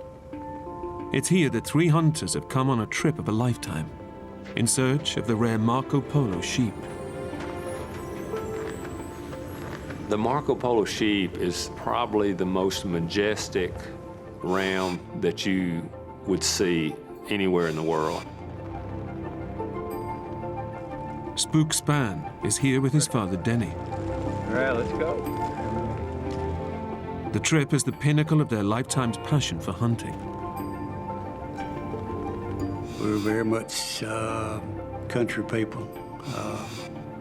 Grew up hunting, fishing, running up and down the creeks and the rivers. Hunting often takes them away from their home in Tennessee, but this is their most adventurous journey to date. I really didn't know anything about Kyrgyzstan, just that it was mountainous. I did know that. Hey, let's have a little wait for the camera, guys. Joining the father and son is Spook's Canadian hunting buddy, Clay Lancaster. The biggest appeal with the hunting part is the adventure. I mean, a lot of people think it's all about just shooting something, but it's not about that. It's about getting away from cities, telephones, people, getting into the high mountains. The three friends arrive in Kyrgyzstan and set off in minivans for their remote base camp.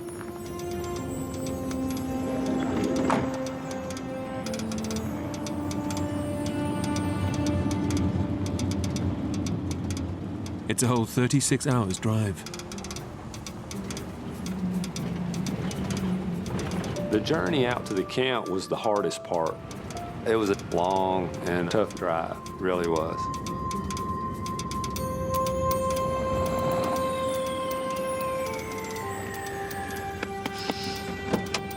Clay, rise and shine.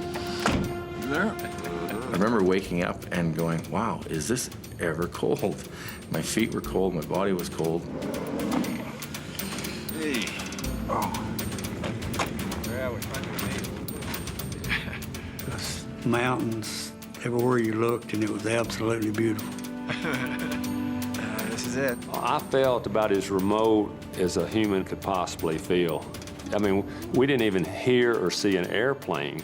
I mean, there was nothing. Those are the kind of things that were a lot different than what I was used to.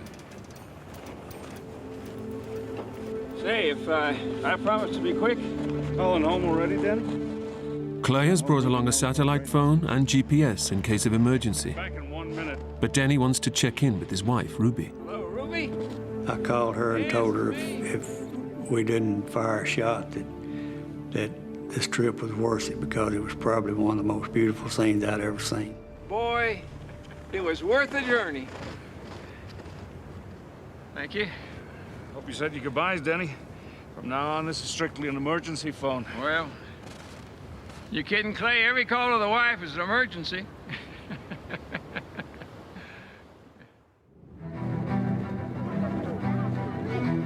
The hunters are on a tailor-made VIP tour, arranged in America. Based in a remote camp, 8 hours from the nearest town, they set off each day on horseback, accompanied by a team of local guides.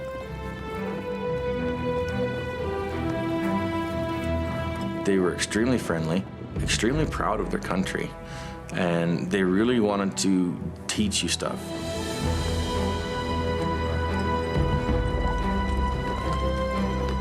They spent 2 whole weeks crossing miles and miles of frozen mountains in search of their prize. They are a real challenge to hunt, because there's times when you're in, snow waist deep. Just days before their trip is over, the hunters get a sight of what they came for. Seeing that ram, I felt like I was dreaming. I didn't even feel like it was real. It was something that I dreamed about for years and years.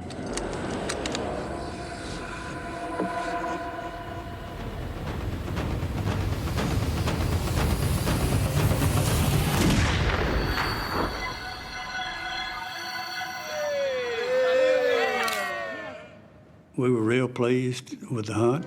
We'd taken 2 real pretty Marco Polo sheep. So that night we had a special dinner to celebrate. It's the final night of the hunt, and the locals are determined to send the guys off with a bang. I don't drink, so I was having a hard time. I told them no, no, no, no, no. Well, they just wouldn't accept no for an answer. So when they counted to 3 and they all threw it back, I just took the glass and threw it by the side of my ear and poured it out behind me and slammed it back down and shook my head just like it about killed me,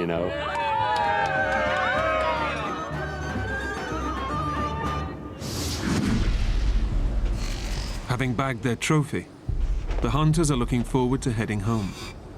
Denny, Spook, and Clay leave base camp to travel on via the nearest town, over 300 miles away. But as they set off on the 8-hour journey, the weather begins to close in. It had snowed a bunch. The road that we came in on, you couldn't actually even see it anymore because the wind got blown. It filled the road right in. I walked out away from the van, and I remember making a mark in the snow.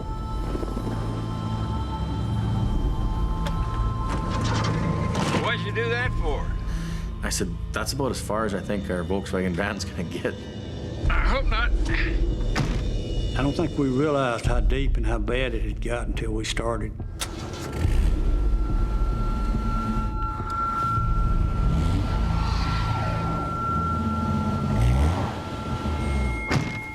Jeez, even I was being optimistic.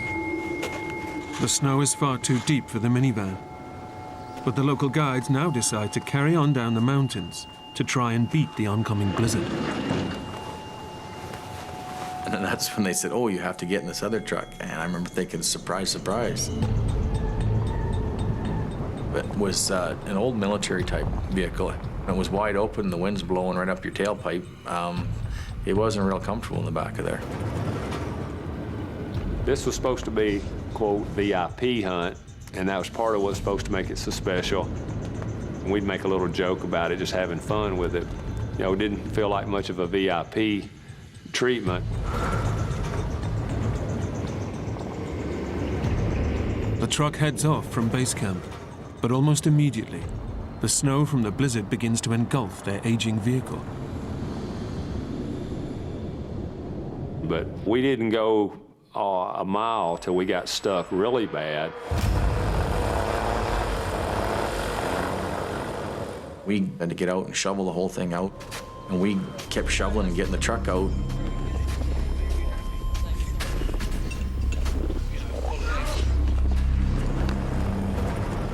And everybody get pushing and get the truck rocking, and away it would go.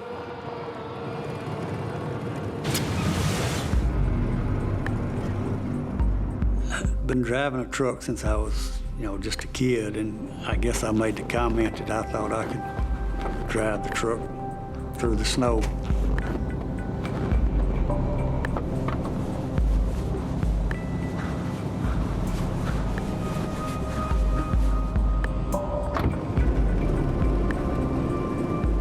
With Denny at the wheel, they struggle on through the snow.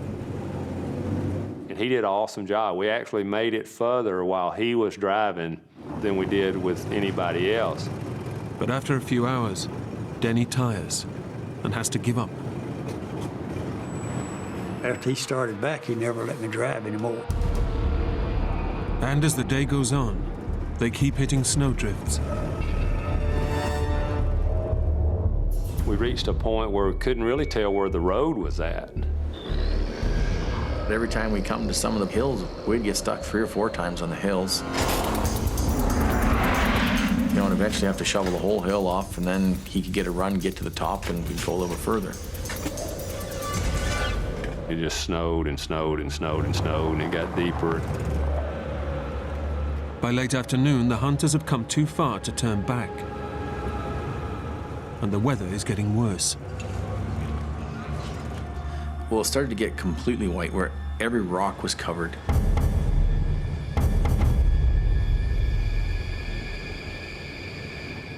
I mean, it was just solid white. The snow was snowing, and nothing looked familiar. You're in this huge, vast valley.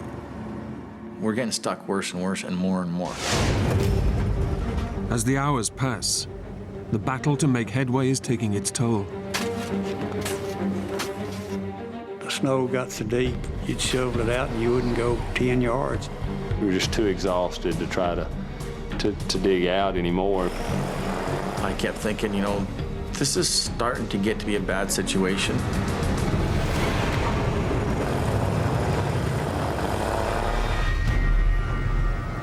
When you start getting your progress down from, 200-300 yards at a time to 2-3 yards at a time, or 2-3 feet at a time, that's when you start to realize this is done. We're stuck. And where we're at right now is where we're going to stay. The hunters are stranded in an icy wilderness, 10,000 feet above sea level in a raging snowstorm. Night is fast approaching, and the temperatures begin to plummet to minus 40 degrees. How am I going to get out of here?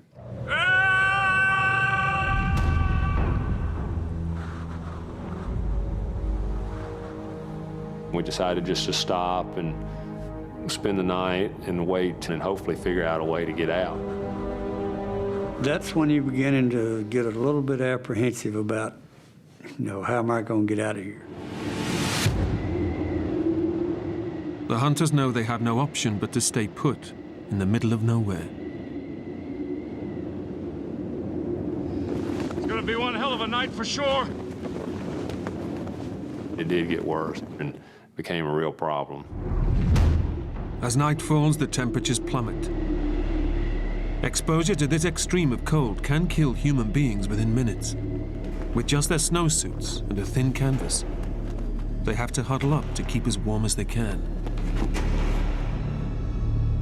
mean, it got down to, you know, somewhere around 30 to 40 below zero that night. The back of the truck was very crowded and it was very cold. It wasn't a fun, comfortable night by no means.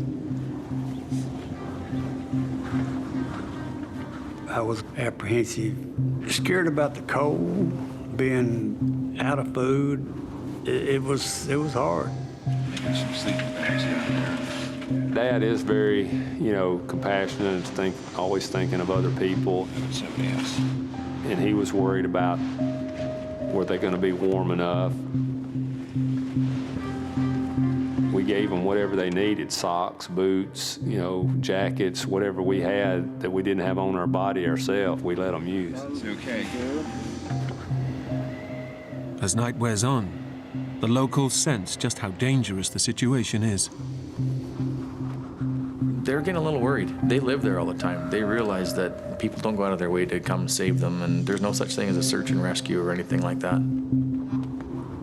Their behavior went from kind of being a jovial, you know, fun, laughing, joking, to now it was just a blank stare, desolate, concern, worry, disbelief.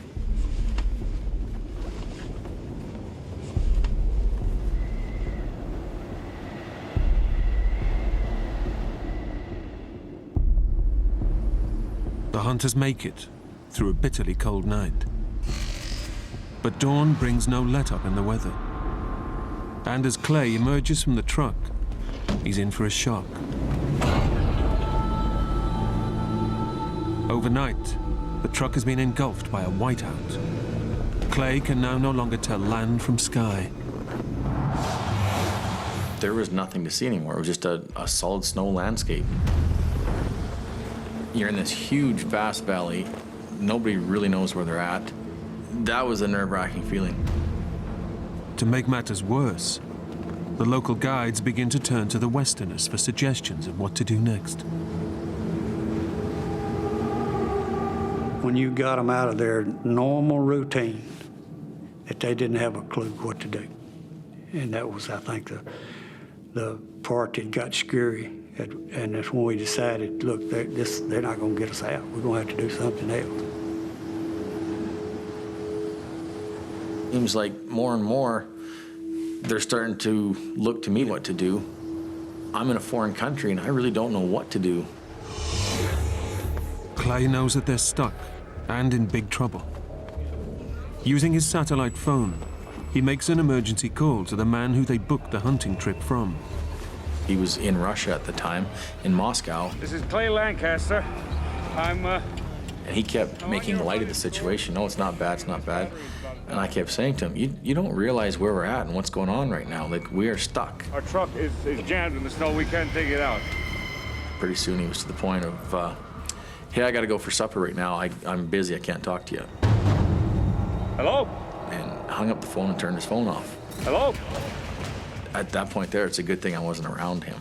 Can you believe this guy? That's it. I'm not relying on people here. I'm getting a hold of my brother back in Canada. But the battery in Clay's satellite phone is already on reserve. It's just seconds away from dying out. These are our coordinates. It's north 42. It was a frustrating point. I was like, why did I let so much of that battery wear down? And it was the last battery that I had. Just as he's giving their exact location, 16. Hello? the phone goes dead. Hello? You think he heard you?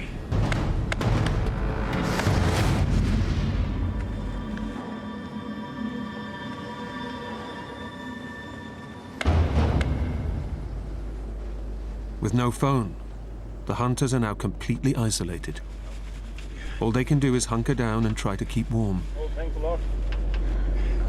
We kind of got into survival mode, I guess. Just thinking about Ruby. Human instincts for survival do kick in when you get into a situation that you have to do something to survive. The hunters and guides finish their last scraps of food. With nothing left to eat, they'll weaken and succumb to the cold more quickly. It's now been 24 hours since they left base camp, and they begin to doubt that they'll ever be rescued.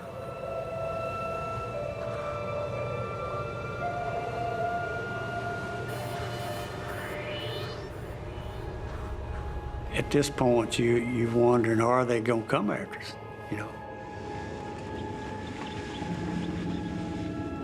You okay, Denny? Just thinking about Ruby. She's expecting me back tomorrow.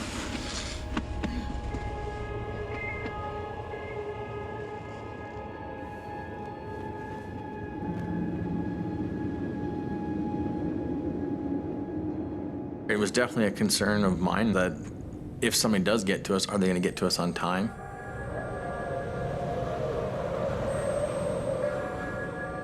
You're thinking about your kids, thinking about your family, your wife. I don't know, it's hard to stay motivated. I mean, you feel helpless. As the second night falls, the temperatures plummet again. And so does the mood in the truck. Having to be out there another night when it's 30 or 40 below and realizing that nobody's going to be there. It's just, I don't know, it's an undescribable feeling. But despite everything, Clay is determined not to give up. I kind of set my mind that this is not where I'm going to die at. I'm not ready for that right now. He wants to walk away from the truck towards their base camp, where he can recharge his phone and call for help. I talked to them guys and said, if nobody comes the following day, then I'm going to try and walk out of here. One way or the other, I'm not going to stay here and just wait. But leaving the vehicle breaks a golden rule of survival. You can't help but be just a little bit afraid of how hard that might be. What all the consequences might be if you started the wrong direction. There was basically no way to know exactly which way to go. The attitude from everybody else was like, we'll never make it. We need to stay with the vehicle. It's our best chance. The longer you stay with that vehicle, that's probably what your best odds are. It's an agonizing dilemma. Clay may never make it alive to the base camp, but staying put and doing nothing may also threaten the lives of the whole hunting party. If you look at it from the other side, that if nobody comes, that's probably far more dangerous. And how many days do you go without food before your strength's not going to be there to be able to do something like that? At what point should I go? At what point should you decide, hey, let's try and get out of here? Dawn on the third day brings a life-changing decision for Clay Lancaster. Stay and hope rescue will come, or risk hiking out to find help.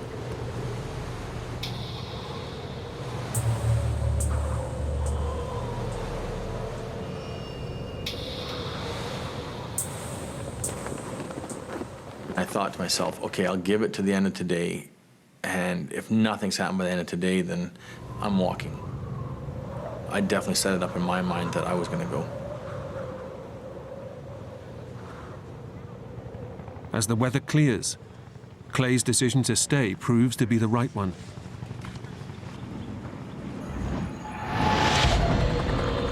Listen. Now it's like, there they are.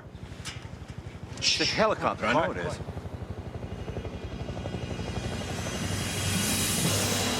Come on! You know, it was a great feeling to see that helicopter come in.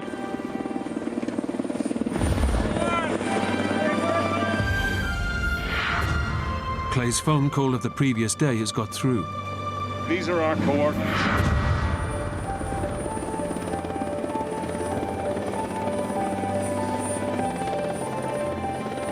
You know, everybody was excited. It was a thrilling moment, feeling of relief. After 36 hours out in the cold, the party has finally been rescued. It went from just miserable, cold and hungry, and all of a sudden, boom, all of it's gone. I remember looking at Spook and giving him a high five and going, it's about time. They've only eaten scraps of food in the last 2 days, and they're ravenously hungry. The food tasted really good. The dinner's cold. Right. And, of course, they had their vodka. They always have vodka, you know. That's like water to them. But no sooner has the helicopter landed than the hunters are astonished to see another unexpected sight heading towards them in the distance. Then all of a sudden, here comes 3 snowmobiles. We didn't have a clue who they were, where they were coming from. It was like something you would see in a movie and you'd say, oh, that wouldn't really happen. These guys pull up, and the guys were from America. They spoke English. We were kind of really shocked to see English-speaking U.S. Border Patrol guys on snow machines where we were at. The Americans are on a training mission to help the Kyrgyzstan army, and they've been diverted to rescue the men. And they said, we're here to get you guys out. And said, we'll do whatever you want to do, any way you want to do it. Clay, Denny, and Spook now have a crucial decision to make. Do they ride out overland with American military? Or take the much faster route? On board the local Kyrgyzstani helicopter. What do you think? About a half hour ago, and we got some curds and bad chicken. We were kind of anxious to get home. Gonna be fine now. Yeah, I think so. Yeah. The 3 of us agreed, no, we'd stay on this helicopter and fly directly back to Bishkek, because that's where it was going to. So it'd save us at least a day. Decision made. The guides load up the chopper. But Spook notices it's carrying an enormous load.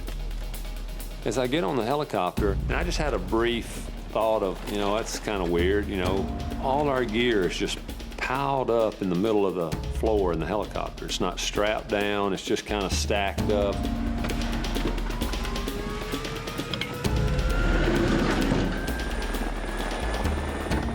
As it struggles to take off, he begins to doubt they've made the right decision. And I looked back at Clay and I said, do you think we're overloaded?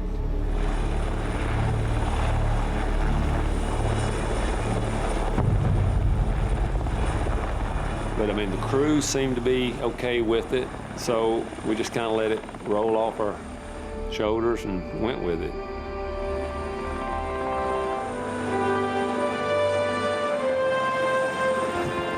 The pilot gets airborne, and finally the ordeal is over. The 3 friends are on their way home. I thought, great, we're finally going home. Finally, we're heading out of here. Of the Turkish people that were with us on the hunt, they was talking about, pointing and all this stuff and laughing. They'd never been on a helicopter before, so they were laughing about getting a ride. I remember looking out the window, just, being one of those surreal moments where it almost didn't seem like what had happened had happened.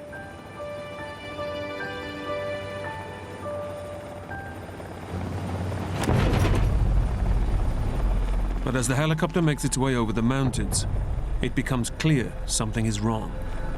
I could feel the helicopter sort of tip ahead a little bit. I thought, well, maybe it's out of balance or something. Move back. Each move back 1 seat. Get back. Move back.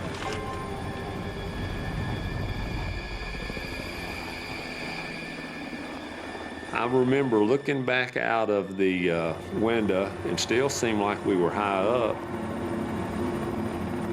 And that's the last thing I remember. The helicopter suddenly spins out of control and plummets to the ground. I didn't even have time to put my hands up, and then my face flew right into the top of the roof of the helicopter. It's just a horrifying moment. The fuel tank was on top of me.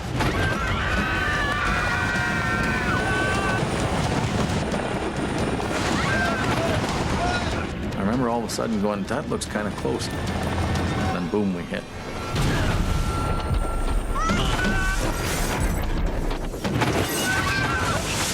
We went sideways and we flipped 8, 9 times. People were screaming and hollering and stuff was flying in every direction. These drums came past me and hit me a couple of times. Then all of a sudden we came to a sliding sort of stop.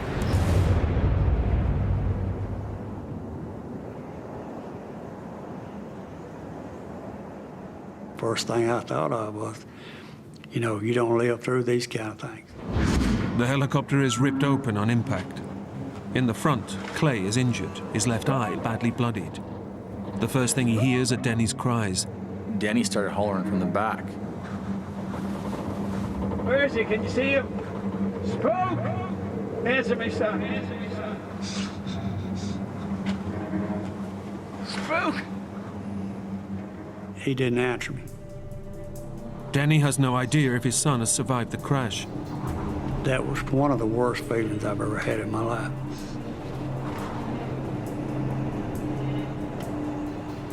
And I don't know whether it was 1 minute or 5 minutes or whatever it was. It seemed like an eternity. As I turned to my right, I seen Spook laying down beside me.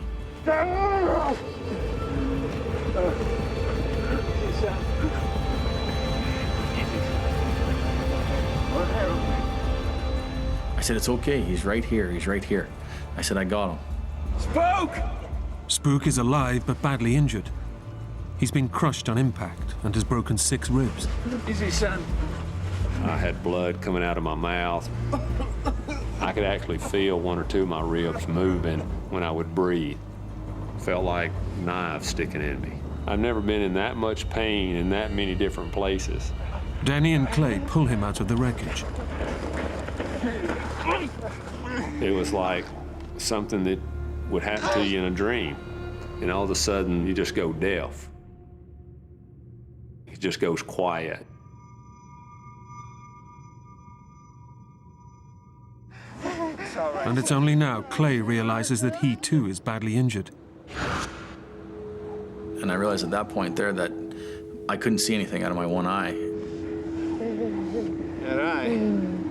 It was bloody and looked like his eyeball was just torn out almost.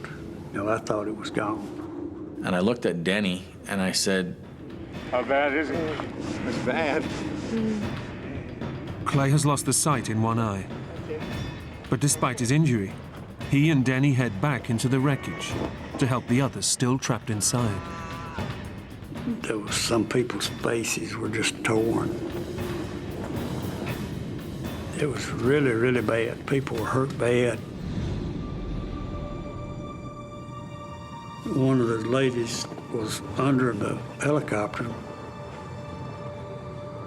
and her husband was trying to pull her out. And there was no doubt in my mind that that lady was dead.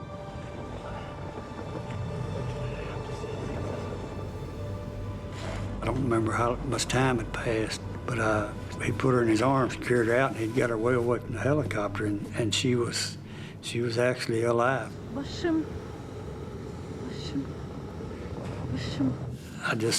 I couldn't believe it. Amidst the carnage, Clay makes a shocking discovery. So I started trying to count, and then I looked at one of the guides, and I had asked where this young fellow was that had been looking after the horses, and nobody could see him anywhere. Just feet from the wreckage, half buried in the snow, is the body of the young guide.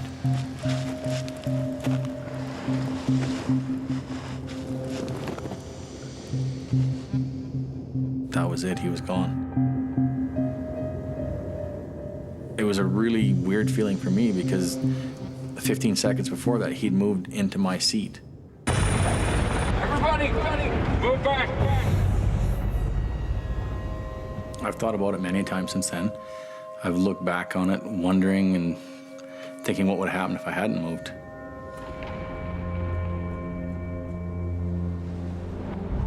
The guide and the pilot have been killed in the crash. But the survivors are now in an even more desperate situation than before the rescue. They're severely injured, need urgent medical attention, and are out in the wilderness with no protection from the freezing cold.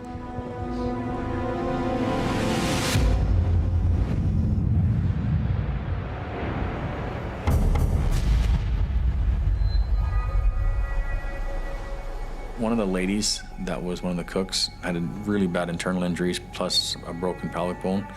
There was another fellow that was unconscious. He was breathing, he had a pulse and everything, but didn't seem to respond to anything at all. It was a sad feeling, and knowing that people were hurting like they were, and it didn't seem to be anything that you could do. They're totally stranded. And with no life left in the satellite phone, they have no communication with the outside world. And we knew that we had already run the battery down to dead. But Clay knows he can't give up. He has to do something. It's their only chance. I knew the battery was dead, but I was wearing wool pants. So I grabbed the battery and I just started rubbing it on my leg, trying to create some friction on it. Clay is hoping that the warmth from the friction will produce enough heat to recharge the battery. And I rubbed it, hour and a half kind of thing, and just kept rubbing it. And then I put it back on my phone, turned it on, and I pushed send. It produces the slimmest of lifelines. Hello? It went through to my brother. Hey, it's me again.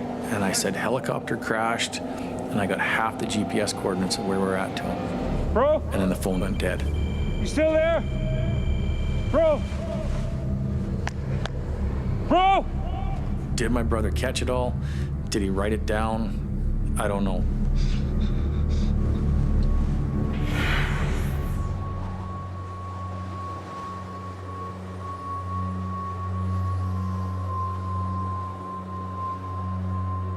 With no idea if the coordinates got through, they now face their third night out in the wilderness.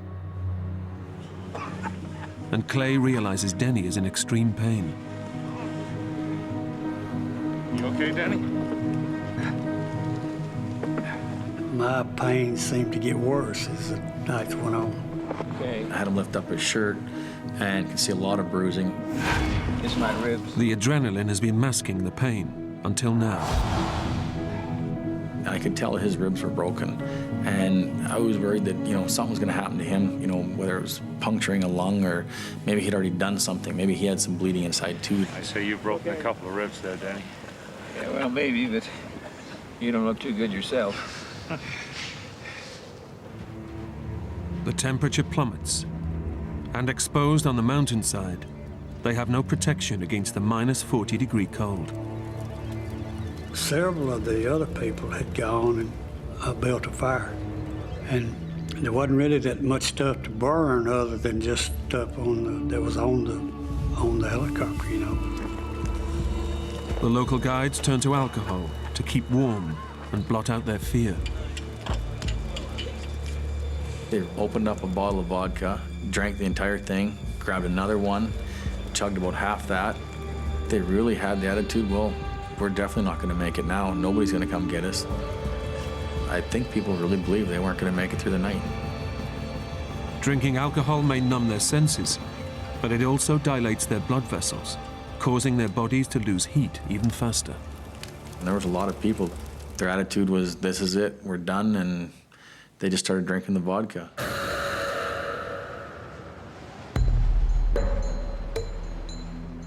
As night wears on, the fire begins to burn out.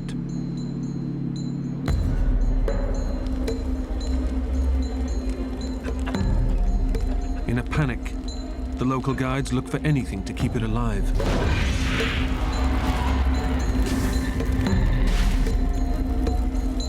I see people start burning their clothes, throwing jackets in there and shoes and stuff. It was like crazy. They just couldn't cope with it. They didn't try to preserve anything for any later moments. I thought this is going to get really bad in a quick hurry.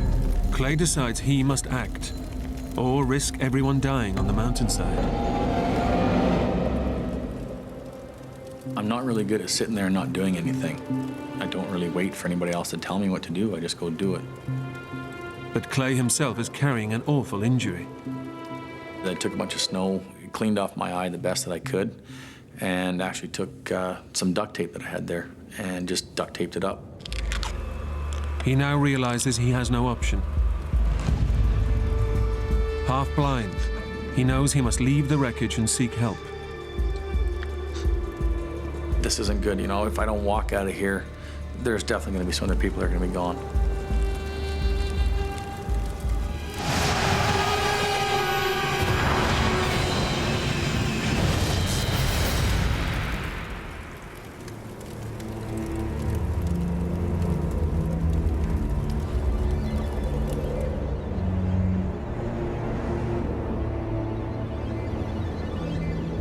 You sit and wait when it could be 2 or 3 days before somebody comes along. I wasn't willing to take that risk. I think this is where we are. Spook and Denny are too injured to go with Clay. You'd never make it. The one husband, he was extremely concerned about his wife. Take one of these guys with me. There was a real strong bond that as soon as I got to camp, I could see between the two of them. So I thought at that point, you know, if we wait 2 or 3 days here, she's definitely not going to be here. And that's when I said to him, I go, tomorrow morning, you and I are going to have to walk out of here. And he really didn't want to lose her. He was broke down pretty hard. So that's when we made up our mind the next morning that we were taking off.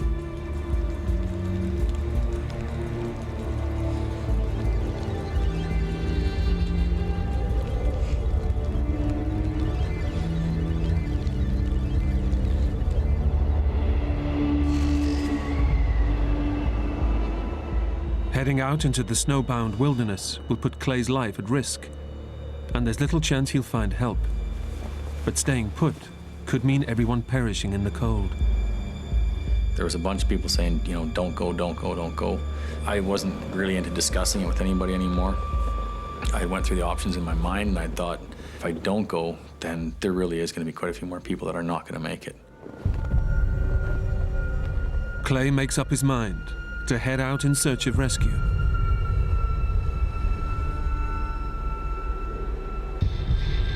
The husband of the seriously injured Kirk woman volunteers to go with him.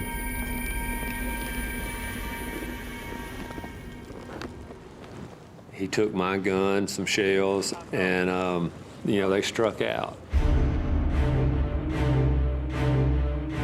I was kind of nervous for him because that snow, you know, I mean, it was 2.5, 3 foot deep, and it's tough walking in that kind of conditions. Really tough. They head due north, hoping to find a local road and the remote chance of civilization. This is going to be a long, tiring day, and I'm not real optimistic about where I'm going to. But just when they think their plight can get no worse, they're hit by an almighty blizzard.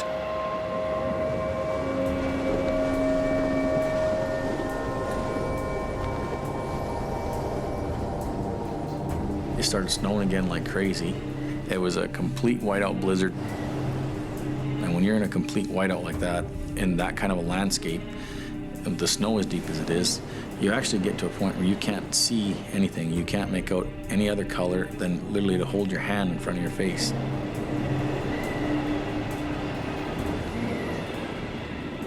I would walk, then I would stop and I'd reach in my pocket. I would take the compass out, and I would find I was going in a completely opposite direction than I thought. I thought I was walking in a perfectly straight line. With only one eye, the blizzard causes Clay debilitating snow blindness. You know, there's a lot of strain on my eye, and just not having any depth perception where you can't see rocks or trees or grass or anything. Everything you look at is white. You don't know if you're going uphill, if you're going downhill. You just step, step, step, step. I concentrated on my family and thinking about them, and just kept walking.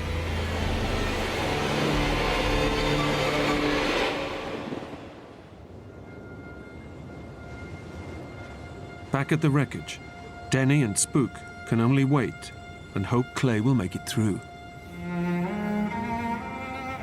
Seeing death around you, seeing people who other people who you think may die within the next few hours, and being faced with the possibility that you may be one of those people.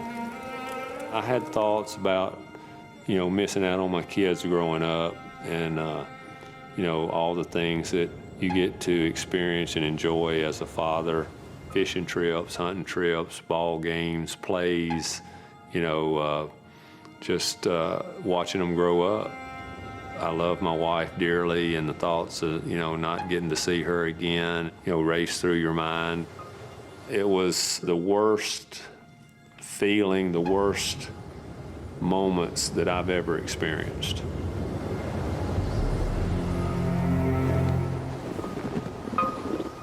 Clay and the guide have been battling through the snow for 10 hours.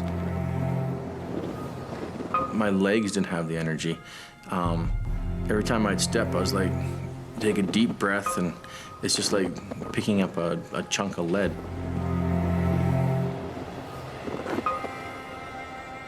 They're completely exhausted.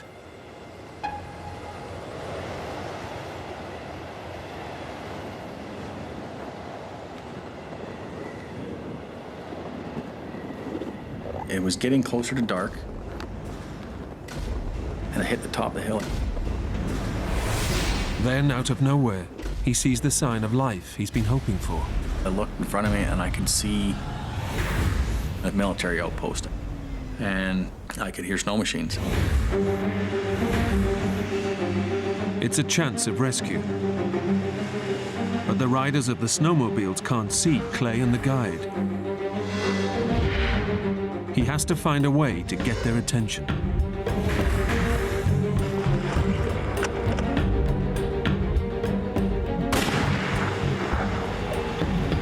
It didn't seem like it got anybody's attention. But Clay notices that one of the riders has stopped. He went to the back part of his machine, and I fired a shot back behind him. And I watched with my binoculars, and his head popped up. I fired a second shot. And they all kind of turned and looked back towards him. And I could see they seen me, and they all jumped on their machine and come roaring to where I was at.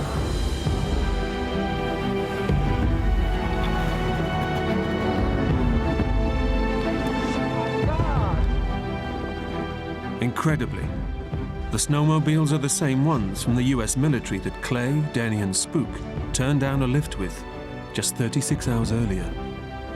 Seeing English-speaking guys on snow machines at that point, I was pretty happy to see them. After 3 days out in the mountains, their ordeal is finally over. Hearing that snowmobile get closer and closer and seeing him pull up, it was a sweet feeling. Oh, it was just a great feeling. That was one of the greatest feelings I've ever had. The hunters are flown to Hong Kong, where they receive medical treatment.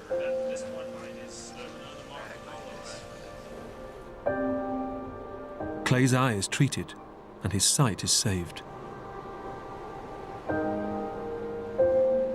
Do I still hunt like I did before? Yes. Probably with more respect for nature still, and with a big smile on my face that I'm still here to do it. I had a great love for life before the crash, and I have that same love for life afterwards. I'm a very blessed man. Not only to get out of a helicopter crash, but to have great people to come home to.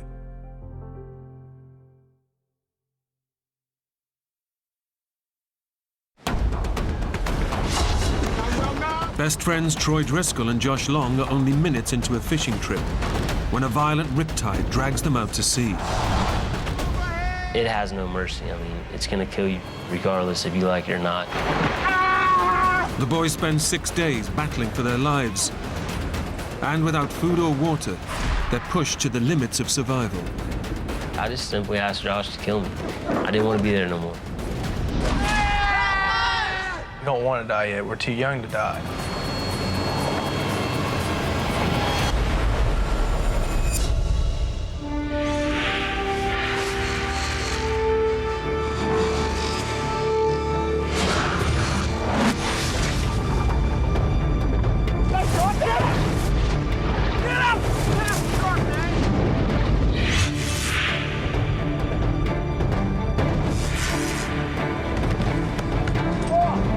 Vodka!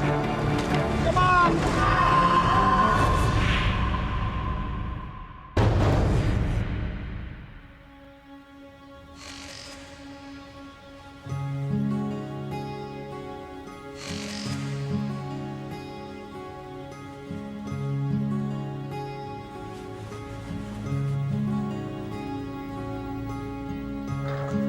When we woke up, we were bored, you know, didn't have nothing to do. It was actually my idea to take the boat in the ocean.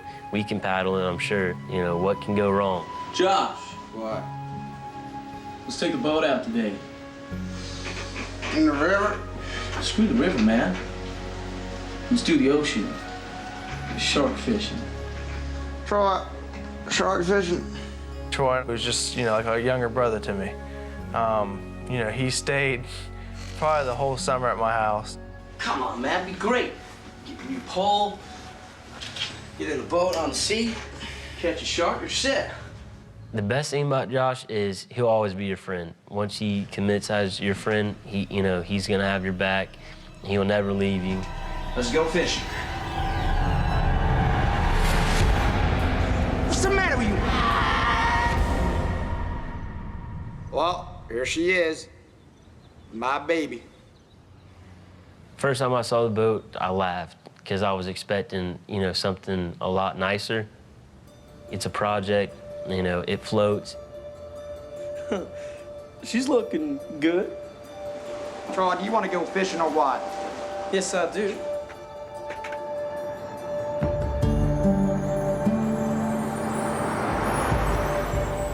Best friends, 17-year-old Josh Long and 15-year-old Troy Driscoll head off to Sullivan's Island, a popular fishing spot just off the coast of South Carolina. The weather was great. The part of the beach that we put in was actually very calm. Josh has only just finished rebuilding the boat. It has no engines or sail and is completely untried at sea. We actually never used the boat before we put it in the ocean. What's with the wetsuit? I know, in case you might want to swim or something. The water's still a little cold. What are you, a baby? What you say? Nothing. The two boys have fished the waters around Sullivan's Island many times before and have no concerns. We just plan on being out there, you know, just for a few hours and then going home, you know, and getting ready for school the next day. Ready? Yeah. After 3. 1, 2. No, wait! I forgot the bait. Troy, this is a fishing trip. I just had my cell phone in my pocket, and my dad's real straight about cell phones, and you know, he was paying for mine at the time, and I knew I wasn't gonna mess it up. So I just put it right back in the truck.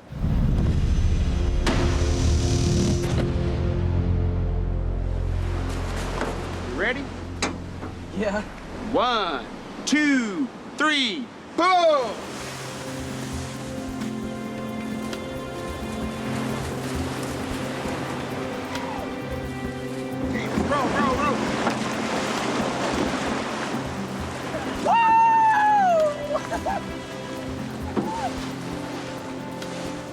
We kind of got an idea of, hey, let's go paddle between those sandbars over there. You know, sharks and fish probably get in the gullies because it's 2 sandbars. And everything seemed good. We were making good leeway. You know, he was paddling on the front and I was paddling on the back. I was having fun. I was bouncing up and down. Wow, man! Whitewater style. But in their excitement to go fishing, the boys don't check the Coast Guard warnings. There's a powerful riptide forecast for that morning, right in the waters where they're paddling. And we were almost to the sandbar when we just got hit by the current. Hey, we're drifting. I figured it was a joke, you know. So I was enjoying the moment. I was, hey, this is fun, you know, we don't have no control. You know, hey, this is great. Wow, man! But, you know, Josh then grew real serious real quick. No! What's the matter? hurry. We need to get out of here. Go, man, go. I knew we were in a current, and then I realized that, we were actually going backwards. So, I tried paddling harder. And the harder we paddle and the more energy we burn, it seemed like we weren't getting nowhere. The boys are fully caught in the riptide, and it's dragging them away from shore and out to the open ocean.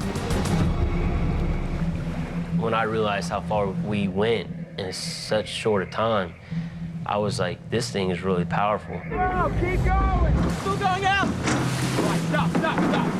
Drop here. Yeah. Well, we threw the anchor out, trying to get it to hook on to something, It wasn't doing its job. I mean, it wasn't anchoring us or holding us in one position. Sure enough, we just kept drifting further out. It was no match for the current. Paddle, Troy, on. Well, Josh, man, my arms. Come on, Troy. I don't think it's working. Keep going. There's a bunch of people out there running and, jogging and walking. Hey! Hey! Over here! Hey! And we were hoping that one of them would have seen us. We tried to get their attention, but nobody, heard us. We were already that far out. It's taken just minutes for the boys and their tiny boat to be dragged hundreds of yards out to sea and into serious trouble. We both talked to each other and saying, we're not going nowhere. This isn't helping. We got to do something different. We got to come up with a different plan. We gotta do something. Stay here. What do you do? So I put the top of my wetsuit on, I put my fins on, and I started swimming.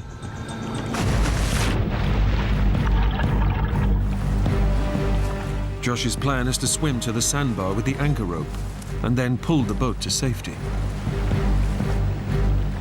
In a panic, Troy also tries to swim for the sandbar, but straight away feels the force of the current. John! I was almost there, and then I look back and see Troy struggling. Feels like something's trying to just pull me under. I just feel all my energy being sucked out of my body. And once you run out of energy and you can't swim against it, it has no mercy. I mean, it's gonna kill you regardless if you like it or not.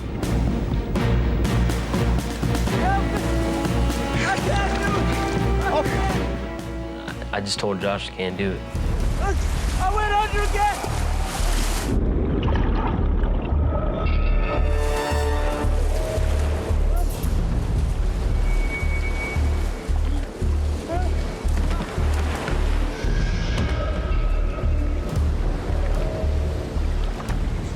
We were being pulled out to sea at a very fast pace, and couldn't do anything about it. Just 20 minutes after setting off on an innocent fishing trip, the two schoolboys' day out is going badly wrong as they're dragged out into the Atlantic Ocean. Alone in a tiny boat, they have no water, food, or mobile phones. And their ordeal has only just begun. John, get him! Just kill him.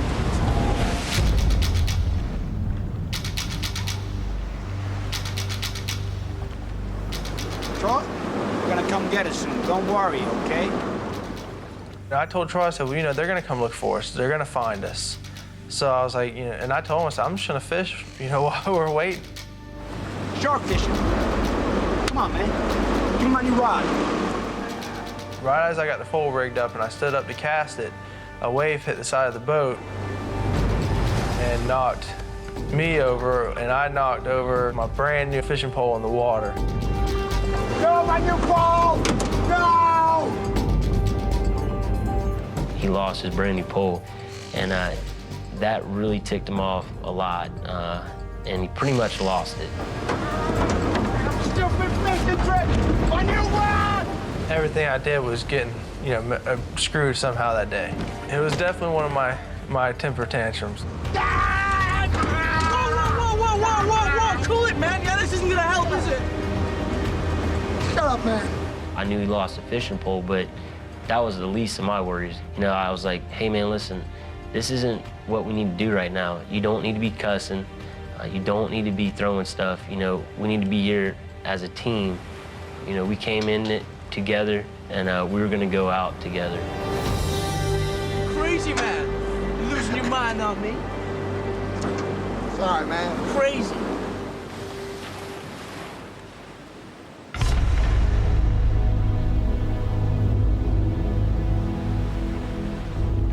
As dusk falls, and with no sign of rescue, the boys begin to take stock of their situation.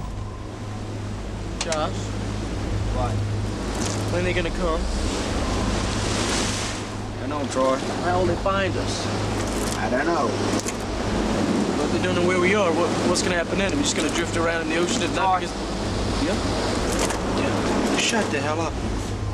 I was telling him, I was like, Troy, we've only been out here for, one day. I said, they're gonna realize tonight that we didn't come home, and they'll be out here the next morning.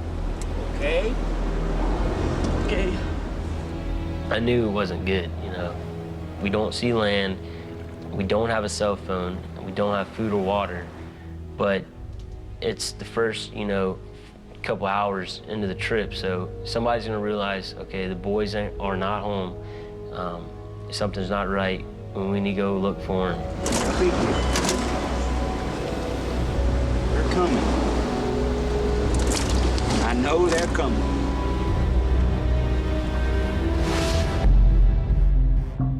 The boys haven't been seen for over 10 hours.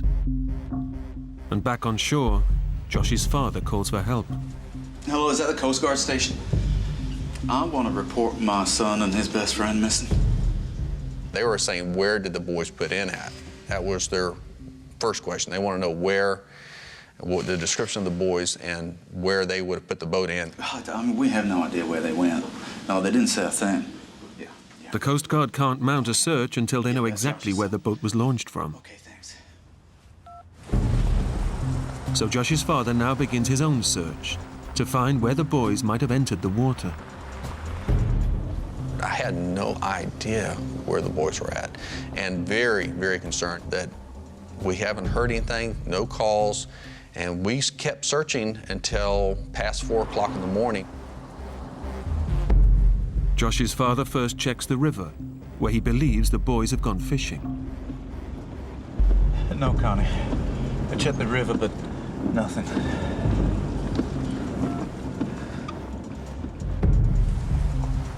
Finding nothing there, he also checks the ocean shore, close to Sullivan's Island. I went out on the beach. I walked until I stopped probably about 100 yards from where the trailer was. But his car was black. So, I mean, I drove right past it, didn't see the car. With no sighting of where the boys have launched, no search is mounted that night.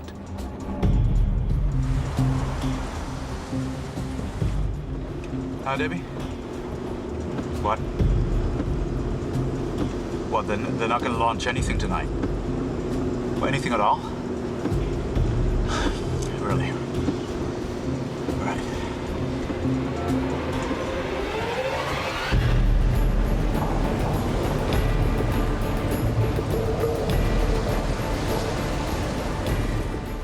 Out on the ocean, the two boys are still drifting in their tiny boat. Alone, they face their first night out at sea, in the middle of a storm. The first night, I barely slept.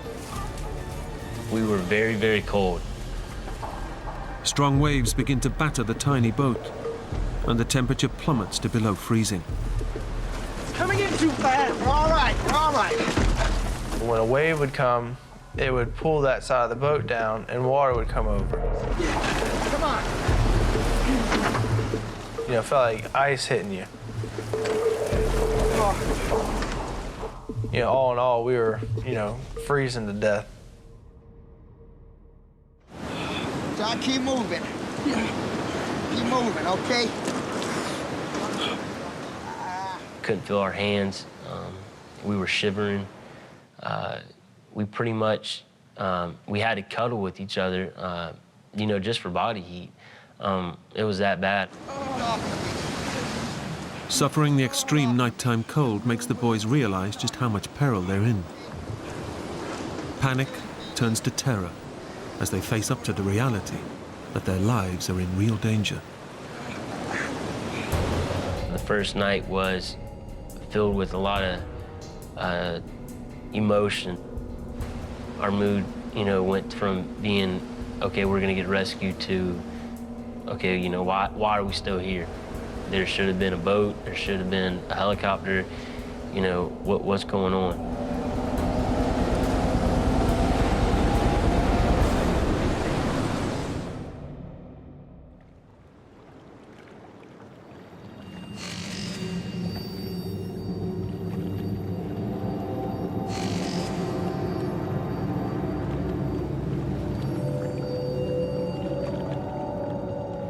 You know, when we looked out that morning, there was nothing.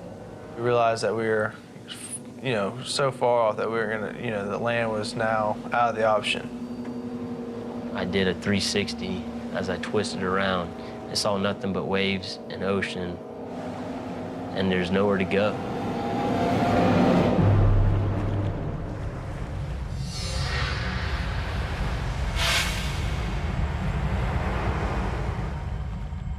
After a night shivering in freezing temperatures, Josh and Troy now endure over 23 degrees of relentless heat.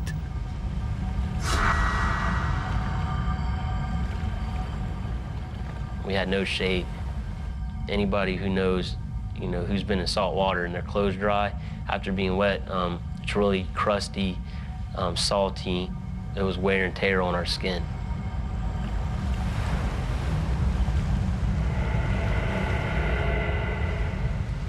Every so often, I would get in the water. Just basically cool off in the water.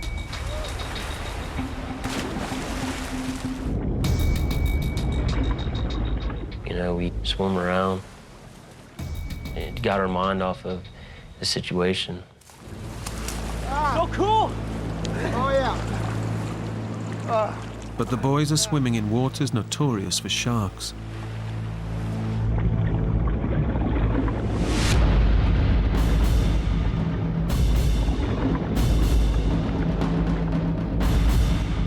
All of a sudden, we look down, and there's a shark that raced up and hit the boat. The boys realize their predicament with seconds to spare.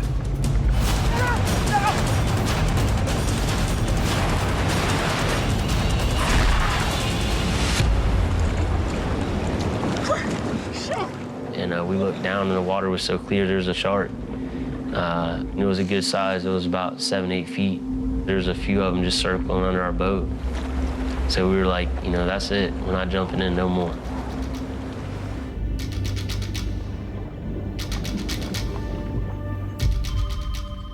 Back on shore, Josh's father receives dramatic news from the Coast Guard. Hello? Hi. We got a call, I believe it was around 10:30, telling me they had found Joshua's car. Well, where was it? Sullivan's Island, but... And then my heart immediately dropped. I knew they were on the ocean, my worst fear. Right, yeah, I'll meet you there. Okay. The Coast Guard has been searching for the boys' truck and has found it right on the ocean's edge. Drove right past them. We need the key, sir. Sure, sir. They opened up the glove box, they found both their cell phones and their wallets. Knowing where the boys entered the water, the Coast Guard is now able to mount a full-scale search.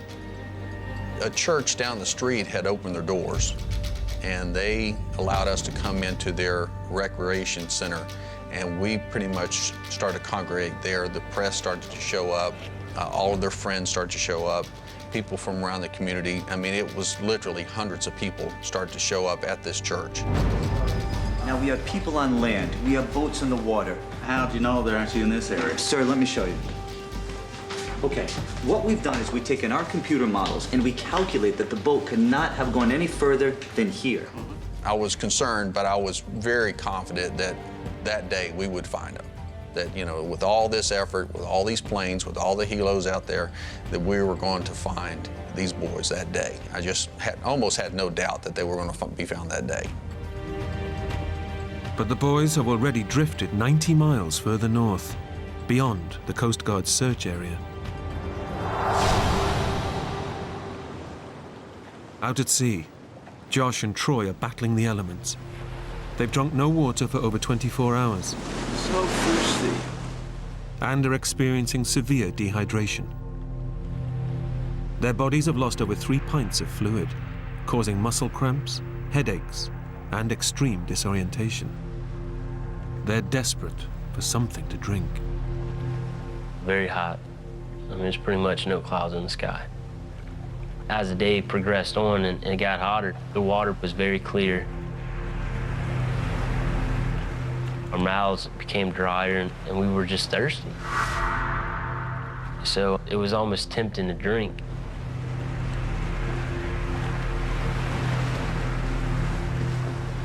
So Troy and I decided, hey, well, we'll gargle it and spit it back out. And that way you have something wet in your mouth and, you know, it'll kind of, it's cold, so it'll help us a little bit, but we won't swallow it.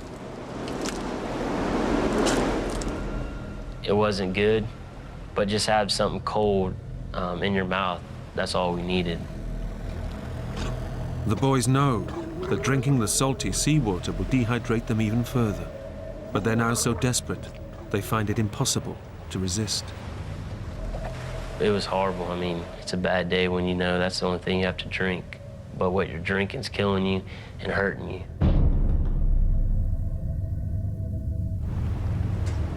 Weakened by dehydration, the boys are also suffering extremes of weather.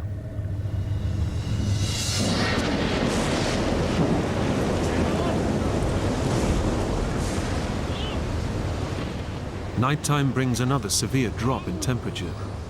And with no protection against the biting cold, the boys have only each other's body heat to keep themselves warm.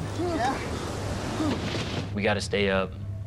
We got to keep ourselves dry. Let's cuddle. Let's talk to each other. Let's communicate. Let's make sure we're okay. Stay with me.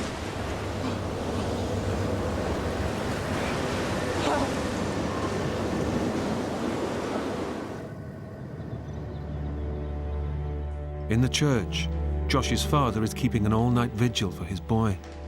Any news? Nothing. The Coast Guard? They're back out in the morning. You look tired. Why don't you try and get some sleep tonight? Hey, I am not sleeping whilst my son is out there. But you're gonna be no use to the boy if you fall over exhausted. Yeah, okay, come on. Let me lock up.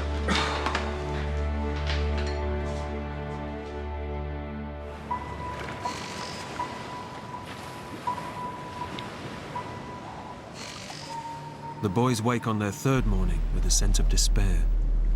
Then, on the horizon, a ray of hope finally appears. Hey! Hey! Help! Help us! Please! Please help us! It looked like a matchbox boat, you know, so little. Hey! Help us! A fishing boat is passing, just 100 yards away. The end of their ordeal is now surely only moments away. Help us! We yelled at the top of our lungs, tried to get somebody to see us, you know. Please help us! But it was like a needle in a haystack. We were so small. Help us, please! They just turned and kept on going. Please help us! Come on! Come on! Why don't they see us? It was good to see something else. But, you know, they didn't stop, so, you know, we lost a lot of hope. The boys begin to realize how unlikely it is that they will be spotted in the vast ocean. We knew that there was no way they're gonna find us because the ocean's so big. And if they hadn't found us yet, they weren't going to find us. And how helpless their situation now is. You're in the hands of the ocean, and you can't do anything about it. It's either you're gonna suck it up, and you're gonna try to survive and hang in there, or you're gonna give up and you're gonna die. Morning. Josh's father, Eddie, begins yet another day's search for the boys, determined to remain optimistic.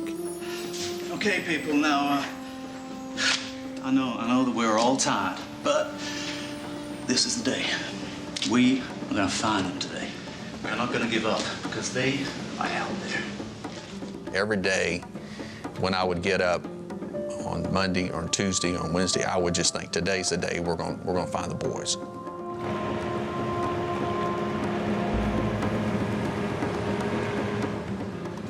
As well as the Coast Guard search, Eddie also keeps up his own lookout on the ocean. Well, the search got bigger every day. I mean, because we knew we had more distance we had to cover. The boat could have traveled more distance every day. Despite a massive Coast Guard and community search, there's still no sign of the two boys.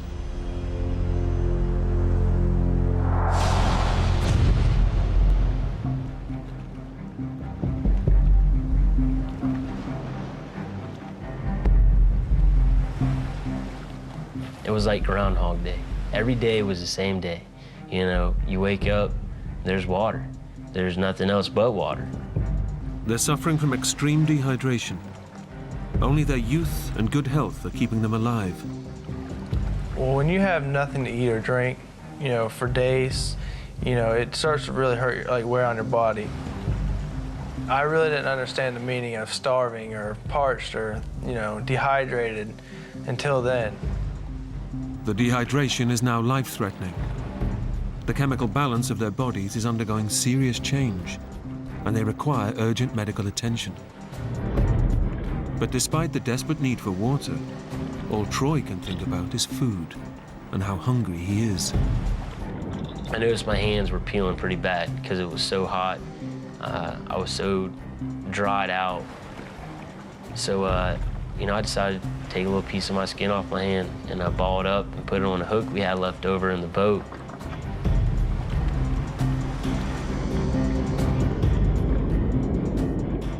And, you know, I kept doing it, and the little fish every time won. It's not working. The boys failed to catch any fish. But Troy is now so desperate, he's prepared to eat almost anything. You know, I had to have something in my mouth, something that had texture, some type of meat. Troy, what are you doing? Nothing. Why you got the knife? I'm gonna do it, Josh. I just need something to eat. What? Don't be sick.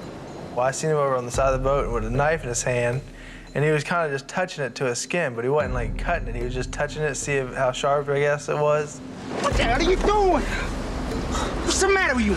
Will you do it? What? Do it. Shut please. up, man. So I asked Josh, you know, can you please cut my finger off, you know? With me looking away, just go down on it as hard as you can. Please, shut up. Please do. You ask me that again, and I will knock you out. Do you understand?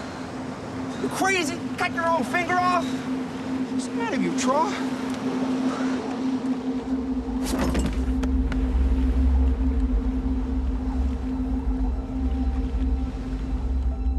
We've been there on most of the islands around Charleston. Back on shore, after 3 days of searching, the Coast Guard gives Josh's father some devastating news. Anything? Nothing. Right, well, first line, we're gonna target Lake Marion. Mr. Long. Then we're gonna go down to Ashley Riverbanks. You know, they might have run aground. Mr. Long, we've been searching for 3 days. This has been the most extensive search in South Carolina's history, and we found nothing. No, you can't call off the search. I'm truly sorry. There's nothing more we can do. Please. Coast Guard came to us and said they're going to officially call off the search. And now they're going to switch it from a rescue to a recovery. I'm sorry. Starting first thing in the morning, they were going to just start combing the beaches looking for the bodies. I just totally couldn't believe that they're going to stop searching for the boys. It melted my heart to know my little boy was possibly gone. Knowing the Coast Guard has now called off the search, Eddie is left with little more than his faith. How are you, Edward? They're still out there. I just know that they're still out there. Throughout the whole thing, I just had to rely on prayer. I just realized that this was going to be, in God's hands to bring these boys through. Out at sea, the boys are facing up to the reality that they may never be rescued. You okay? Yeah. I didn't think I was gonna ever have a future. I thought my 15 years on the earth was it. Every time we thought of our family, our parents, it was just real emotional. Talking, man. We both, looked at each other, and we were very, very sad, very nervous, very scared. We were both trying to doze off, and I fell asleep, and he was already asleep. And next thing I wake up to a sound of an engine.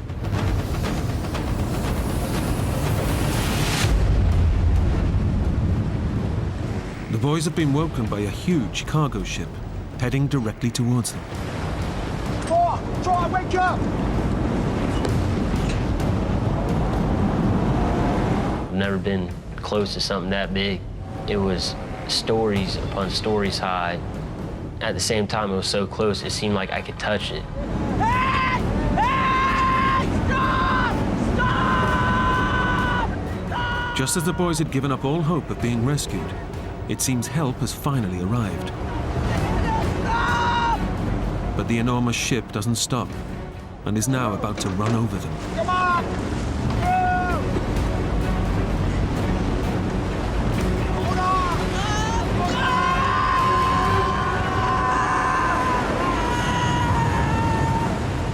Incredibly, the swell of the ship pushes the boys just out of its path and saves them from almost certain death. Come back! Come back!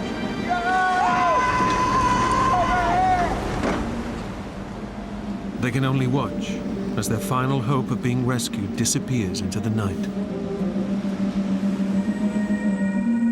If they're not gonna rescue us, we're only feet away from them. They're definitely not gonna rescue us when we're, a couple hundred or 1,000 feet away. It just wasn't gonna happen. We were simply a needle in a haystack.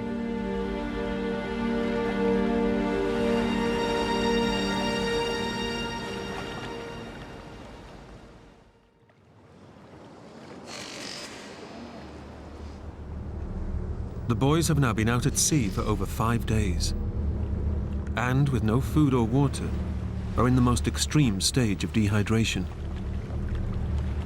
They've lost pints of water, over 20% of their body fluids.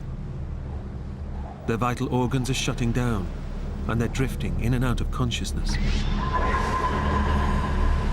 Few people ever survive this long without water. My body hurts. I didn't want to be there no more. I didn't want to be out in the middle of the water. I was suffering, and it was a slow death. I was ready to go home to God. Stop! Stop it! I can't take this anymore. Come on, buddy. Stop it, buddy. All right?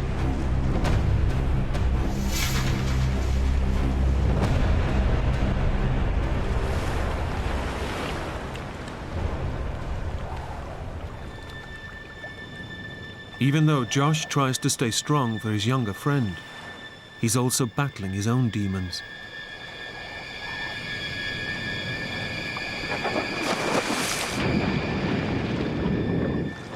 Josh? Josh? Josh? We didn't believe in suicide, but I was just swimming in the water. I just was like, if I went down as deep as I can go, you know, I swam down probably about 35, 40 feet. Josh! Josh! Josh! If a shark grabs me, don't try to save me. I was like, just let him eat me. I'm not gonna put up a fight. And then I thought, you know, what I might lose, you know, what I'm missing out as far as growing up and how my family's gonna move on without me. All those emotions run through your head. Josh! Josh! Josh! What are you doing? I came back to the surface and I was just like, you know what? I'm just gonna let God go when he wants to because I can't do it.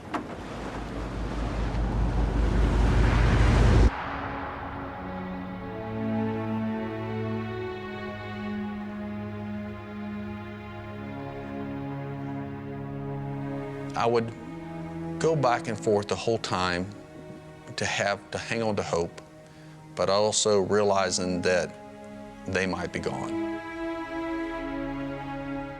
And that was a struggle, and not knowing they were out in the water, knowing that if they're out there, what is the condition? If they're not out there, and if they're gone, you know, how long before we can bring a closure to this?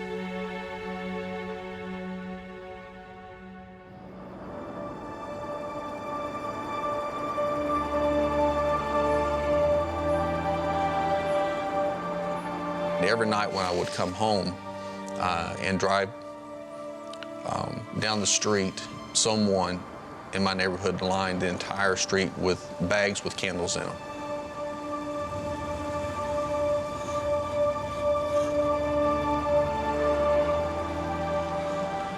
So when I drove home, it took me right up to my house.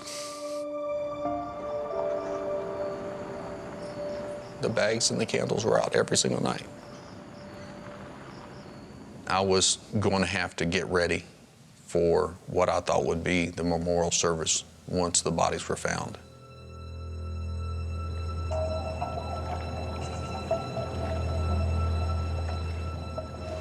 When we get back, we get to work in my truck. So when you're 16, I teach you to drive. Towards the end of the week, you could tell he was starting to get real weak. He really had nothing left in him. He didn't want to hardly move. Basically, I keep trying to wake him up because I thought, you know, I really didn't want him to die. Trot. Trot. I didn't want to be in the boat no more. I want to be dead. I just simply asked Josh to kill me. You kill me, will you? Stab me, put an end to this. You're talking crazy talk. I'm done. I can't. I can't do it, man, never. Troy asked me if I would stab him. And I just told him that there's no way I could do that. Because if Troy had died, I wouldn't be able to come home, even if they did find us. Because I couldn't go home and tell his parents that I let their baby boy die. Come on. Troy has now completely lost the will to live.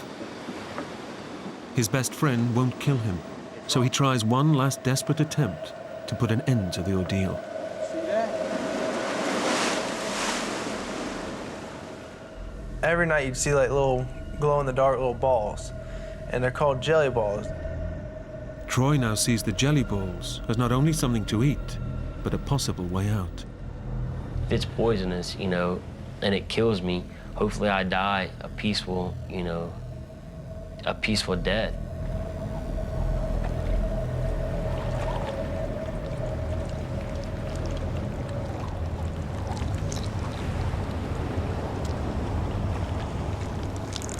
I wasn't just gonna eat a little bit and get real sick and suffer even more.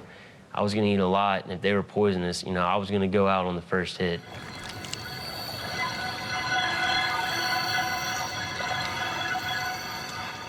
But the jelly balls have no effect. And now the boys can do nothing but await a slow, agonizing death. We pretty much realized that we were just waiting on to die. We didn't know how much longer we'd be alive.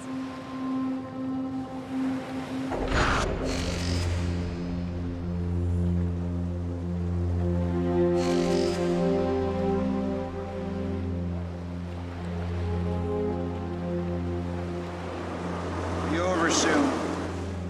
Of course, we both cried, saying, we don't want to die yet. We're too young to die. You know you're dying, but you're dying slowly, and it's painful, and it's long, and every second that you're alive, you're dying at the same time. I knew I didn't have much longer.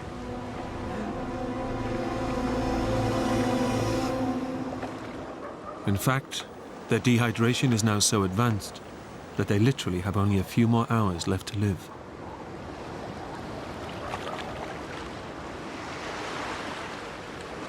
We should write something down.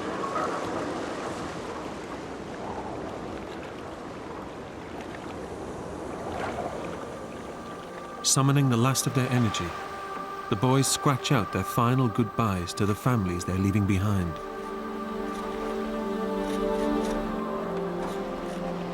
We loved them and we're sorry, and I thanked everybody for their support.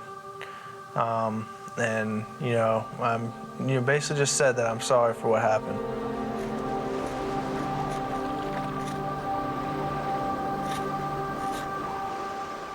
I remember writing to my mom and my dad, you know, specifically saying, thanks for everything you've done for me. Thanks for teaching me what you've taught me.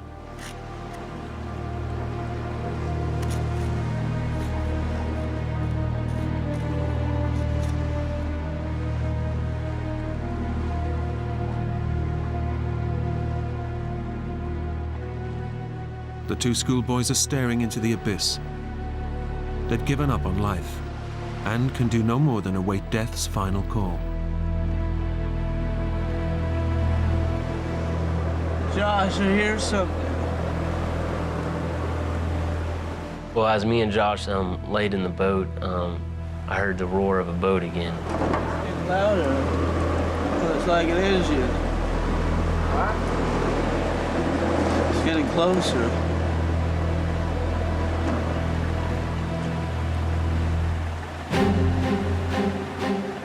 I see this huge fishing boat coming straight at us. So at that time, I jerked Josh. I was like, you gotta get up. Josh, help us! Hey, help me here! Help us! Please, help us! I was crying, but at the same time, it was like I wasn't crying because I had nothing to cry. I was just screaming, hey, please help us. Please, we need help. Over here! Help! Come on! Over here, please! The two boys are just a speck in the ocean. But unlike the boats on previous days, this time they've been spotted.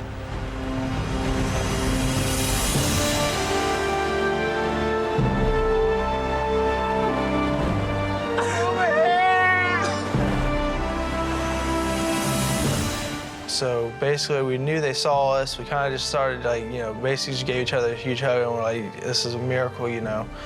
I can't believe we're actually getting saved.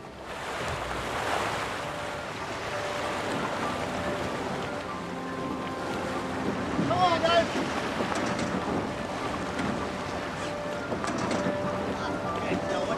One at a time. The captain reached over and pulled me up because I barely had any energy to get up. And, I flopped on the deck. Some water! Some water. Get you up here. You okay? You okay? I couldn't understand them because they were whining, whimpering, happy, sad, the whole 9 yards. But one of the first things that Troy said to me, he asked me if I believe in God. And I said, well, yeah, I guess I do now. Because miracles happen. Some water, please. Thank you much. Thank you. got you, man. You're safe now. You're safe. Yeah. Better now, huh?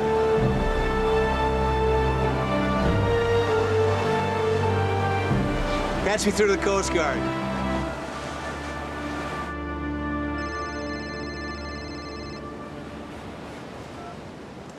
Hello? It was the Coast Guard.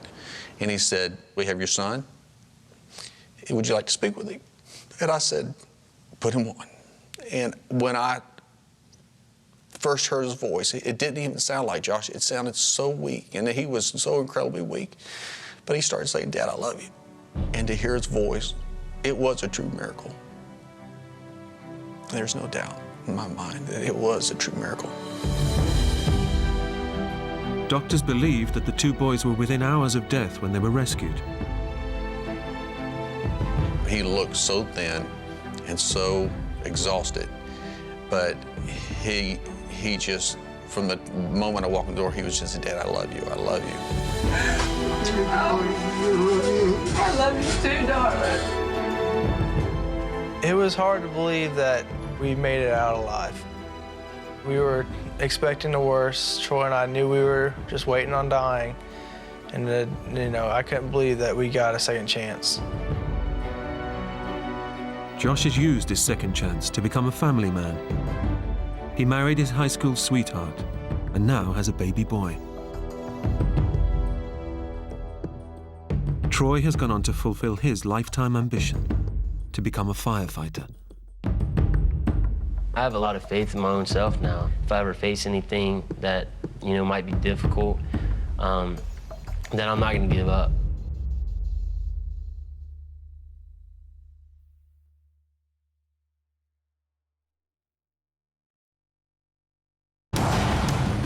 Young lovers, Gina Allen and Brandon Day, are on a day trip from hell, lost in a freezing mountain wilderness with no way out. The city dwellers are trapped in a nightmare they cannot escape. We're stuck. We're completely stuck. And just when it seems it can't get any worse, they're plunged into a tale of death and despair, which threatens to engulf them too. If we make a mistake, probably will die.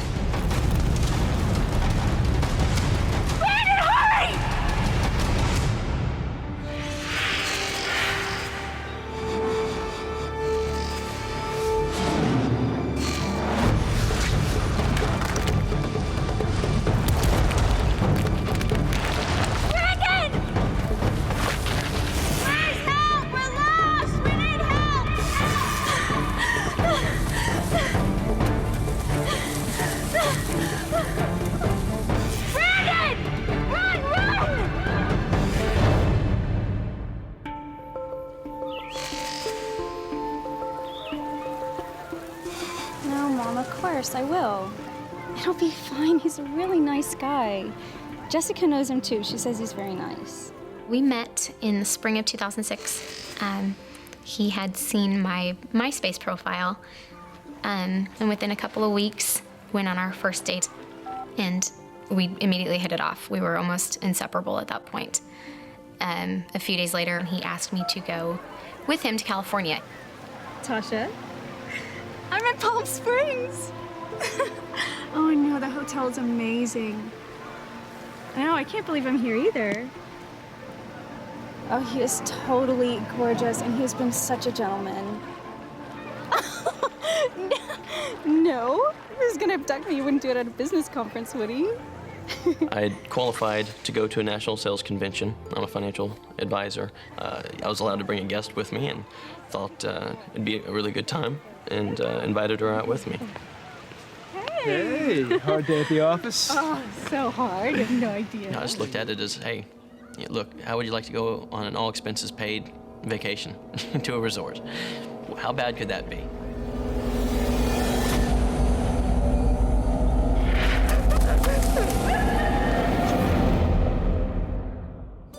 At the end of the convention, Brandon and Gina head out on a day trip to a nearby beauty spot. Intending to be back well before nightfall, the couple dress light. I'm gonna leave my purse here, so maybe you could take these for me? His pockets full, Brandon leaves his mobile behind. we didn't think anything of it. We were only going to be gone a couple hours, or I guess so we thought. At 10,834 feet above sea level, Mount San Jacinto is the second highest mountain in Southern California. And as we're going up, she mentions, you know, there's, this is mountain lion territory. There's also a lot of rattlesnakes in this area. But as long as you stay on the trails, you should be okay.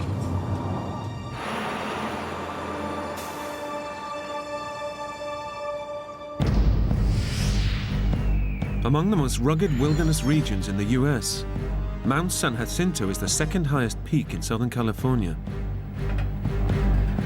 With no access road, the only way up or down is by cable car.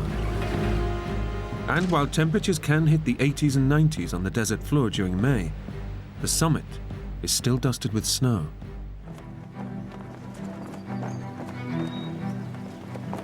Somebody mentioned it's going to get cold because you're going up 8,500 odd feet and there's going to be a wind. So you might want to grab a sweatshirt or a jacket, something like that to have with you. So we got up to the top, about to head out for our walk. It was totally perfect. And I guess you just think, you don't have a care in the world at that point. We're the typical young couple in love. Seeing the snow, I decided, sneaking behind him, that I would mess with him. Brandon. What? I just kind of turned to him and just nailed him right in the head with the snowball, and that point, it was on. It was just so fun, just throwing snowballs at each other in May. Wait, stop. Listen. What? What is it? You hear that? Sounds like a waterfall. Don't get me mad. So we headed off to go find this waterfall.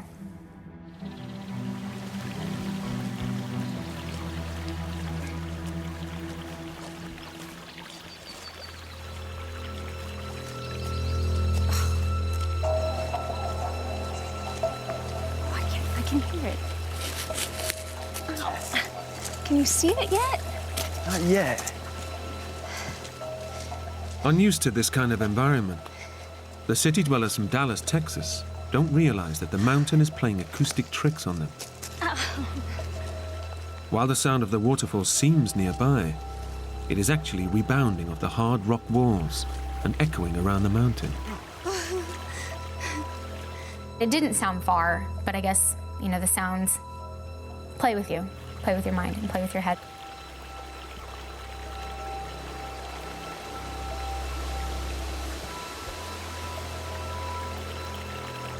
Gotta be here somewhere. Are we there yet? I mean, this is getting to be like a real hike. A little further, Gina. Should be really cool.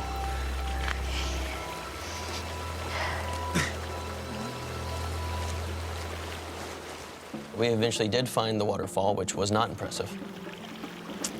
Wow. It's not exactly Niagara Falls, is it?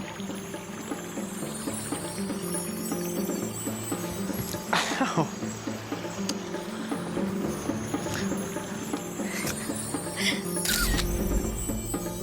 Did you get one?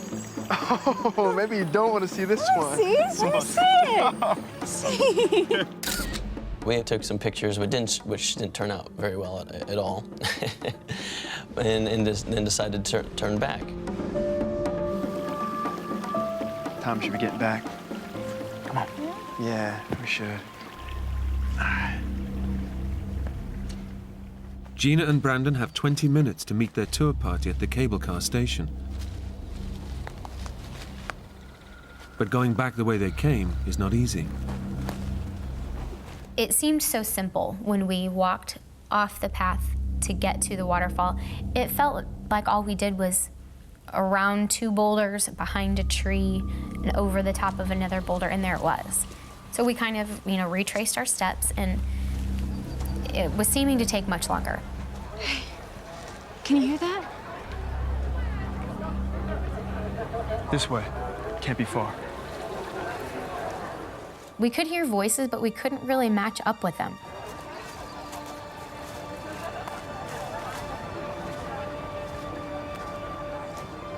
It's now less than 10 minutes before the tour party leaves. Brandon and Gina can hear the other tourists, but they cannot find them. This way. We couldn't get to them. They seemed to be just right there, and we lost voices. We couldn't hear anyone else talking. And at that point, you kind of, okay, something might not be right here. Meanwhile, the rest of the tour party has descended without Brandon and Gina and will soon return to the hotel. Beautiful, isn't it? Brandon and Gina now realize they've not only missed their rendezvous, they've lost their way back to the station. It's beginning to be a true test of their fledgling relationship. You've got no idea where we are, have you? Not exactly. But at least I'm looking for a way out. He goes, you can sit there if you want to, but I'm gonna keep on moving. I think he wanted to be the big, strong, tough guy that's not scared in front of me. At that point, it was probably important that I sent a little message of, okay, we can't panic. We have to stay focused on the task at hand.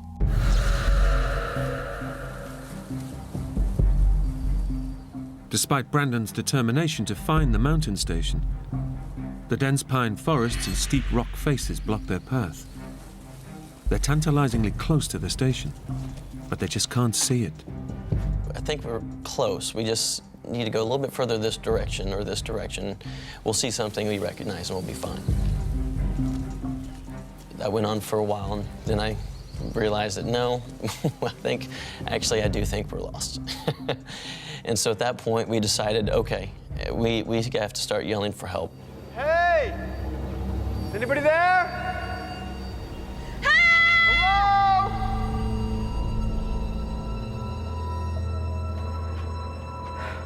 We're too short.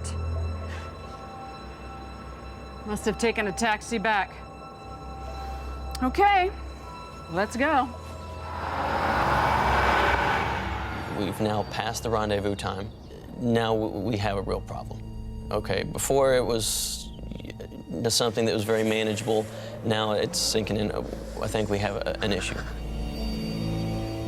As night falls, Gina and Brandon are lost in one of the most desolate and unforgiving parts of the Southern Californian wilderness. But even worse, no one knows they're missing. The most immediate danger for Brandon and Gina is hypothermia. Lightly dressed, they're at the mercy of the plunging mountain temperatures, which can drop well below zero at night. They must retain body heat, or frostbite, exposure, and eventual death may follow. All we had was wind pants and windbreakers on, not any type of gear or something to prepare for this type of weather, or food or water or anything, because we originally had only intended to walk maybe a few hundred yards to take a picture and then head back to a mountain station. So we weren't hikers, we were tourists. Brandon, I'm so cold. It's okay, Jim, it's okay. I really felt responsible. It's one thing to put yourself in a bad situation, but to put somebody else in a bad situation is tough to stomach. And so, at one point, Gina started to cry. She was very scared. And, I started to just apologize. I'm so sorry for putting you in this situation. And she stopped me right there. And I said, no, we're okay. We're in this together. We both took the wrong steps. We're both following each other here. We're okay. We're in this together. So I think at that point, he accepted that I was not blaming him by any means, that I was right there with him, that we were gonna get through this together. You can't stay here. You'll freeze to death. You've got to move. Where? We passed a cave a little way back. Let's Better than being out here in the open. Come on.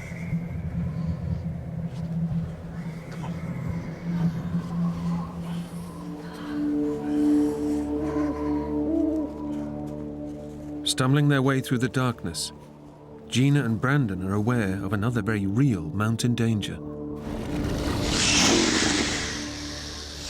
We had been warned that there's mountain lions and rattlesnakes in these mountains.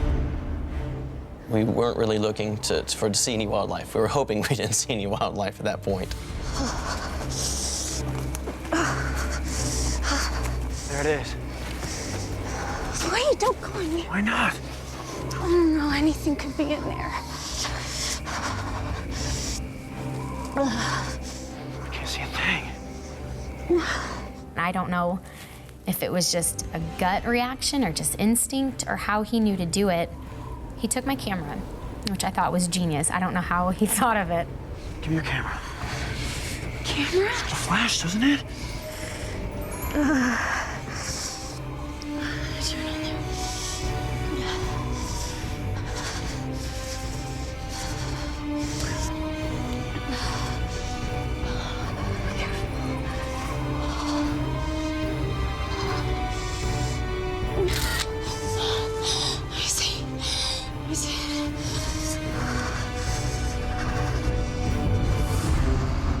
It's clear. There's nothing in there.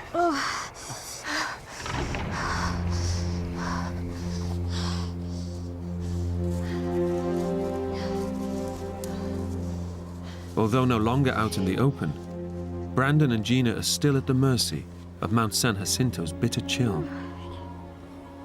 Well, that night, yeah, it really got to a level cold that I've never experienced before.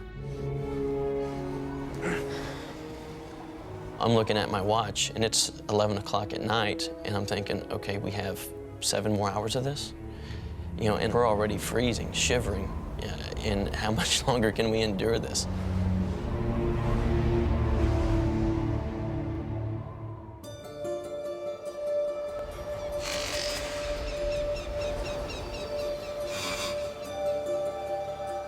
Brandon and Gina survive a long, cold night in their makeshift shelter. Exhausted, they've had nothing to eat or drink in the last 24 hours. Even so, Gina's mind is on more everyday anxieties. This was by far the most awkward date I had ever been on in my life. Here I am with this guy I barely know, and I'm stuck. Now he's going to, smell my morning breath, and he's going to see me without my makeup on, and I have dirty hair, and it's all those classic girl things you think of when you're in a new relationship. Brandon's thoughts are on more practical matters. In my mind, I'm going through a checklist, okay? There's a series of fail-safes.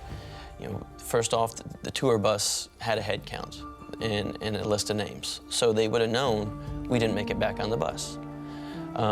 Secondly, at dinner that night, some people from my firm would have noticed we're not there.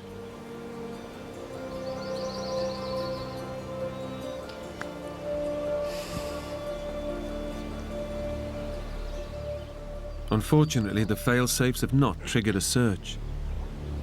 With the convention winding down, Brandon's work colleagues have not noticed their absence.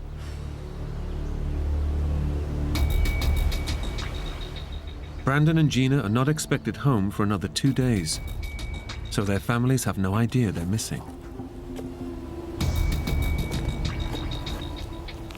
Brandon and Gina climb further up the mountain, thinking they need to go higher to reach the cable car station. They're in for a shock. Oh my God. There's no sign of the station. Gina and Brandon now realize they've crossed to a different ridge of the mountain. Hey, look. Look at that tree. There are a lot of trees. No, that was that dead one we passed on the way up from the cable car. I climbed a hell of a long way up. They now know they're more lost than they thought. And facing another freezing night at this altitude could kill them. The young couple need a plan. See that creek? That creek running there? And that heads down towards Palm Springs. Yeah. we made the decision that we're going to try and walk our way out of here. We're going to try and follow the mountain river, and it has to lead out somewhere. Let's go. What Gina and Brandon don't realize is that between them and the river is some of the most treacherous terrain the mountain has to offer.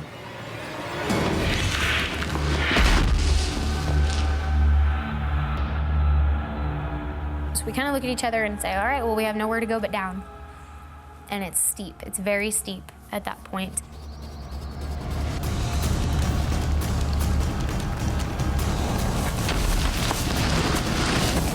We slid on our butts, I guess, with one leg straight out in front of us, the other leg bent up. And we moved. Definitely shook loose some of the rocks around us, which got a little frightening. A boulder about half the size of a suitcase goes tumbling all the way down, and then you hear that just hit the bottom of this rock face. You know, if we make a mistake, we're either dead or we're hurt to the point to where we probably will die.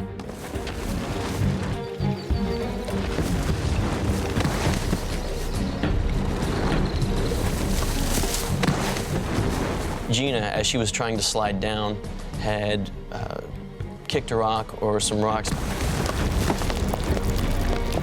Brandon, watch out!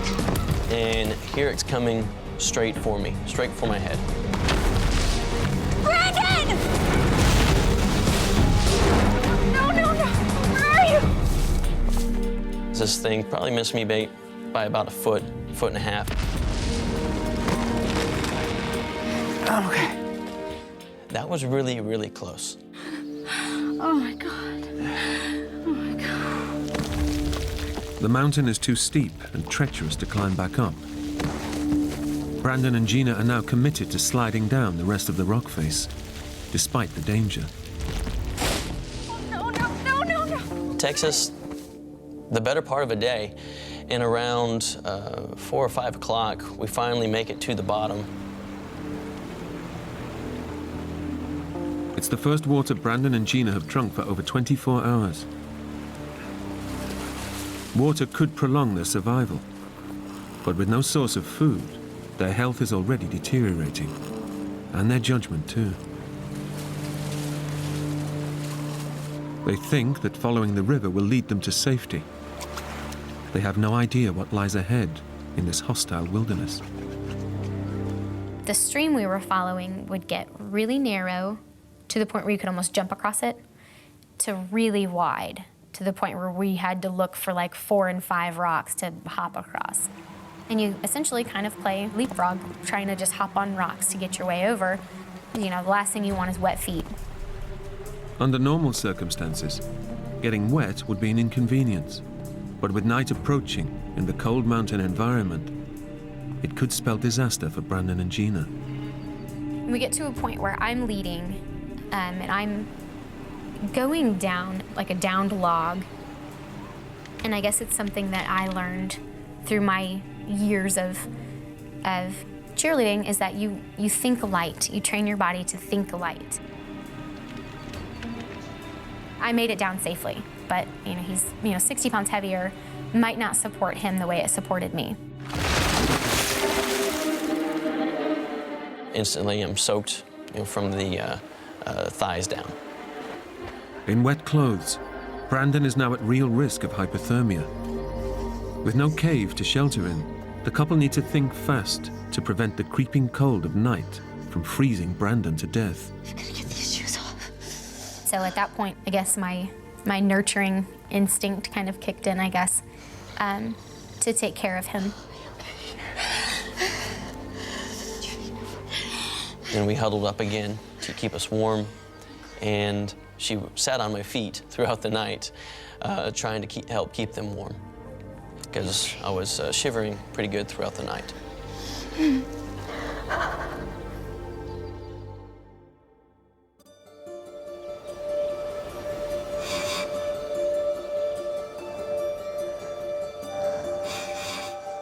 The sun comes up Monday morning.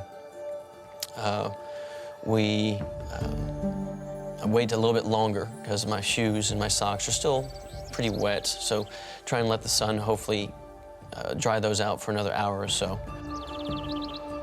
After 2 nights stranded in a savage mountain wilderness, with no food or way out, all Brandon and Gina have left is a determination to keep going. We're not gonna die here. And also, we just really didn't want to sleep another night out in the freezing cold. We wanted to get ourselves out of there.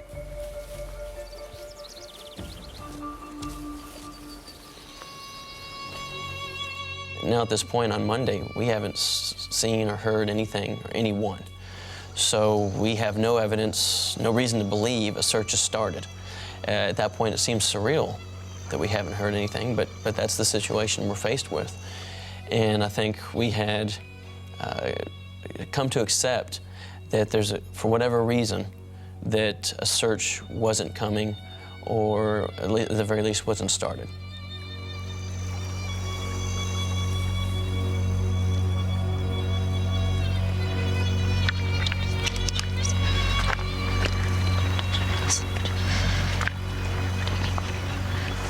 What'd you say?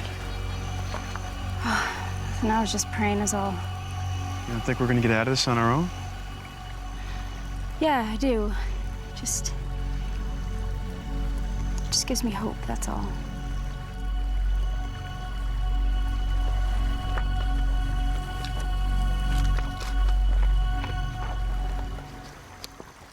But Gina's prayers are going unanswered. Their hotel computerized booking system has automatically checked them out. But the rooms have not been made up, so no one knows they're lost in the mountains, fighting for survival. And we really just have to be careful as we make our way. You know, we don't get ourselves into a situation where we can get bitten or fall and get hurt or anything that's going to get us stranded. With little sleep, nothing to eat, and no sign of rescue, they'd been driven on by grit and sheer determination. Then suddenly, signs of life appear in the distance. Well, first, I'm making sure I'm not hallucinating. You know, we haven't eaten, we haven't slept. At this point, you know, I'm sure that my judgment is starting to not be as sharp as it once was. You see that? What? That. Oh my God. Hey! Hey! All of a sudden, you just get this feeling of, oh, I think we made it. Is anyone in there? No. Brandon and Gina realize this is not your average campsite. We definitely know right off the bat that something's wrong.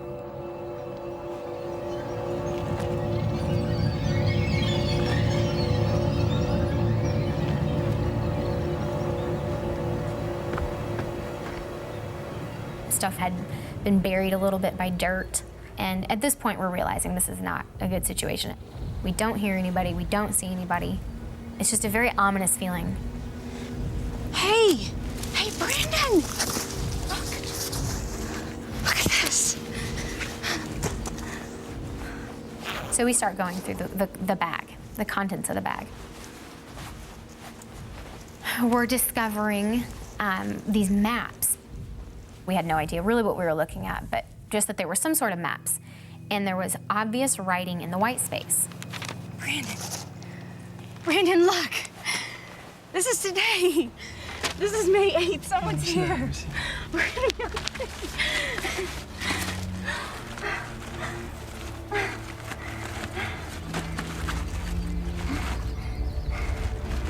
No, Gina.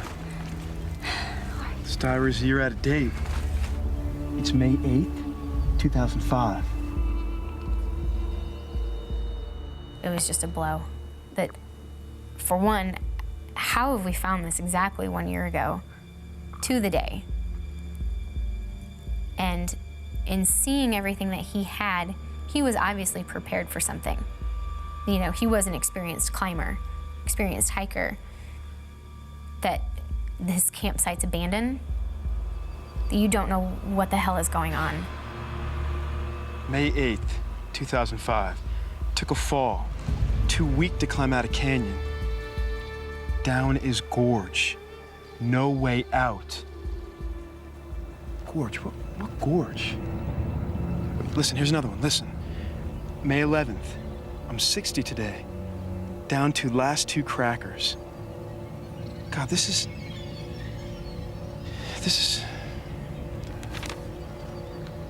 Here, May 14th. Heading down to creek for water. Goodbye and love you all. I'm looking through the bag and I come across all of his identification. I see his name is John Joseph Donovan, and he's in his 60s from Virginia. And I come across his driver's license, his credit cards, his debit cards, his everything. Gina, these are someone's last words. Gina, we've just read someone's last words. That was exactly a year ago to the day that we found this campsite of somebody saying goodbye to the world. And now here we are in the same place exactly a year ago to the day. And to go from such a high to such a low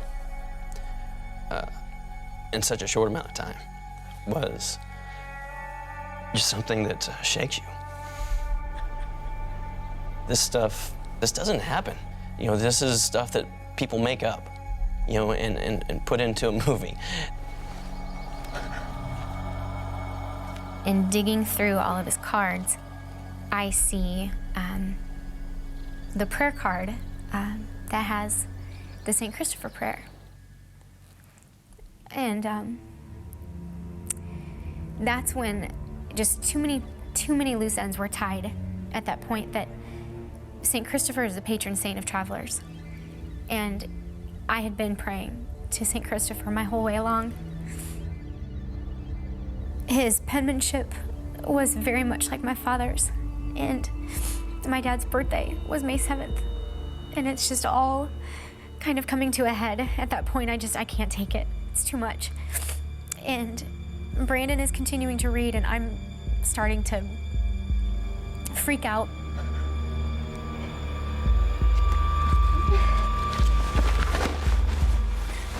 At that point, I took his bag and I gathered up everything I could. I gathered up his glasses, his shoes, his jacket, because in my mind, that's somebody's dad. And somebody's dad didn't come home. And it was just important to me that any of his family have his things. I can't think of anything but getting the hell out of there. Gina, wait! Gina, wait, stop! Gina!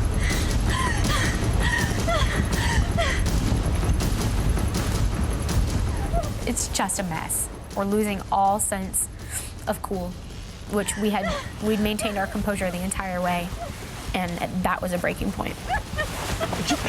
Gina!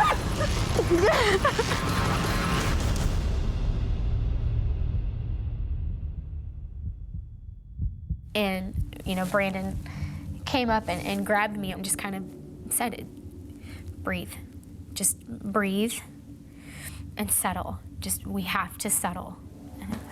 And, you know, just that look in his eye, I knew that he was afraid for me. And we kind of just took a moment to maybe try to gather ourselves a little bit. And all you can hear is this rush of water. For Gina and Brandon, the horror story they find themselves in is unrelenting. What is it? What? What's it? Again, the water gets us every time. That's a waterfall. Come on. So we get closer. We make our way back around some big trees that were close to the water, make our way around.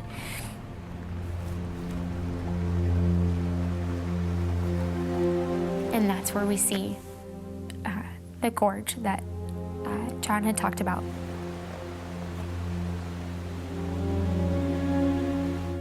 And we're stuck. We were completely stuck.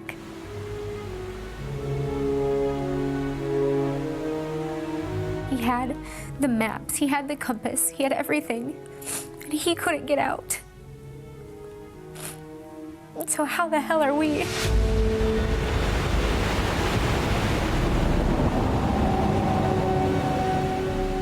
Clearly, you know, looking back upstream, what we had just come down, there's no way we can get back up it.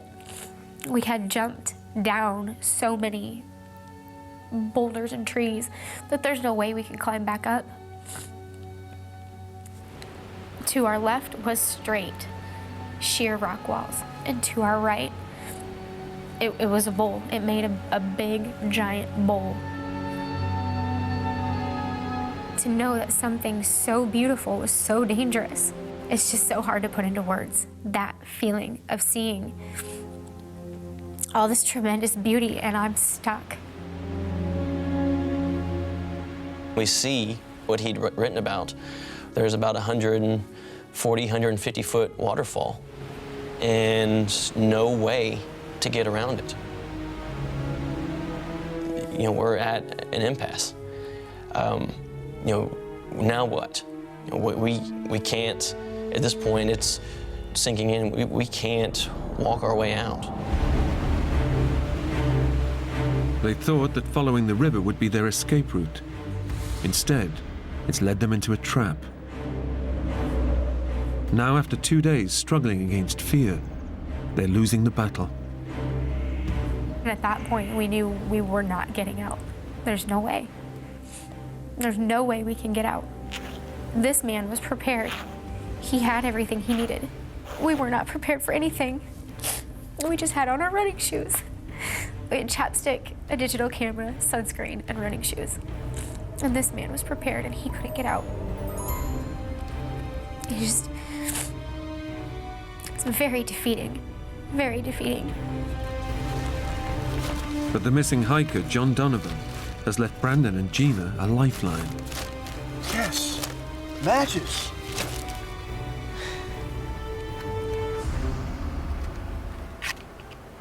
Think they still work?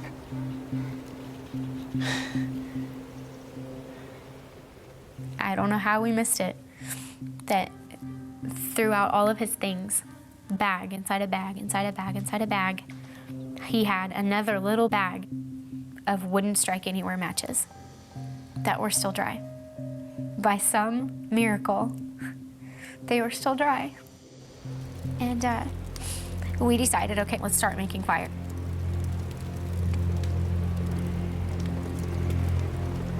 What's that noise? Bar? No, that. What? It's a helicopter. It's the waterfall. No, it's the waterfall.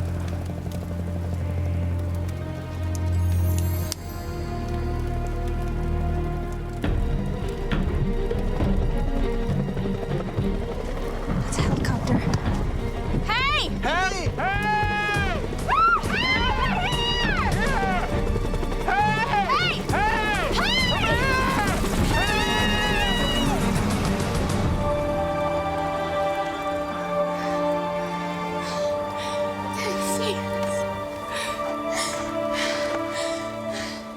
The young couple have no idea whether the helicopter was ferrying tourists or looking for them.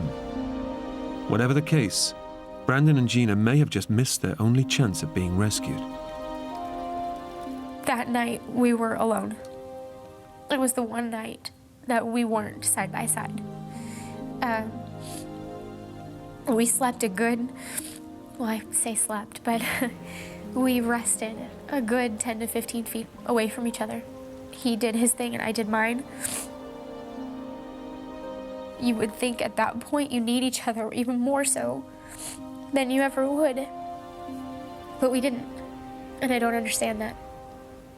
At that point is when I started to really lose my faith.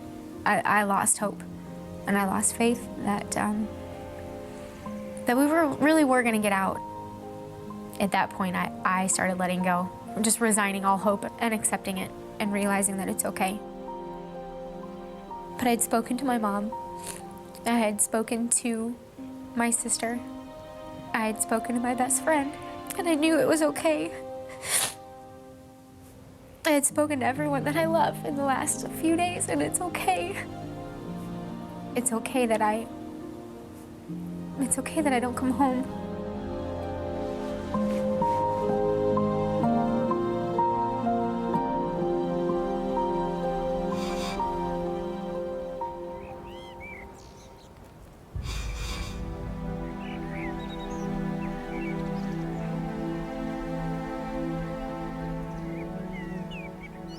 Tuesday morning, we felt by far the worst we had felt since we'd been out there. And just standing up from a crouched position was difficult. Over 4 days, the young couple's physical resilience has driven them on, but not any longer. Just the constant nights of not getting any real sleep, of shivering, the days of climbing and getting cut and scraped and bruised, trying to make our way down this mountain, being dehydrated, not having any food. I think it had all finally really hit our bodies.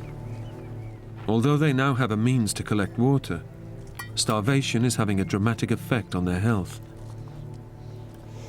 Our bodies are starting to tell us that they don't have much more. We had turned some type of a physical corner, and it was downhill. Exactly what happened to John has been a mystery, until now. When I was gathering water from this pool, I did notice something out of the ordinary, something that didn't seem right. I think really maybe part of me knew what it was, but the other part of me didn't want to know, at least not at that point in time.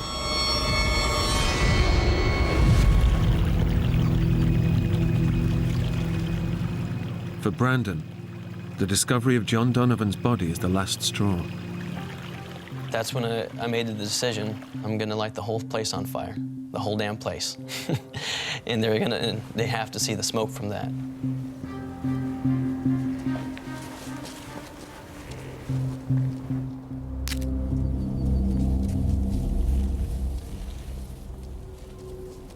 We only have so many matches.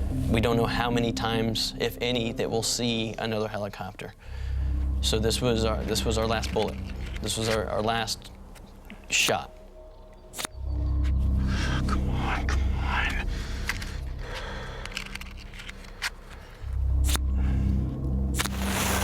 Yes. Come on. Yes. And it took much faster than I anticipated. Made sure the fire caught, and within 60 seconds, it's a large fire and getting larger. No.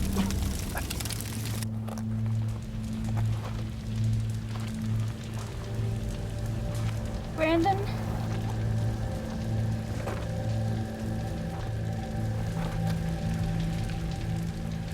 Brandon?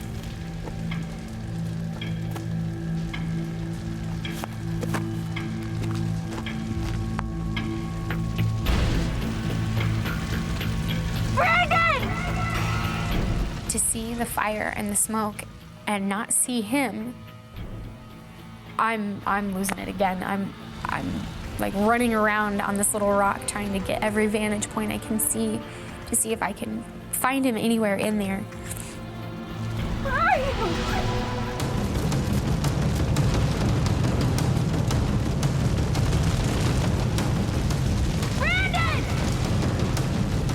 And finally, I see his little head moving through the mess, and the flames are getting bigger. And I'm just, hurry up, get up here, get to me. Brandon, hurry!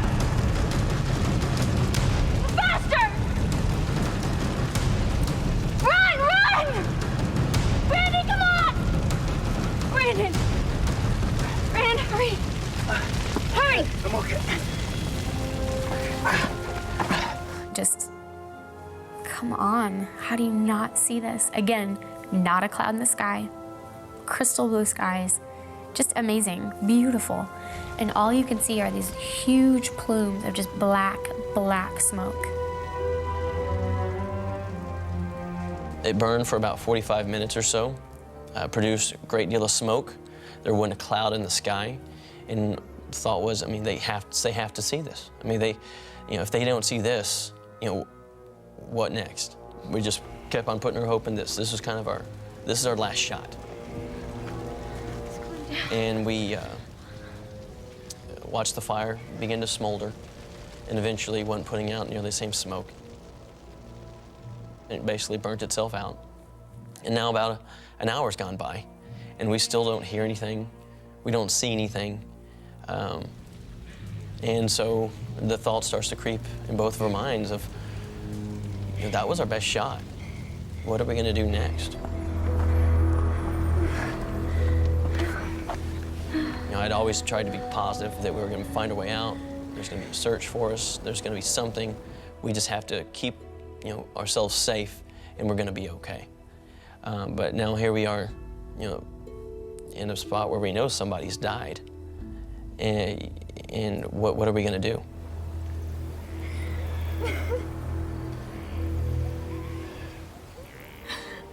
A lot of things run through your mind when you're really faced with, okay, this could be it.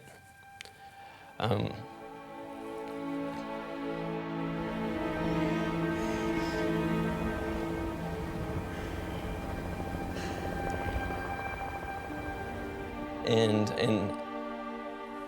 it was the most beautiful sound we'd ever heard, because coming up from the valley floor is that sound of a helicopter.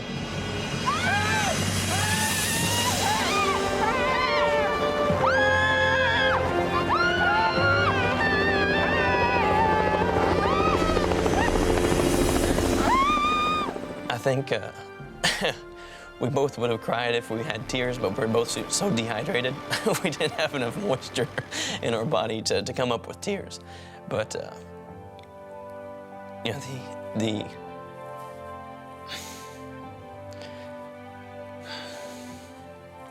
the pure joy of knowing you're gonna make it out.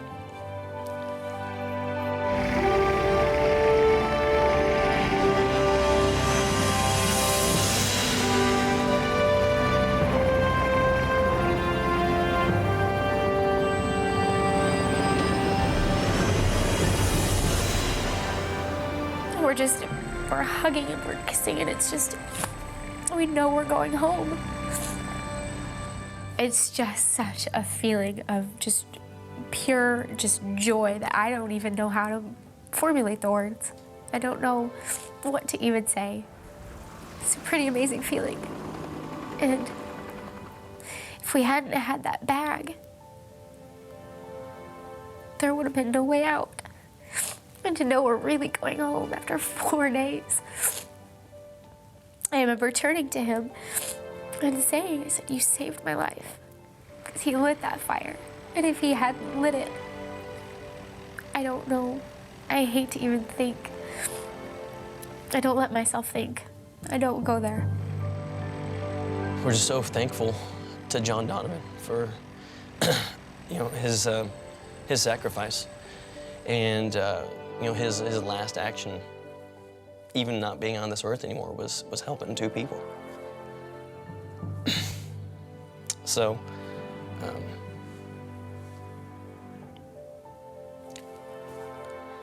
certain people just have a way of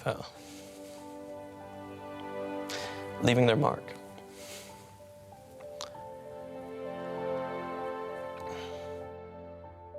John Donovan's remains were recovered 3 weeks later.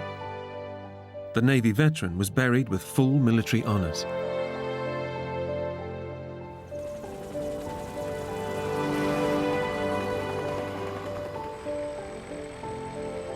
Gina and Brandon stayed together for 2 years after the ordeal, and then separated.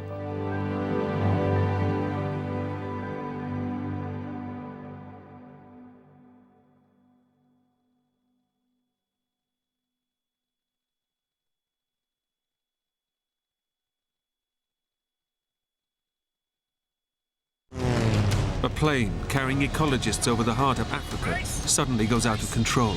I had 15 seconds to say I had a good life. It crashes, leaving 3 men with serious life-threatening injuries. Exposed to the harshest of elements, with little hope of rescue, their only chance of survival is for one of them to walk for help. I don't want to die. If he didn't get through, we were all going to die. At the mercy of the same animals they're trying to save. I really felt that this was it. How long can they survive in such a hostile environment?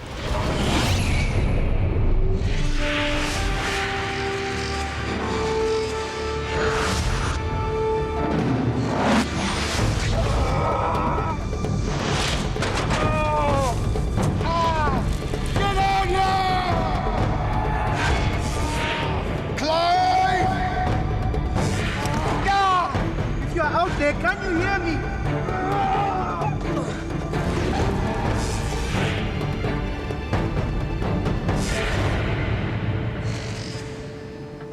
It's early in the morning, and a group of ecologists are about to go on a special charter flight. They'll be flying into one of the remotest parts of Central Africa, the Luano Valley in Zambia. Graham Child from Zimbabwe is leading the team. I've worked all over the world, but my real love is the central part of Africa. You have fantastic wildlife. Clive English has flown over from the UK, especially to work with Graham. The chance to do this work with somebody like Graham was just a real opportunity that nobody would ever turn down. Come on, the weather's perfect.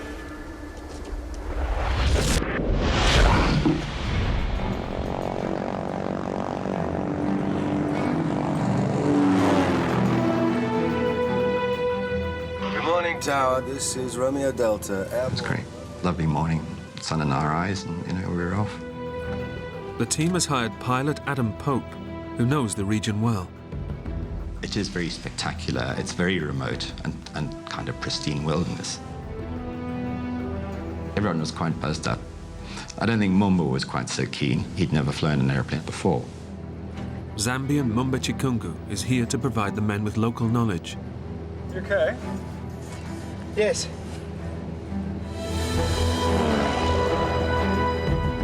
The men are planning to establish a conservation park in the area.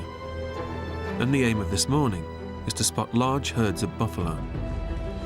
As we flew around, we saw about 6 or 7 elephants. We were really looking for buffalo. They are usually quite plentiful, but I wasn't finding them. Okay, take me down. Let's have a look down there. He said, let's go in and see what we can find. They're flying towards a wetland area where buffalo might gather. But this means flying in close to a huge escarpment rock face. We had to get in quite close to this escarpment to be able to have a look at them properly. We were traveling quite fast. Hold on. The closer they get to the escarpment, the more turbulent the air becomes.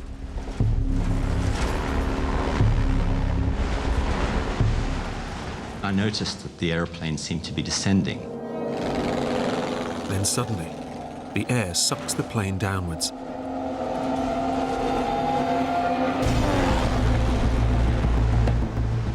You get these vortexes that come off the ridge, and we'd flown into one of those.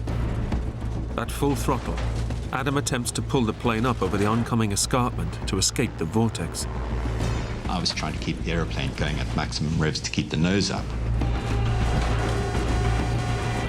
The stall warning came on. This is bad news. I know this is really bad news. We were in serious trouble. It seemed like we were not going to get over the top.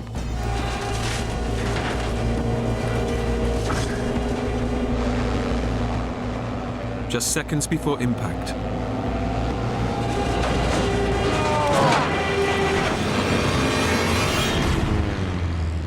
Adam manages to bank the plane. I managed to get the wings level, but we were going down. Going in! We're going in! What happened is that we just lost it.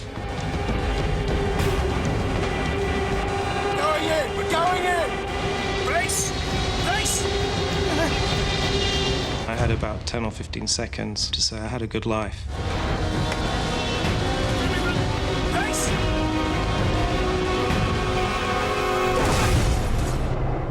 And then we hit.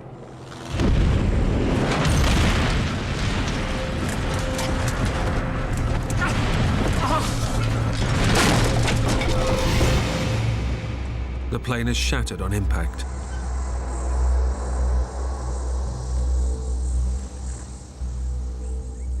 All 4 men are trapped inside the fuselage.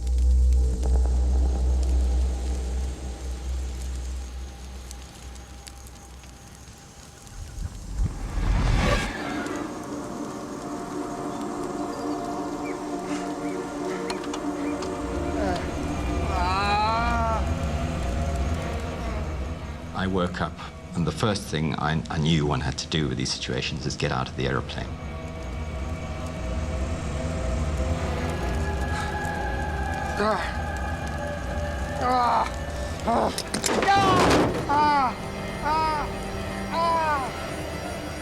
Get out! Get out! I wasn't really aware of where I was. I must have been somehow aware that the right way out was on my right.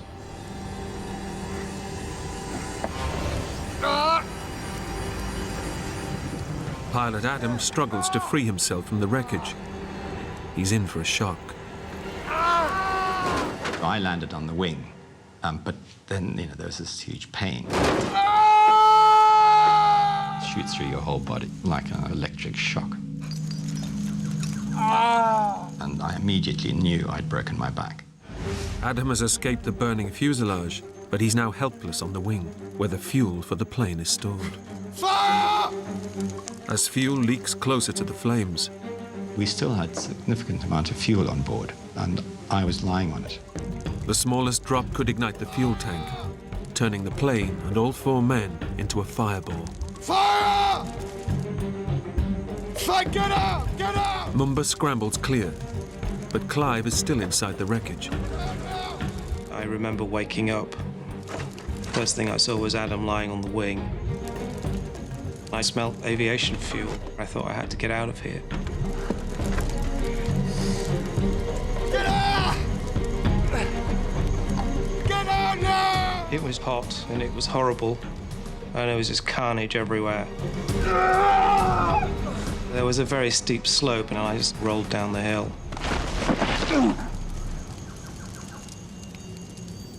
The plane is a ticking time bomb, ready to explode with Adam stuck on the wing. I was scared.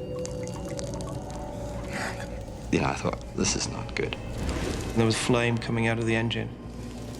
There was a fair amount of fuel leaking from the wing.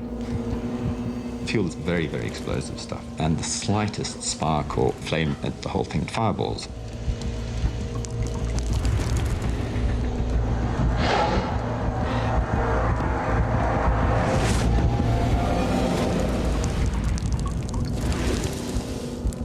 Slightest contact and the whole thing will blow. And there was nothing I could do about it.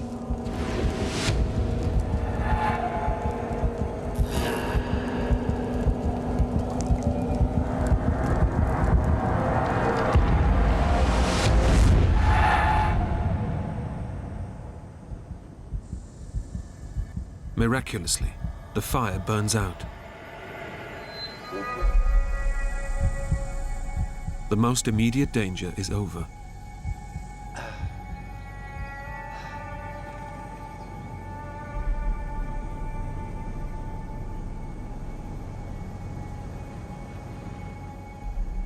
Clive! But like Adam, Clive is seriously injured and unable to move. I just had this terrible pain, as if someone had stuck something into my back. I was just writhing on the ground, looking for a position that would give me some relief.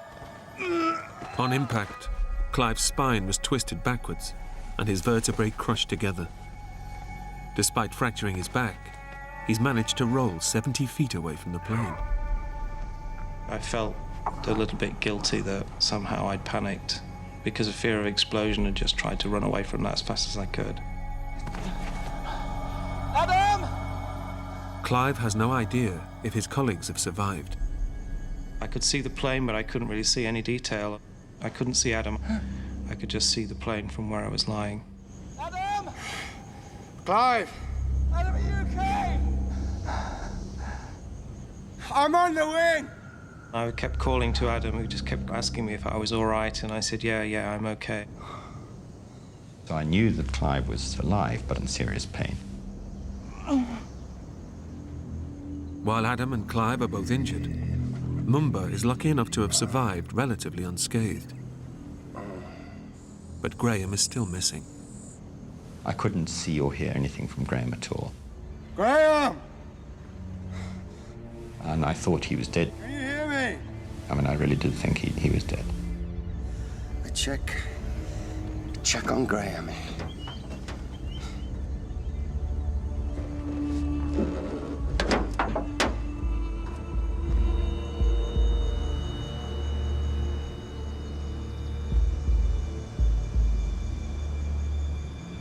Mumba, is he okay?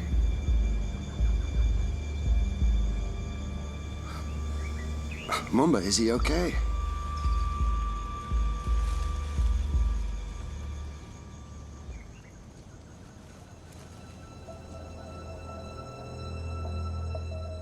Graham has taken the full impact of the crash.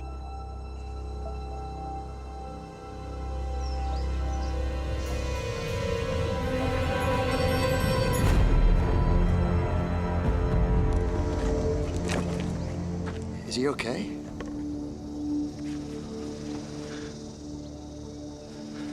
It's his foot. His foot is hanging off.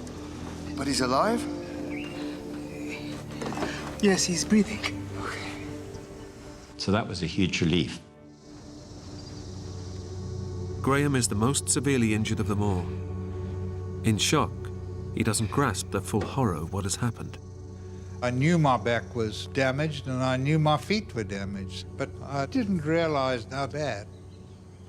Adrenaline is numbing Graham's pain. When I looked down, my one foot was badly damaged with my leg bone sticking out. I could see out of one eye a little bit, and everything was blooding up very fast. To add to his misery, Graham can barely hear the other men. His hearing aid has been lost in the crash.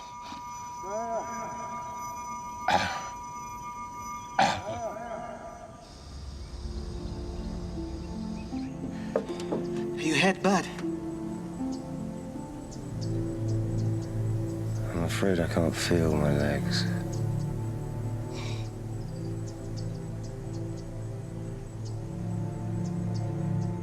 I couldn't move my legs. And then I realized that, you know, I was paralyzed.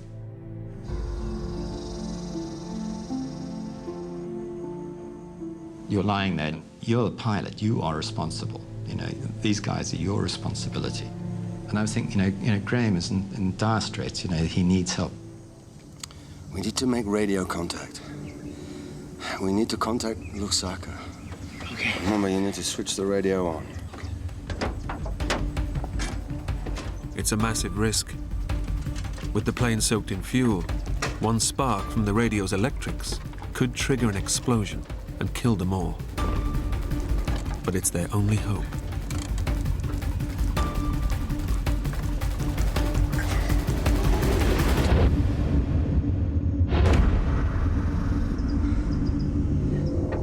So we turned the radio on, and you can hear a click. Mayday. Mayday. Can you hear me?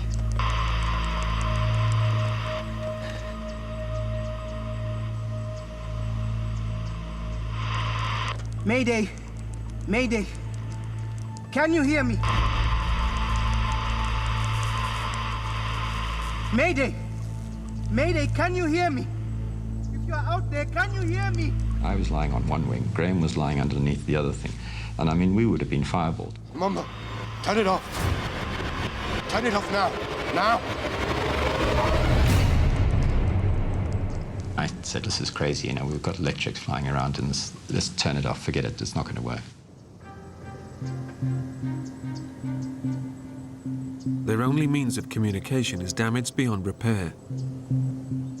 The 4 men are now stranded in one of the remotest areas of Central Africa, with no idea if anyone even knows that they've crashed. Would anybody be missing us? Is anybody going to come and look for us? And how would they ever find us in this place?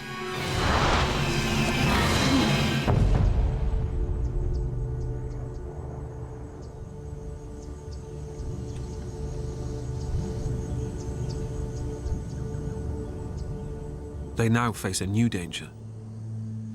Exposure to the blistering African temperatures, which can rise to over 100 degrees. The sun just bearing down on you, you couldn't get out of it, you were exposed. It certainly felt as if I was burning.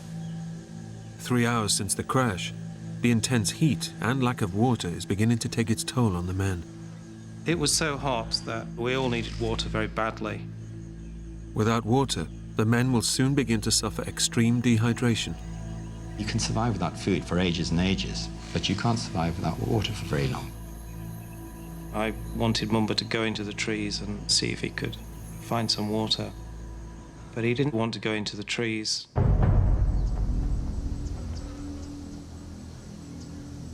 You need to find water, okay? Water. He was definitely afraid.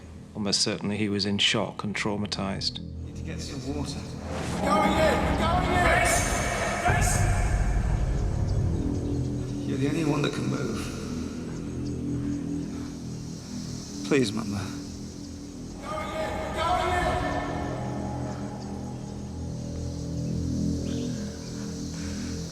Okay. To find water, Mumba must venture alone into the bush. But he knows it's also home to dangerous predators. He definitely had a strong fear of wild animals, and we were in a game management area where there was a lot of game.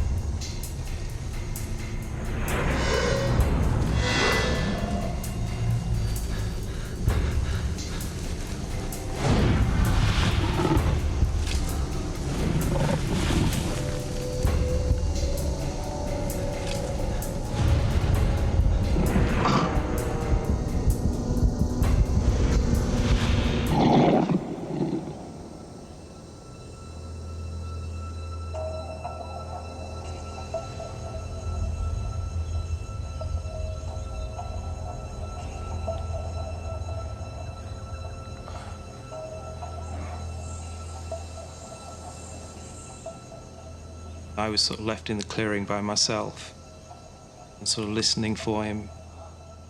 I was concerned for his welfare.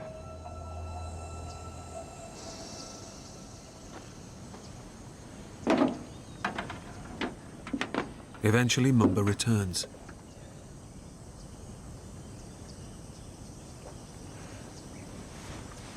I've managed to find a stream. Excellent, Mumba. Well done. When Mumba came back and said, look, I've managed to find some water, then that was fantastic.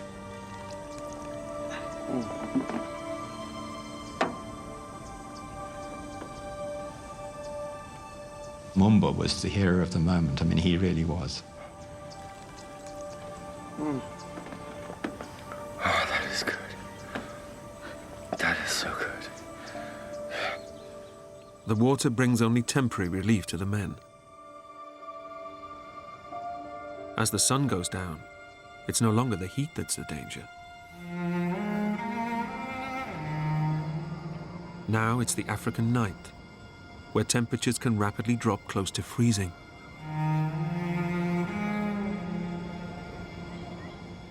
Since they'd originally planned to be back by lunch, the men are dressed only in light clothing and are now at serious risk of hypothermia. And the problem with us was that we were completely exposed to the sky. It was quite cold. Graham was a constant source of concern. He was older, and he had this horrific broken leg. I wasn't sure whether my foot was savable or not.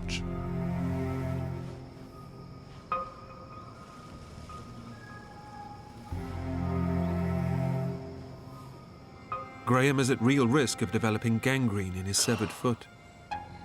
And his pain is so severe, he's drifting in and out of consciousness.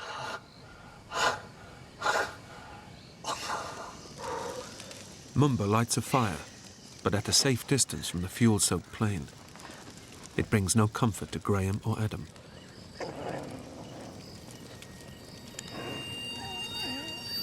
What was that? There were animals around.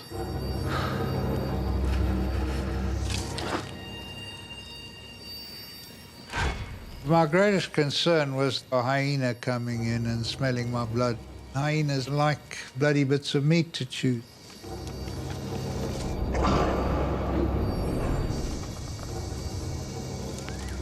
There were quite a lot of noises.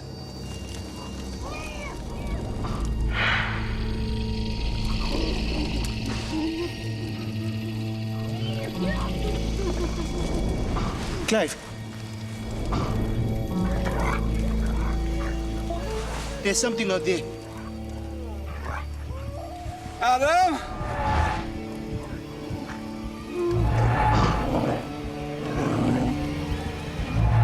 Adam?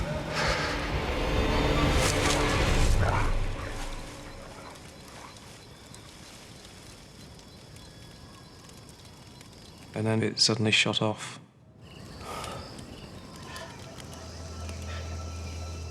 It was a long night.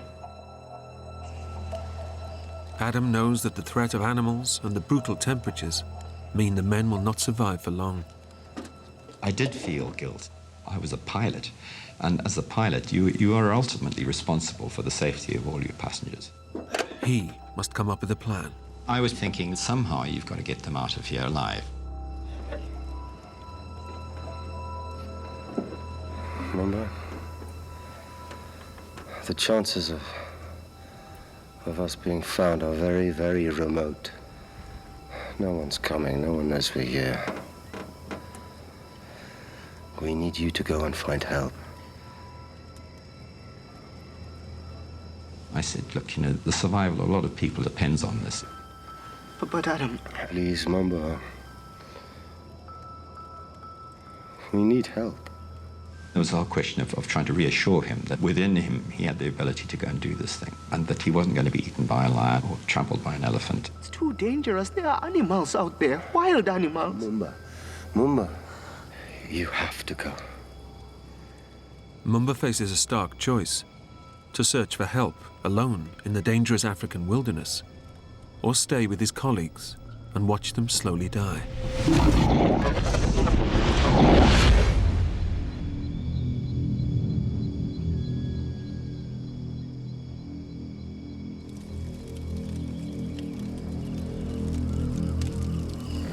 Adam has asked me to go and look for help. I told him it was too dangerous, but he insisted. I don't know what to do. Adam wouldn't ask you if he had a choice.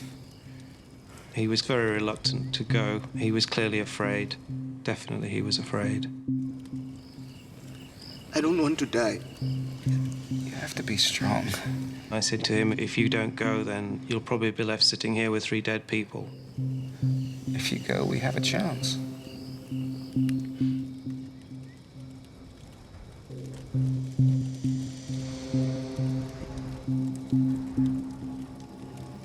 Okay. Get some rest. I don't know how I'm going to sleep tonight.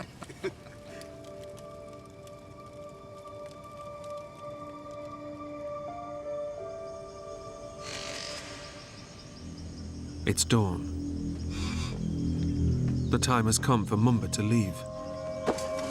But he has one vital task to complete before he can go.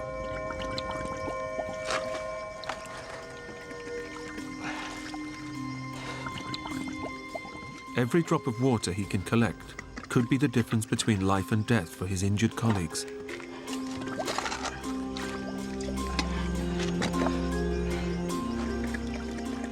We had no radio. There was no other way we could get out. Mumba was really our only hope of getting any salvation.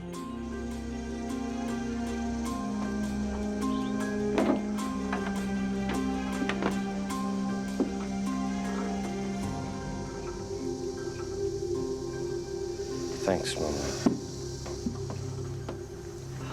I'm going now.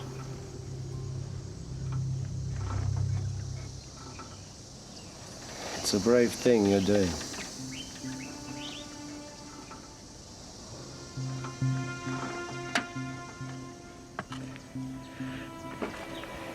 Good luck, man. You too.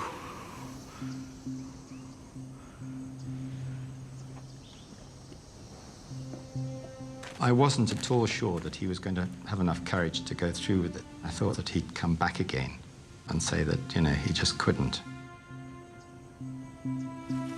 Slowly but surely, he sort of moved out of the clearing and disappeared into the trees.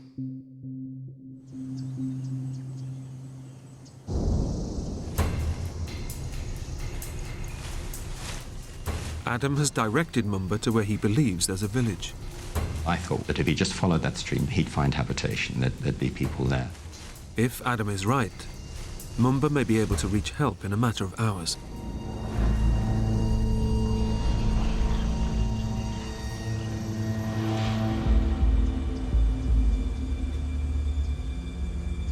As every hour went past, I thought, well, this is good. You know, he probably is giving it a crack.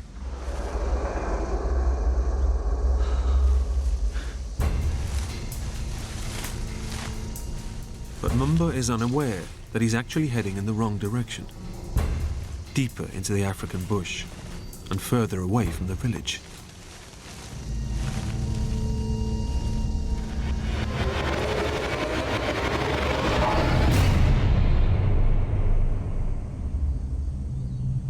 The supply of water Mumba left behind will only last a few hours.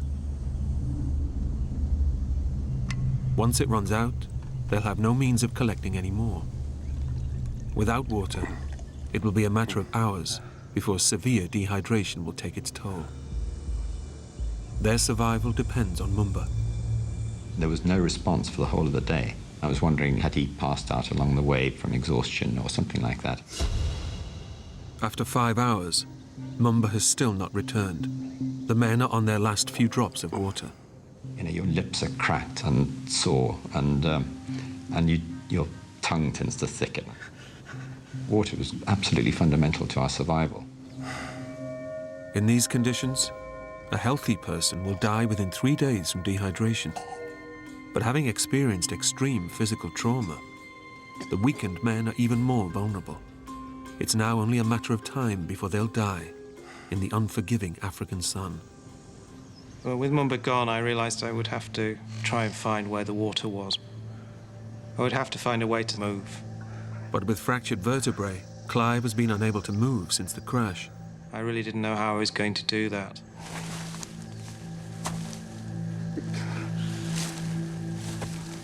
Any kind of movement was very painful.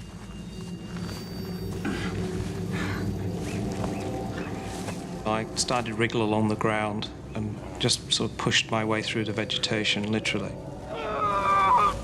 That was extremely painful.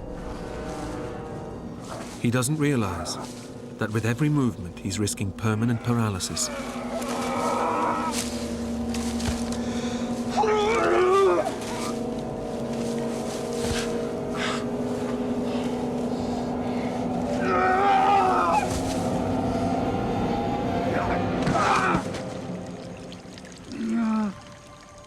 Suddenly, I could hear trickling water.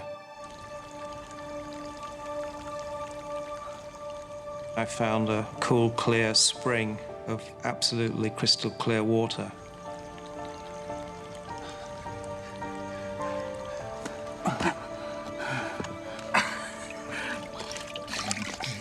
And I just put my head in there and just drank.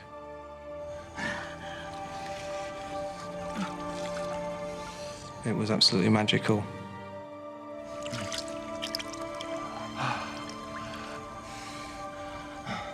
Nature was providing us with a real lifeline.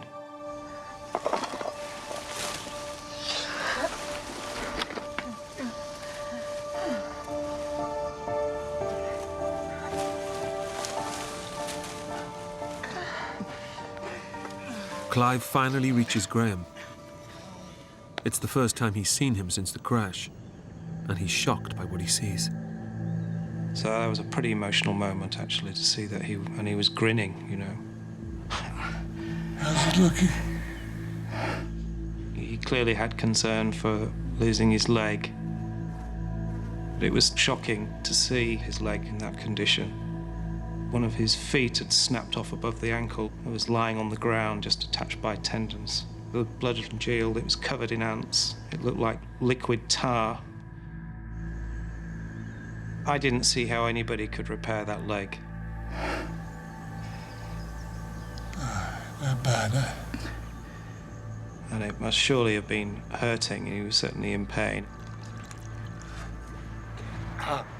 For the first time, Clive is confronted with the true horror of Graham's injuries. Time is running out for the severely injured men. 8 hours since he left for help, and there's still no sign of Mumba. Clive knows that their fate is now in his hands.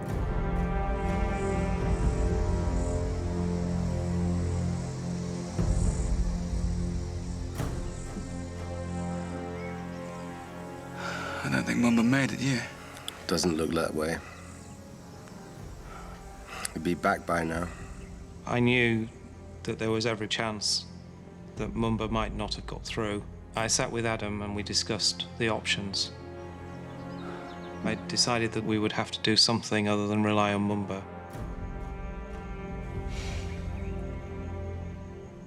I could see a ridge, but if I could get up there, I felt I would be able to see what was below us, and maybe if there are any villages. If Clive can see a village close enough, he could attempt to reach it, despite his fractured back. I grabbed a pole and then tried to stand.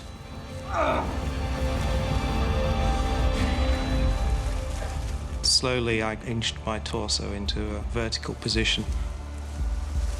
While he manages to stand, his progress is painfully slow. Provided I didn't twist or turn or bend forward too quickly, I was okay.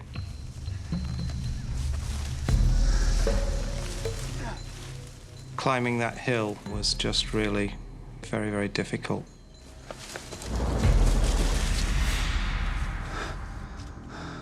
When I got to the top of the summit, I looked down to the valley floor. There was no settlements.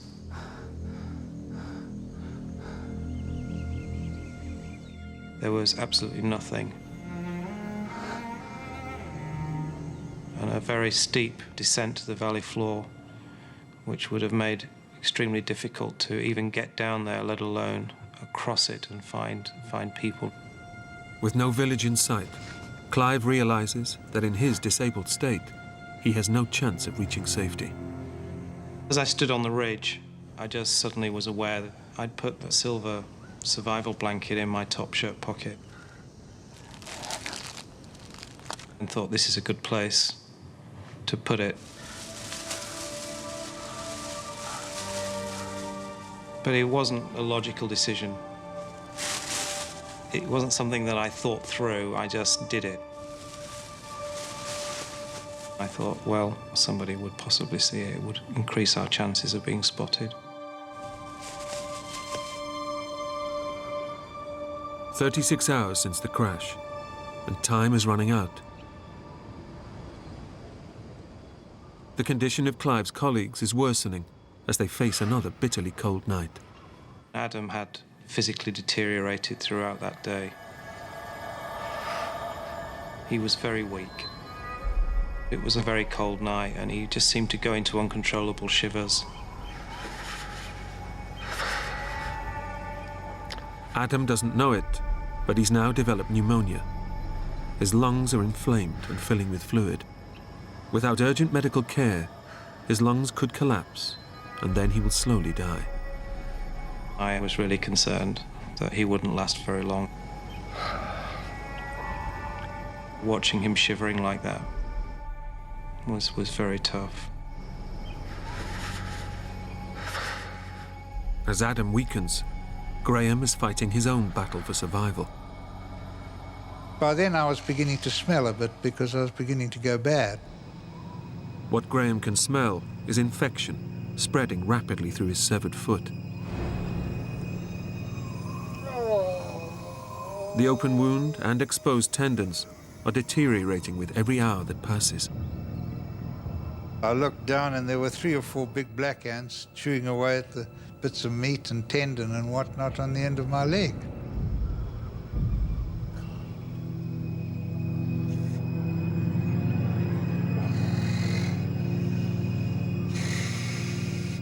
But there wasn't much I could do about it. I couldn't even brush them off. I'd done a calculation that after another night of cold, I didn't think Adam would survive that.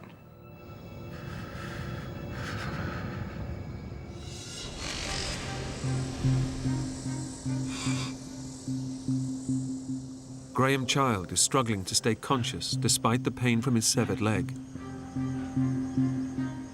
Pilot Adam Pope is suffering from chronic pneumonia. Adam was beginning to get a lot weaker. I was beginning to lift his head to assist him with drinking water. It was quite distressing to see him deteriorating the way he was.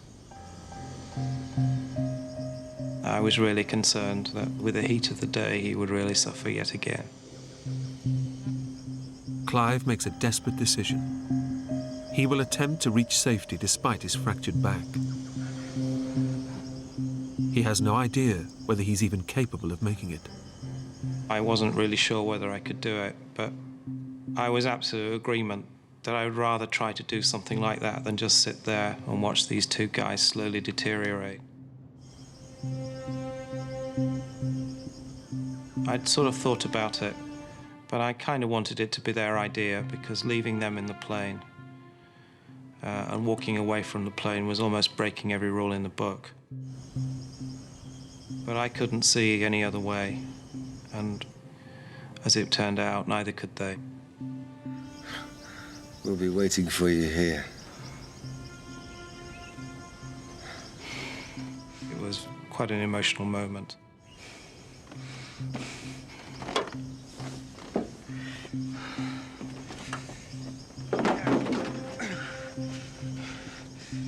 The men know that this may be their final goodbye.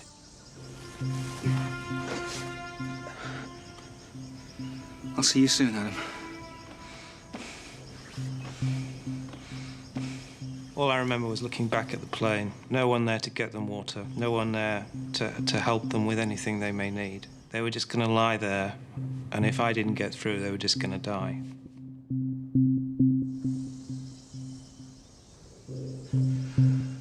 I just remember looking back, thinking, this is it. I might never see these guys again. That was a tough time, very tough time.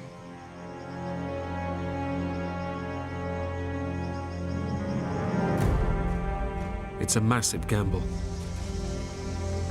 Clive is not sure which direction will even lead him towards a village, or how far he will get in the dense African terrain.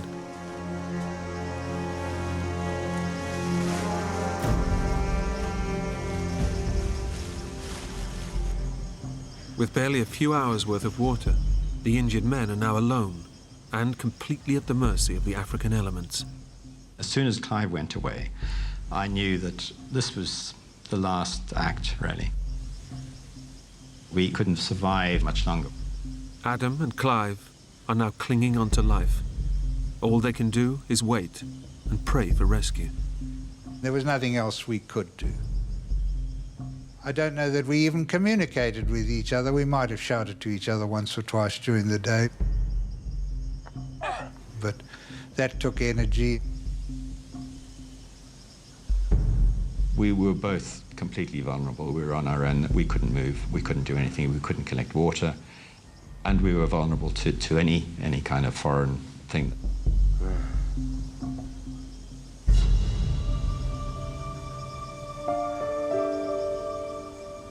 My thought process were on my parents and my brothers to a certain extent. This is not good for them, that, you know, that they must be suffering enormously because of this.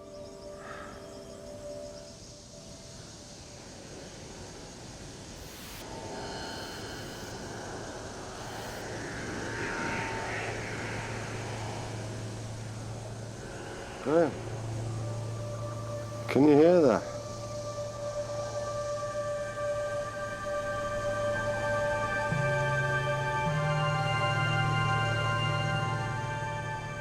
Suddenly, this airplane flew out over the top of us, quite high.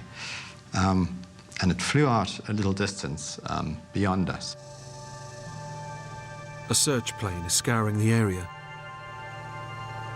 But Adam and Graham know that their plane is obscured by dense vegetation.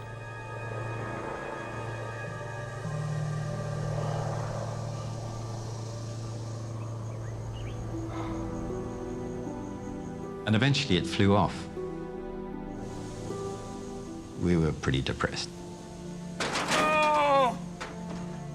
We were lying there thinking, that's probably the last chance we've got. I mean, that was a really good chance, and they obviously didn't see us. Their one chance of rescue is gone. Deep in the wilderness, Clive also hears a plane, but he knows he'll never be spotted.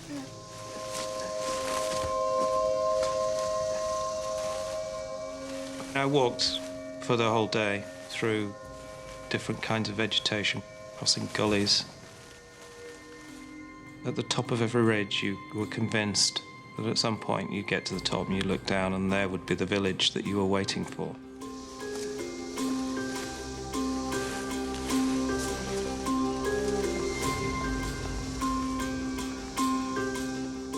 And of course it wasn't.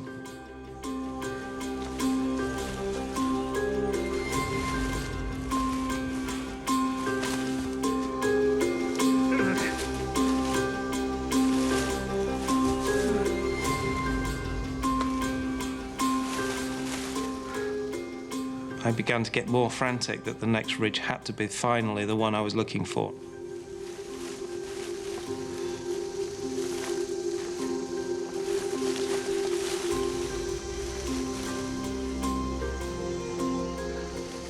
And when that didn't come, all the insecurities came out.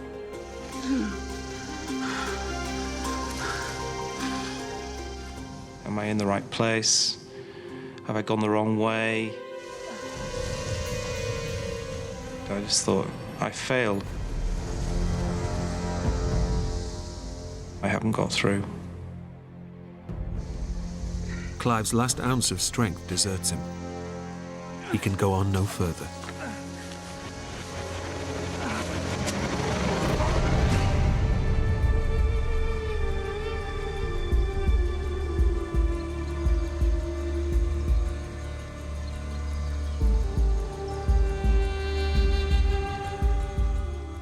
As the temperature rises in the midday sun, there's an ominous sign. Vultures.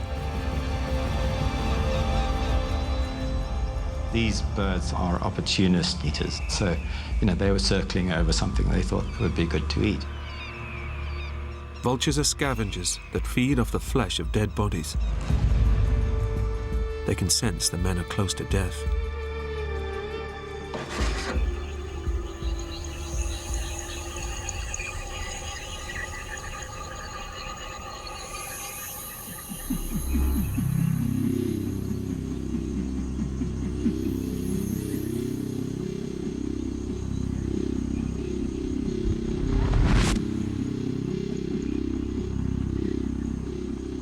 Hear something in the distance.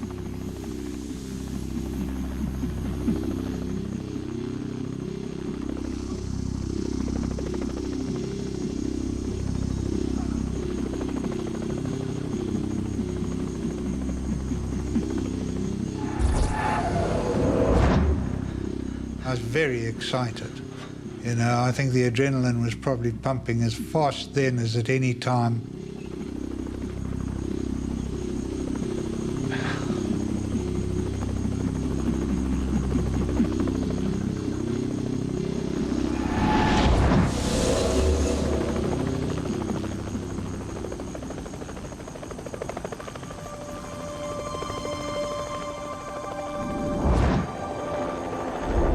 And this helicopter comes flying in from our left.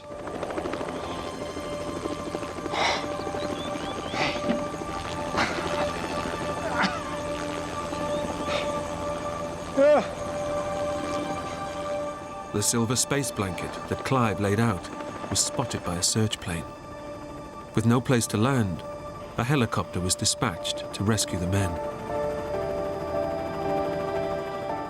Atoll Freiling, a volunteer rescuer, was in the chopper.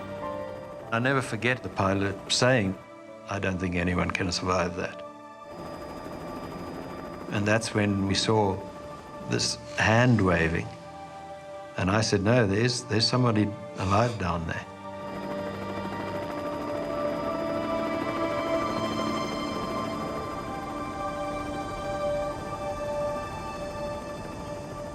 And I said, oh, this is fantastic.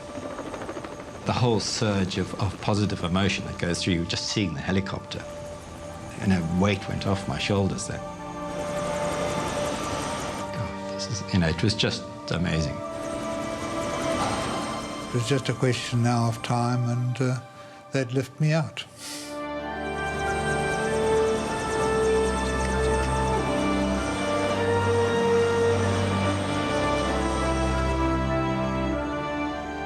Mumba finally reached a village, a day after the men were rescued.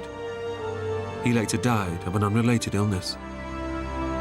Completely unaware of the rescue, Clive English spent a night alone in the bush before he was finally rescued.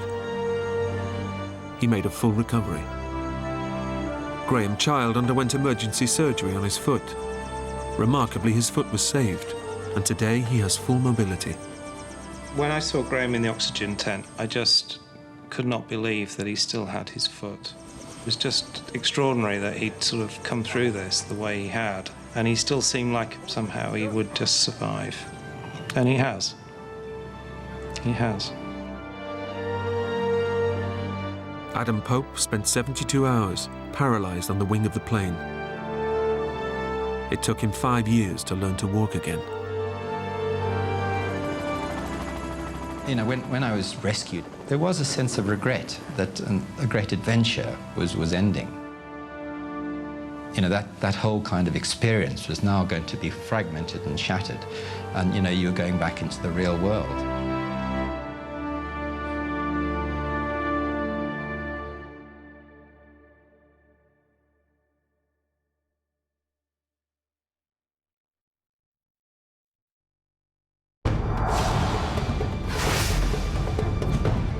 One sudden slip along a desolate canyon trail puts world champion adventure athlete Danelle Balenji at the mercy of the Utah wilderness.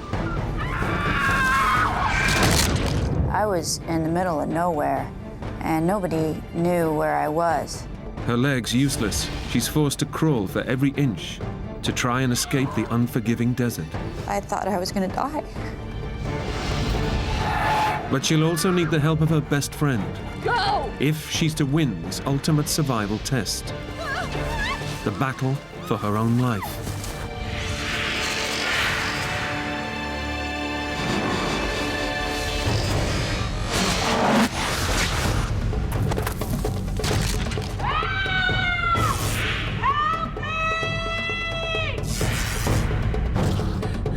Go find me help. This is my last chance.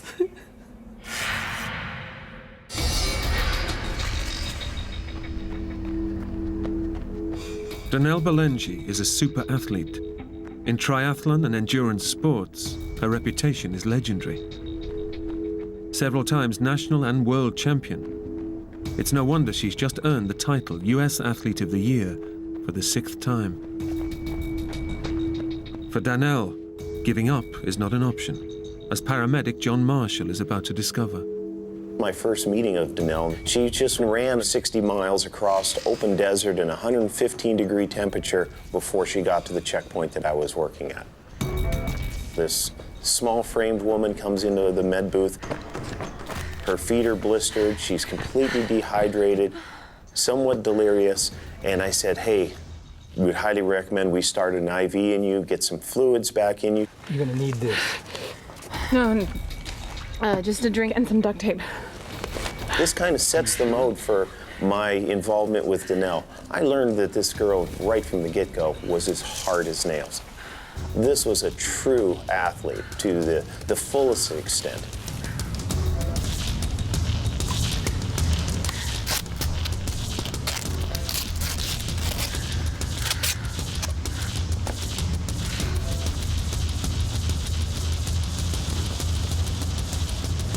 They say to be a great adventure athlete, first and foremost, you have to be hard to kill.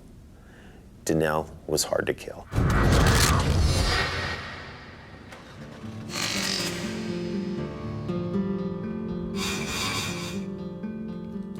It was December 13th, 2006, and I was at my house in Moab. The winter season was approaching, and I was wanting to get in shape for the snowshoe racing season and also to compete in some winter triathlons. Oh, hey, Taz. Give me a minute, okay? Just give me a minute. So I was to head out on about a 2 or 2.5 hour run, and I kind of had one of my favorite loops in mind. I hadn't done this loop in a while. Okay, all right. Okay. I get the message. All right, let's go.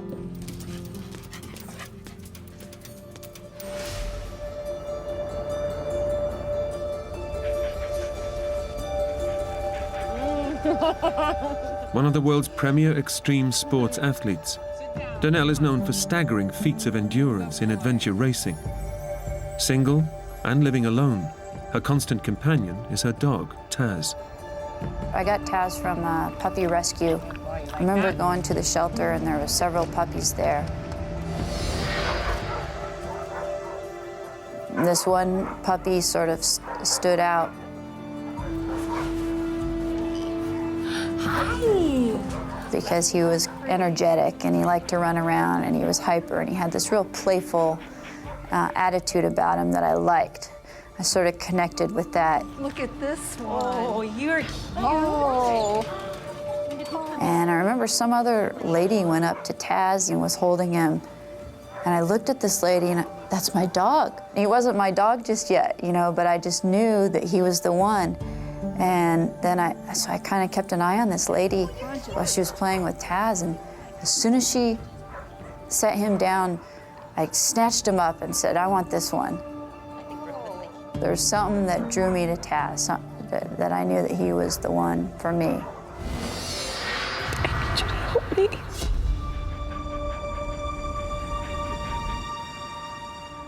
With Taz for company, Donnell is planning a routine training run through Moab's backcountry. It's a beautiful but rugged wilderness where few people ever go. It was a sunny day, but it was cool, probably temperatures in the 30s, around 30 degrees Fahrenheit. I had my kayak on top of my truck, hopefully planning on going kayaking later that afternoon. I didn't see any bikers or hikers out, just myself and Taz. Come on, Taz. I brought my water bottle. At the last minute, I thought, well, I'll grab this little waist pack so I don't have to carry the water bottle in my hand. That way I could just put the water bottle in the waist pack. And it was a small waist pack with 2 zipper pockets. I didn't know what was in those pockets. I just grabbed it, and whatever was in there from my previous run was in my waist pack. And I headed out on the run. Let's go. I had absolutely no idea that my life was going to completely change that day. Come on, boy. Despite its beauty, the backcountry surrounding Moab can be hostile and dangerous. Just in the last month, 2 men have fallen victim to the deadly terrain, found frozen to death in the bitter desert night. Search and rescue teams are called out regularly to save hikers in distress. But Donnell is fearless. 6 times the winner of US Athlete of the Year, she thrives on pushing herself to the limit in the most extreme environments. I was actually in pretty good physical condition that I usually could push myself right to that limit of pain, but not quite go over it. It actually almost feels good, like you get into the rhythm, get into the flow.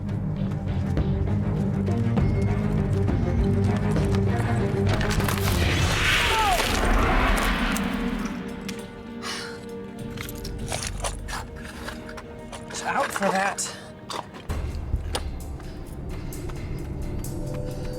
Donnell's training route is not marked on any map.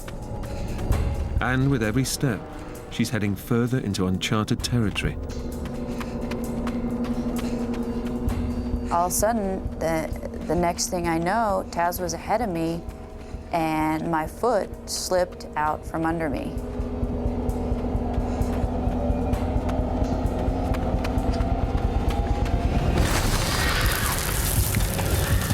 I almost immediately knew that I was in trouble because I couldn't stop. And I was moving fast at that point. And then the last 20 feet were an overhang. Free fall. I definitely had time to see my life kind of spin through my head and think about maybe I wasn't going to see another day. And then boom.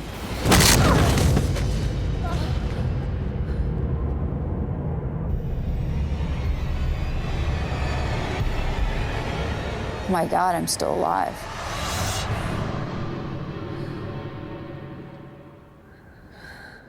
I didn't know what I had done to myself, but I knew I had hurt myself pretty bad. It's a horrendous fall. The impact has shattered Danelle's pelvis into pieces, leaving her skeleton severed in two.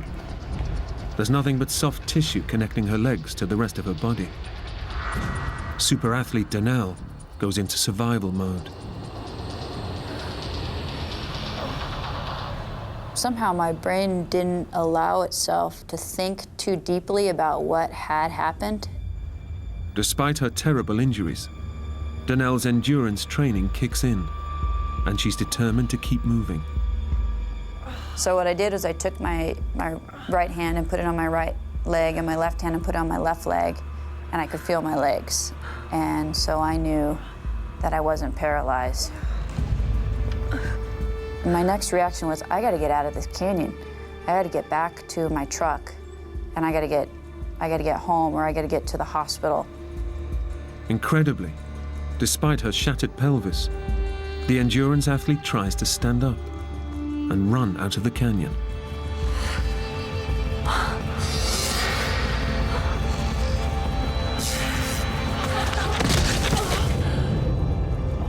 But with her skeleton effectively in two, Danelle's legs cannot support her body. Unable to walk or run, she's facing her worst nightmare. Her legs useless, she's alone on a ledge, separated from her dog, Taz. Danelle is stranded in 1,000 square miles of barren, uninhabited wilderness. I knew that I needed to get out of that canyon. The temperatures were cold, and it was the middle of winter. But I couldn't stand up, I couldn't walk. So I just started dragging myself. With her skeleton broken in two, shattered at the pelvis, Danelle is critically injured. Most people would be in agony, but super fit athlete Danelle is experiencing an enormous adrenaline surge, masking the pain.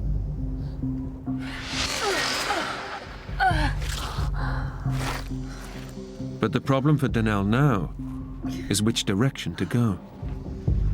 She's no idea if there's a safe way down from the ledge.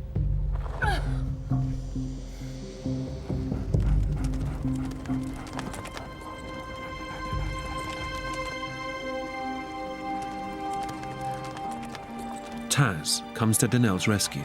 Taz, there you are. Taz has found her way back through the canyon to reach her. She is no longer alone, but Taz's appearance brings more than comfort. Since he had gotten to where I landed, I knew that there was a route out. So I used him as my guide and kind of dragged myself where he went, along the shelf, and then back down to the bottom of the canyon.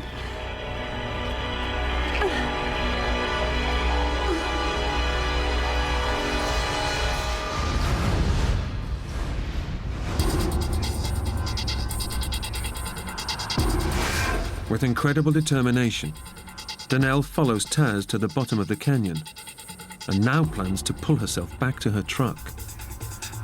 But as the adrenaline surge wears off, the pain is starting to take a hold. It would take all my energy to sort of drag myself an inch. And then the pain would be so bad I would have to regroup and try it again. Time is working against Danelle. She knows the dangers of this remote wilderness. And that if she doesn't reach safety by nightfall, the sub-zero temperatures could kill her. With her energy slipping away, Danelle remembers her waist pack.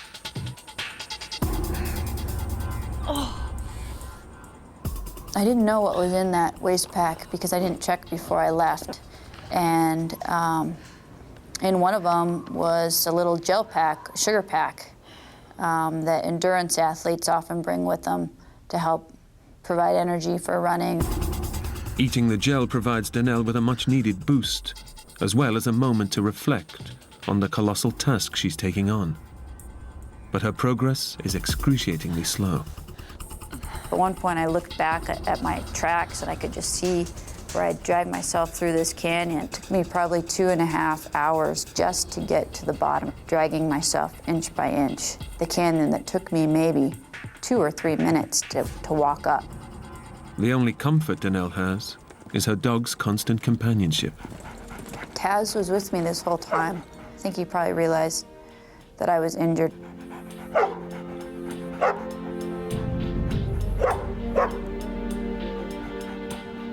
I think he was kind of wondering why I was going so slow. As the winter sun sets, the temperature is dropping below freezing. Daylight is fading fast, and with it, any chances of getting out of the canyon before nightfall.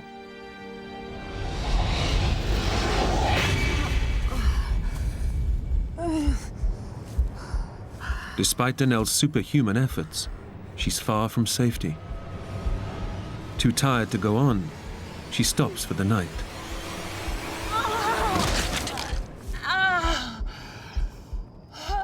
But she knows that this desert has a habit of claiming victims in the hours of darkness.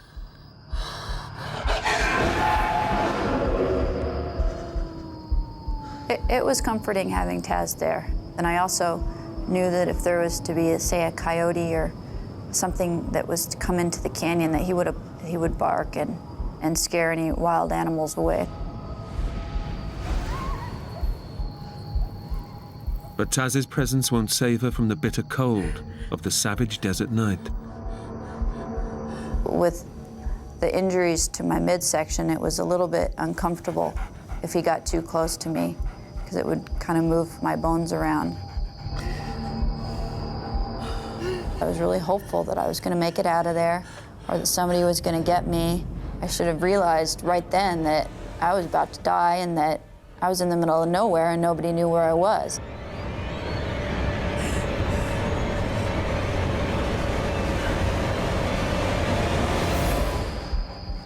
With hours to go before dawn, the temperature is already well below freezing, and it's still falling. It was bone chilling. You know, it'd be like laying in a freezer. My feet were frozen and they got frostbite. Exposure to the cold is causing Danelle's body to shut off the blood supply to her extremities to protect her vital inner organs. Frostbite could claim her fingers and toes, but it's only the first stage in the onset of hypothermia. I know that once you start to get too cold, then the brain will shut down, which is a symptom of hypothermia. With winter temperatures plunging into the 20s in the Moab Desert, Danelle draws on her athletic training to help her survive the night.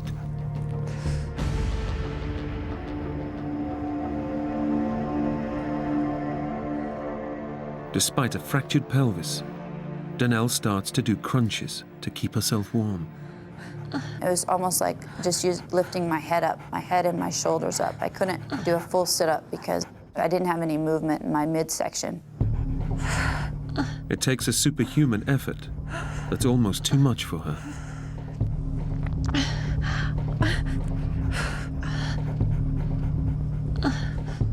And then I started to fatigue, and I became tired, and I said to myself, I gotta find a pace that I could maintain through the entire night.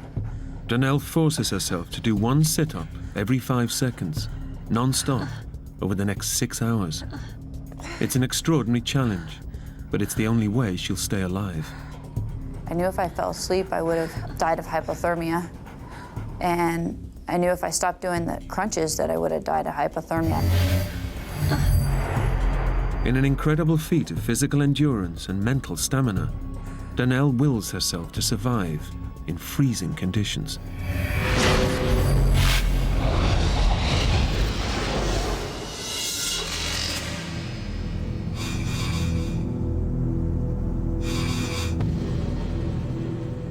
When most people would probably have given up, Donnell has made it through the night by doing sit-ups. In the morning, she has no time to rest.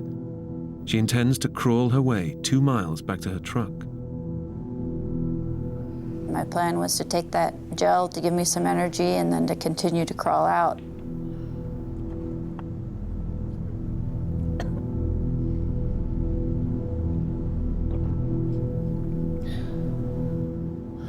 I thought that it would be no problem for me to continue dragging myself. And what I didn't know is that the adrenaline had gotten me through those first 5 hours right after the accident. Donnell is in for a terrible shock.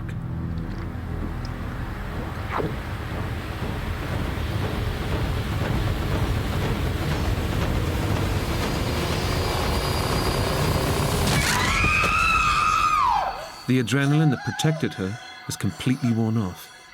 Now, if she's to survive, she must face her ordeal with no defense against the pain flooding throughout her body.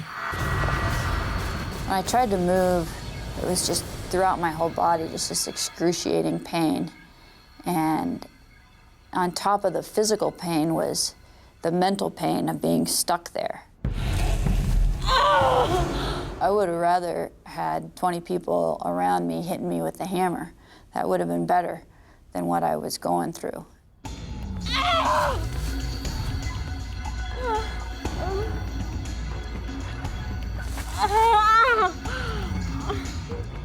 And that's when I started to think, somebody's got to notice that I'm missing. I thought maybe somebody will notice my truck is still parked there.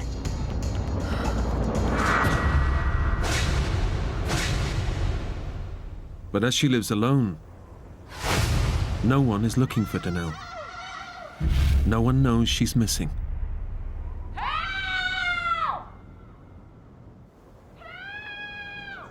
She is completely alone.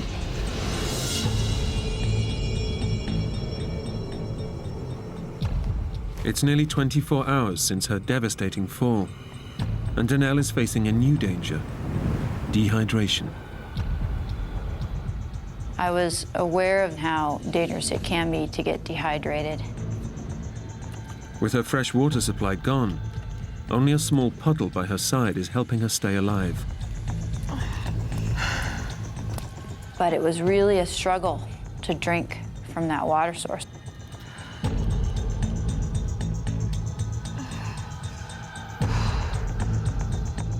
It was hard to get the water into my water bottle and into me. There was a lot of silt in it.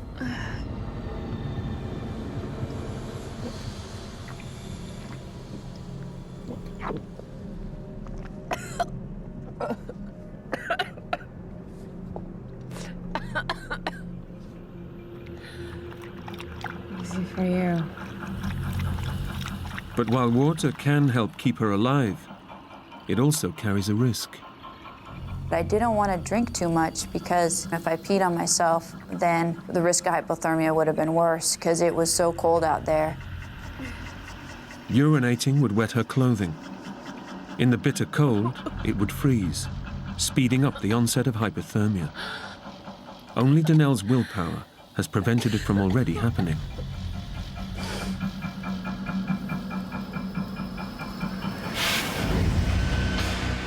As the day wears on, the risk posed by the bitter cold lingers, but a new threat emerges. Inside her body, Danelle's injuries have taken a lethal turn for the worse. I started to feel this inflammation in my midsection, and it was kind of soft and squishy. And I remember if I tried to move, this whole jelly roll would sort of move, almost like a water balloon or something.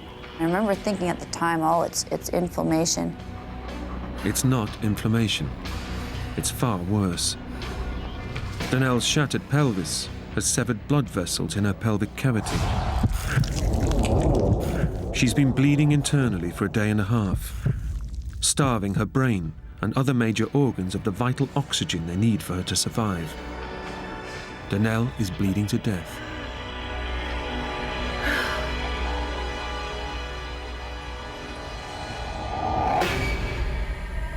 Unable to move and facing another night in freezing temperatures, Danelle is finding it much harder to stay in control. She struggles to do her sit-ups. Worse still, she's beginning to hallucinate because of her blood loss and fatigue.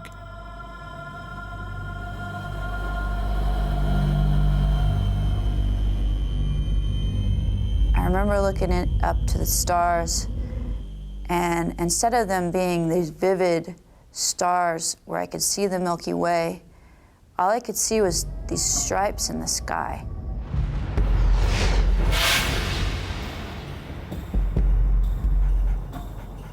The second night was a lot harder. That first night, Taz kind of cuddled up next to me, and the second night, he didn't want to. He would come and check on me, but he didn't cuddle up next to me. He just kind of looked at me like, you know, what are you doing laying there? But I don't think he knew what to do either. You know, he probably was, maybe he was thinking, you know, should I leave and go get some dog food, you know, and take care of myself, or should I stay here with her? I think Taz knew something was wrong then. His demeanor had changed a little. He seemed a little bit depressed. He seemed kind of frustrated that I wasn't taking him to his doggy bed. He wanted to continue on back to the house. And he kept looking at me like, come on, let's go to a more comfortable spot. Second night felt a lot colder to me too. Felt long and cold.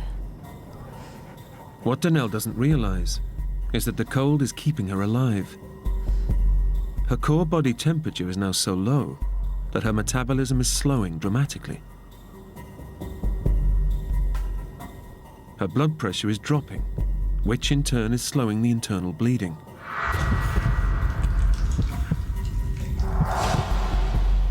The cold is delaying the worst, but Danelle is already living on borrowed time.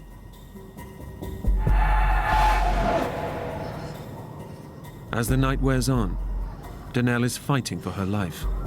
It's taking every ounce of willpower to avoid drifting off to sleep, where the onset of hypothermia would lead to certain death. I remember wanting to be at home in my bed, where it was warm and comfortable, and where I could sleep. I had been awake this whole time, and I was starting to get the sleep monsters where I wanted to sleep, but I knew I had to stay awake.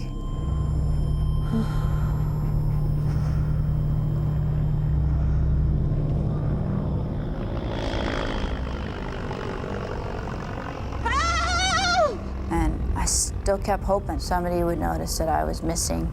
The reality of the situation was that I was in the middle of nowhere, and nobody knew where I was.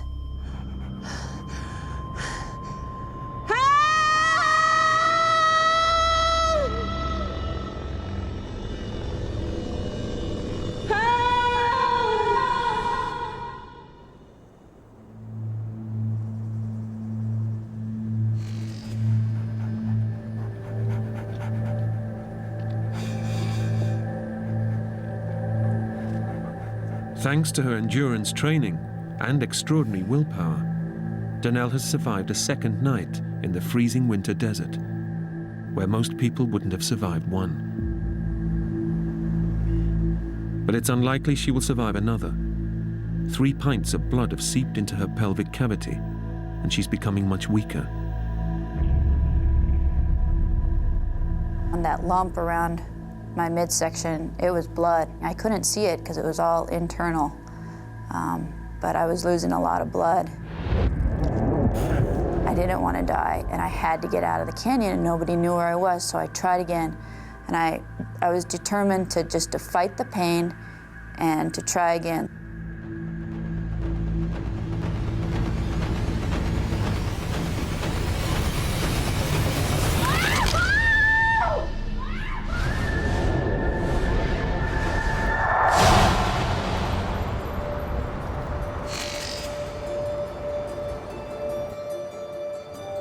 Two days after she set out on her run, several phone calls from Donnell's family and friends have finally alerted the police to her disappearance. Morning, Frank. What do you got there? I got a possible missing persons call yesterday. I went out to the house this morning to check it out. Lights are on, laptops on, truck's gone.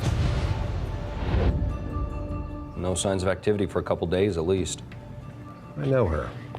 Donnell Ballingy, the marathon runner. She trains up around Amasa. As a matter of fact, I'm heading up that way right now. I'll take a look around. Let me know if you find anything. I will.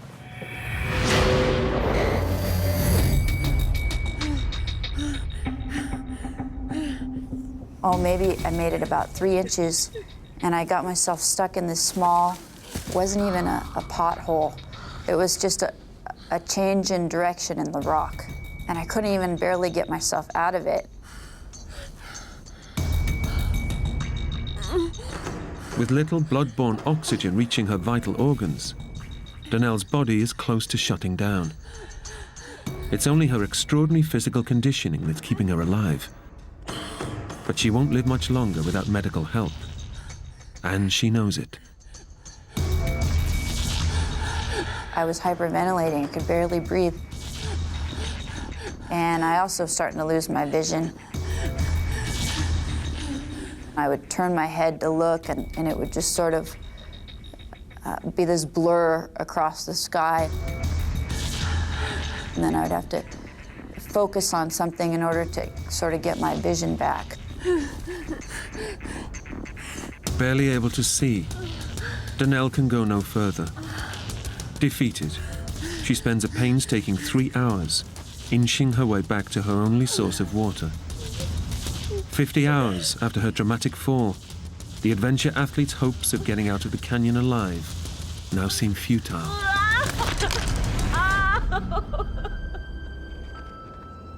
I got myself back into this spot, and I just laid on my back and started crying. And I started to lose hope.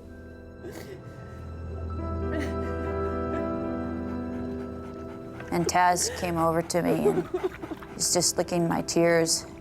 And I was so sad that I wasn't gonna I didn't know what was gonna happen to Taz. There was not gonna be anybody to take care of him. I was gonna miss not being able to play with Taz, miss being able to run with him and do the things I love to do. And that's when, still can't talk about it.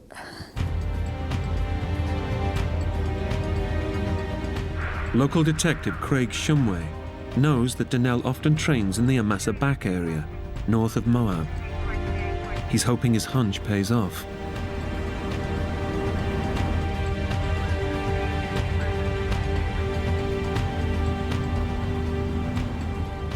Bingo. Now a search and rescue operation can be launched, but it may already be too late for Donnell.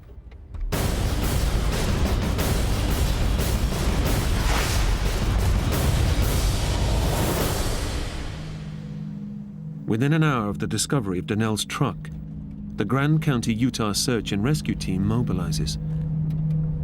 Donnell's been missing over 2 days, and they know any hopes of finding her alive are fading fast. Okay, we've got a missing persons, potential injury in the Amasa back area. John Marshall is in charge of the search team out in the field. Our organization is set up that individual officers take turns being the officer in charge on any particular day.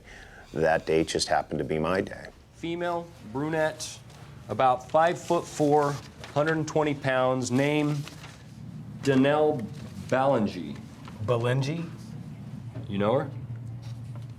And instantly, in my mind, the story completely changed. We're not looking for a lost tourist, somebody who just wandered off the trail. We're looking for somebody that's got more backcountry experience than your average John Doe on the street. And if this person's been missing in the backcountry for 2.5 days, they're not just lost. This person's in some serious trouble.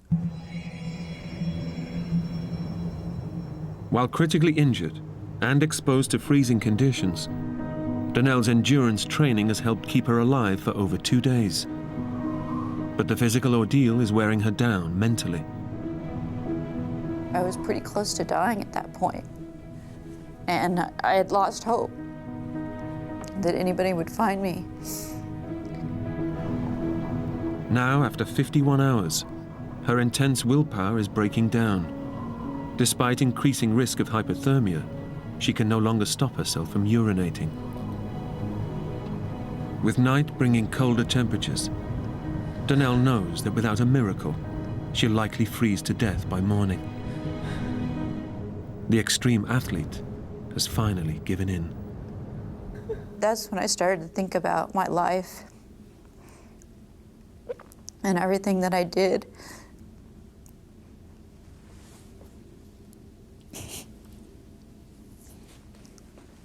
I started to think about my life and everything that I did and everything that I still wanted to do. And I thought about my family and my friends and how much they meant to me. And I thought I was gonna die. I mean, I was dying. Tess. Tess. Tess. I need you to help me. Taz was there with me, and he was all I had at that point. And I said to him, I said, Taz, I'm hurt, I need help. Can you go get help? Taz, I need you to help me. Go get me help. Taz, go find some help for me, please. Go. This is my last chance, Taz.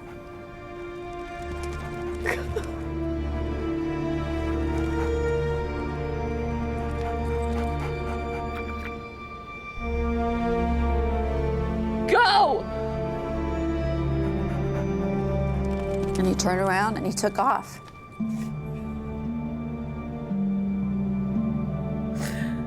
Taz is her only hope. But Danelle knows that by sending him away, she may now face death alone.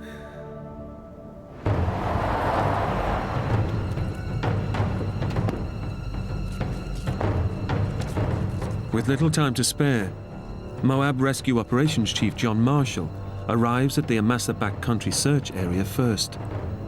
The backcountry here in southeastern Utah doesn't play any favorites. It's a beautiful, awe-inspiring landscape, but it also is deadly.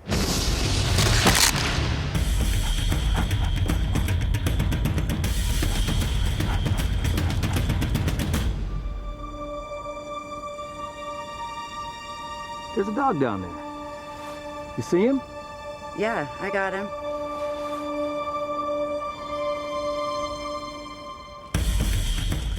Taz has found his way out of the canyon and is heading towards the search party.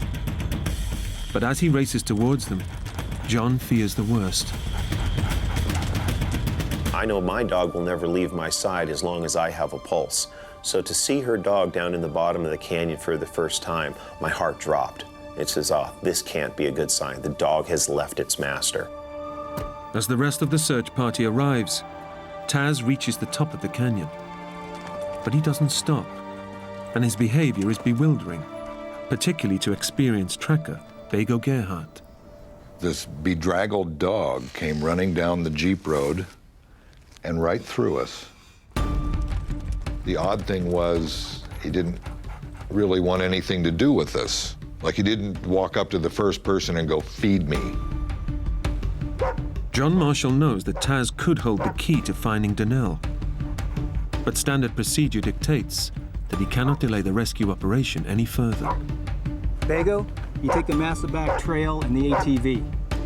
Bago Gerhardt is under no illusions about the enormity of the task facing them. It's usually you're going to look for somebody that's just out after dark, or they broke their ankle and you pretty much know where they are. But this was a full-on search, had no idea within, say, 20 square miles, which is huge in this country with all the canyons and cliffs. 20 square miles can take a long time to cover. It's time they simply don't have. As evening approaches, temperatures are already dropping. But Bago Gerhardt can't rush, for fear of missing a clue that may lead him to Donnell.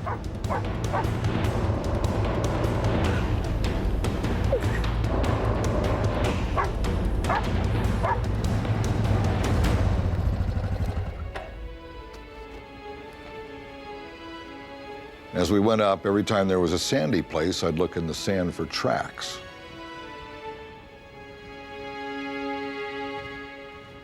And pretty soon I thought I found some tracks that could be 2 days old, and there were dog tracks along with the shoe prints.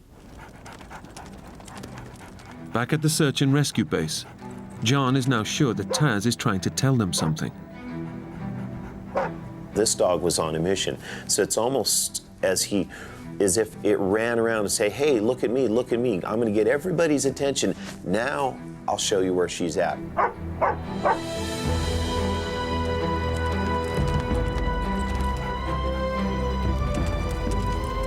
Where is he going? All of a sudden, down in the bottom of the canyon, the dog reappears and headed back up the Massaback Trail. So I get on the radio and I radio over to the vehicles heading up the trail. 1T812 to 1T836. Hey, Bago, looks like the dog's coming your direction. Let him pass. Let's see where he's going. I'm looking over my shoulder, and sure enough, Taz appears and takes off up over the hill. I'm going, you know, I think I should follow Taz for about 5 minutes just to see. Okay, dog. Let's see what you know. Time is running out. As nightfall approaches, a new threat to the rescue operation has emerged. Heavy snowfall is forecast, which Donnell couldn't hope to survive.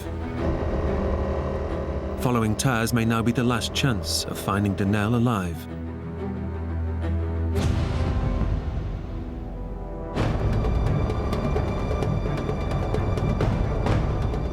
Experienced mountain tracker Bago Gerhardt knows that Donnell's dog could be her only real hope of survival. I know to pay attention to dogs because they know stuff. So when he ran up over the hillside, I had a very strong feeling of I better follow him for a few minutes.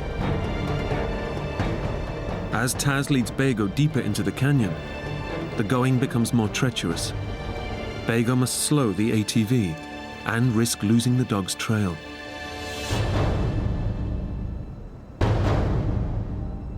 Donnell has no way of knowing that Taz has found help. She is resigned to dying out in the open. But when he returns, Donnell senses a change in his behavior. Next thing you know, Taz came up and he came right by me and he went straight to the puddle and he started drinking from my puddle. I remember thinking, that's my lifeline, that's the only water I got. Can't you find a different puddle, Taz? But I couldn't, I couldn't say that to him, and I just pet him a few times and let him drink from the puddle. And his demeanor had changed a little bit. He had seemed to get a little bit of energy back. And then he licked my face again, and he was kind of wagging his tail a little bit, and it was sad for me to see this happy little dog that I was never gonna be with. At the same time, I heard this other sound. Help!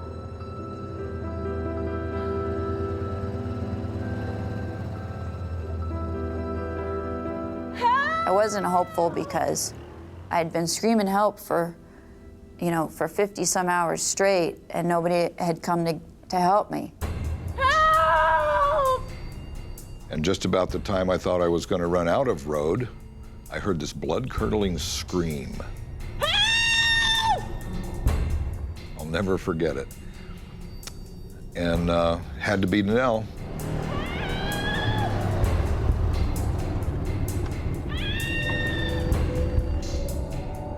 I can't move! The sound got closer, and the engine cut out, and I start begging, desperate begging for help, explaining that I'm hurt, telling this person, you cannot leave, I need help, I need help. Help, help, please help me.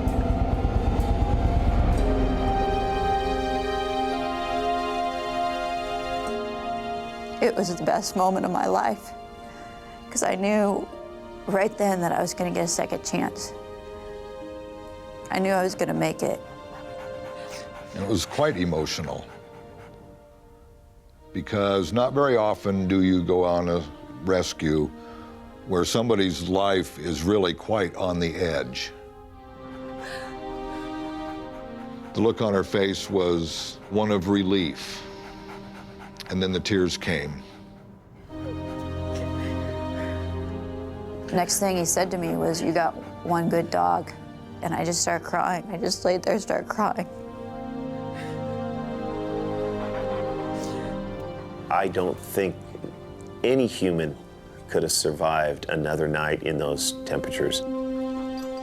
Taz's extraordinary bond with Danelle has saved her life. Taz certainly did make the difference in shaving hours or perhaps even days off of finding Danelle. And in this rescue, she didn't have hours or days to spare. She was on the brink as it was. I knew Taz was a smart dog, but to be able to do what he did, this was a whole nother level of communication. Suddenly, my dog was taking care of me instead of me taking care of him. I look back on it now and I'm so grateful. He's truly a best friend.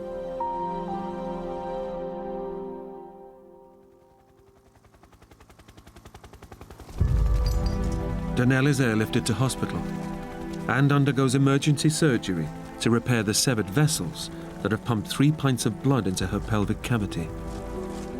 Then there's a 6-hour operation to pin her shattered pelvis back together. It's touch and go whether she'll pull through. When we get the reports back to her medical condition, and all the doctors were saying, she really shouldn't be alive with the massive amounts of blood loss that she had, the hypothermia, the frostbite, everything combined. She should have been dead days ago. But here it is 2.5 days later, and she's smiling. But there's another shock waiting for Danelle when she gets to see her feet for the first time in 3 days. Laying there in the hospital bed, and they had taken my shoes off, and I finally got a glimpse of my feet, and they were black from frostbite. Every single one of my toes and then part of my foot was black. With frostbite, you just have to give it time, and eventually over the next 24 hours, slowly but surely, the color started to come back in my toes, my feet, and so I knew I was gonna be able to, my feet were gonna be okay. The prognosis for Danelle's fractured pelvis was not so reassuring. The doctor said that the injuries in my pelvis were pretty extensive, so I didn't know if I was going to be wheelchair-bound the rest of my life or if I was going to be able to walk again. Her life has been saved, but her body may be shattered beyond repair. Doctors fear she may never walk again. Against all the odds, the extraordinary determination that kept her alive in the canyon has now put her back on her feet again. After 6 hours in surgery and months of rehab, Danelle is up and running. I'm still able to do what I love to do. It's taken several months of recovery and rehab, but I'm back out running again, running the trails. Taz and I go out almost every day. And Taz has a new playmate. My son he's really a gift, and every moment with him I appreciate. And I think I appreciate him even more knowing that, you know, he may have never been if it wasn't for Taz and all the people that, you know, were there to help me survive that experience.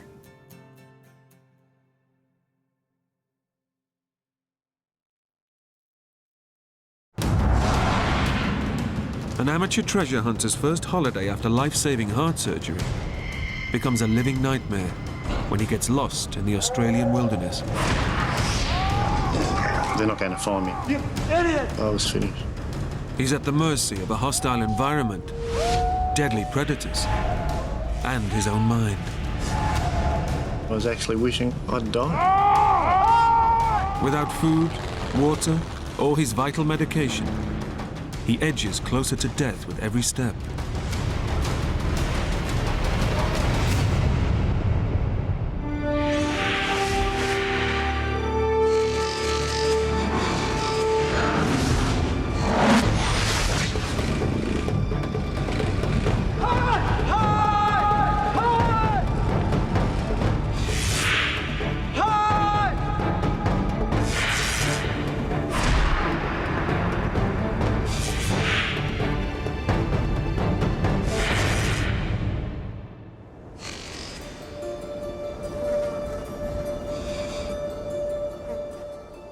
Theo Rosmulder is on a long-awaited gold prospecting holiday in a remote part of Western Australia with his wife, Pauline.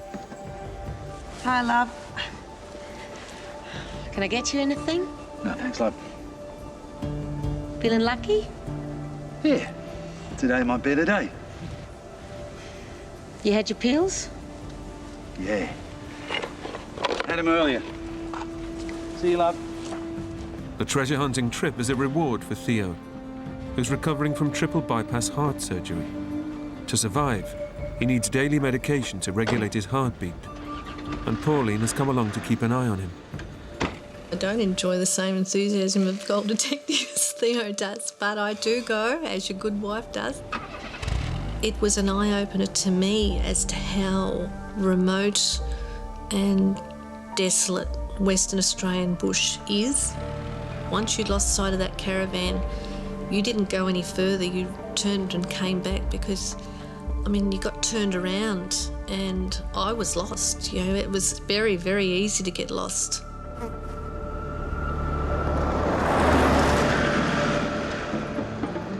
The Australian outback is one of the world's most sparsely populated regions. Apart from a small Aboriginal settlement about 6 miles from Theo's camp, the area is completely uninhabited. You can drive for 8 hours constantly and not come across a soul. Wouldn't pass a farmhouse. About the only thing you'd lucky to see would be maybe some wild camels, not a donkey, and basically dirt, trees and nothing else. The outback is also home to dangerous wild dogs, or dingoes. Opportunistic predators that eat everything, from lizards to kangaroos, and sometimes even people.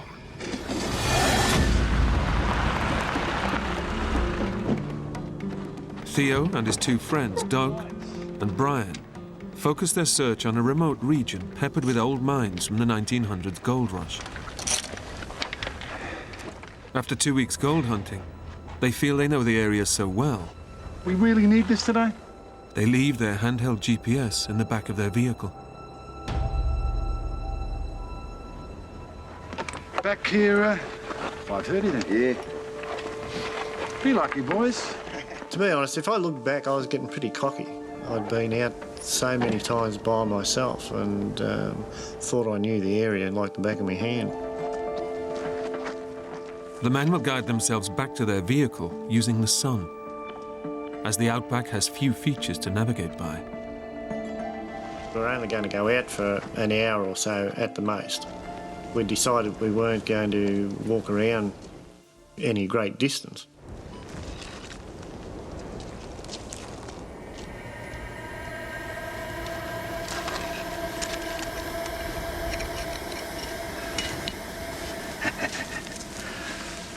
Gold fever. Lovely. They talk about gold fever, yeah, that's basically it. If you don't find it, it's the thought of actually finding one. And when you do, you want to find another one. With one shiny nugget in his pocket, his prospects look good. But Theo's thirst for gold gets the better of him. And his intensive search takes him much further than he realizes. You get that engrossed in what you're doing, you don't check to see how far you've got. When you turn around, you think to yourself, my God, have I come this far?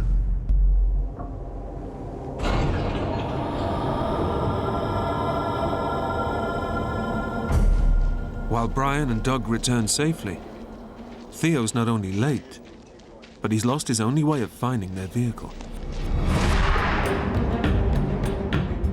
Heavy clouds have rolled in, presenting him with a serious problem. I looked up at the sky and there was no sun to speak of because of the cloud cover, and the cloud cover was exceptionally thick. I realised that, this is getting serious. Theo had planned to retrace his steps to the vehicle using the sun.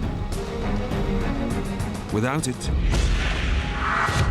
or his GPS, he has absolutely no way of navigating.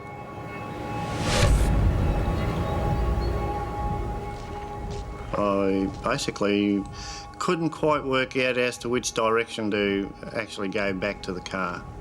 And I was getting pretty dejected. So I took an uneducated guess. Theo has made an error that could cost him his life. Instead of trying to find his way back, he should have followed the golden rule of the outback. If you get lost, stay put and wait for rescue. He's taking his time. It's now half an hour past their rendezvous time. Theo's friends Brian and Doug start to wonder where he is.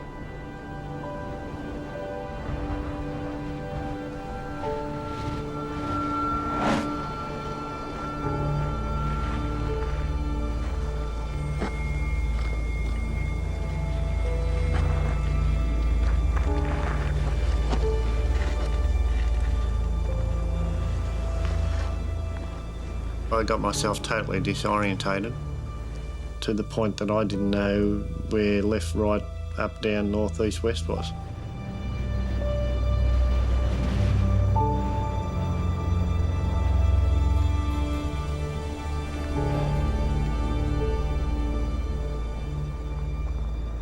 I looked around and I thought, I've been here before.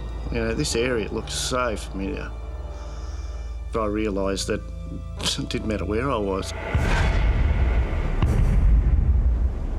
It all looked familiar. Theo was in one of the world's harshest environments. A vast and featureless desert, devoid of food and water. Without a compass, and with light fading, Theo is totally lost. How the hell am I going to get out of this? It was getting just on dusk. I knew by then that I'd be spending a night out in the open if I didn't find my way home. Then, in the last minutes of daylight, he stumbles on a fence, a lifeline in the middle of nowhere. We were told that if you find a track or a fence line, if you follow it, it'll take you back to the Aboriginal community. I've got to try and work out from here which way to go. Theo's decision may mean the difference between life and death. One way will lead him to the Aboriginal settlement and safety, but the other will take him deeper into hostile wilderness, miles from help, food, or water. Lost and alone, Theo has to make a stark choice: left or right.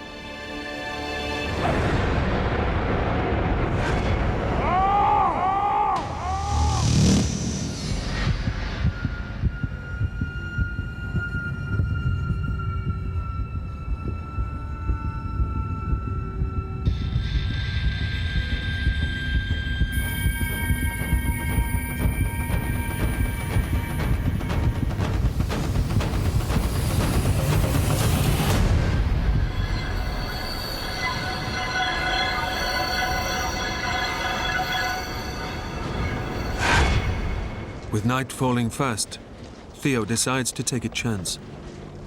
When you're looking at a cold night, if there's an opportunity to get back to camp, you tend to grab it.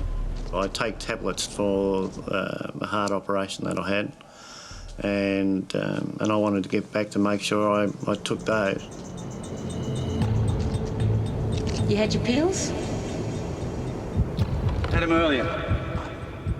Theo's medication is essential to maintain a steady heartbeat. But he left his pills in camp. Missing doses can send his heart out of control and put his life in immediate danger. Back at camp, Pauline is increasingly worried. He can nearly talk himself into palpitations if he doesn't have his tablets.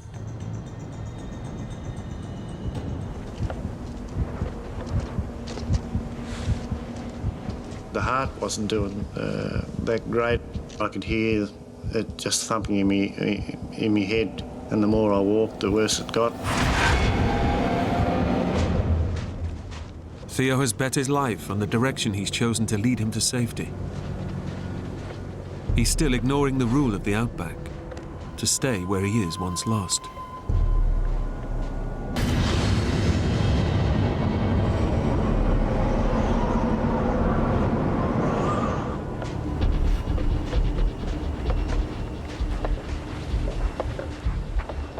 I took off, followed the track, did that for probably an hour.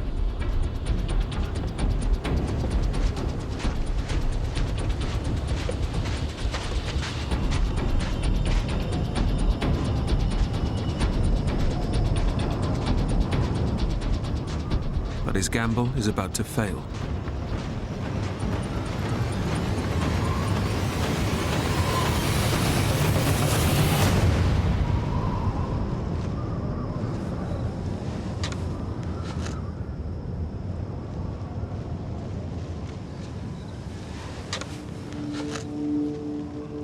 When the track ran out, I thought to myself, well, that'd be right. The only track I picked to follow, and it's the only one that ran out. Theo has walked miles in the wrong direction. Instead of the safety of the Aboriginal community, he's ended up deep in the desert. That's about how good my luck was going.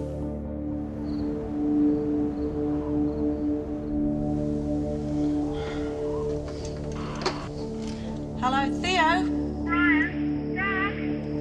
Pauline here? Yeah, Pauline, we're just packing up and Theo's not back yet. You what? By this stage, it's dark. Really was cold. We found our way out there to where they were. Theo's wife raises the alarm, but a full search can't begin until daylight. Without his medication, that could be too late.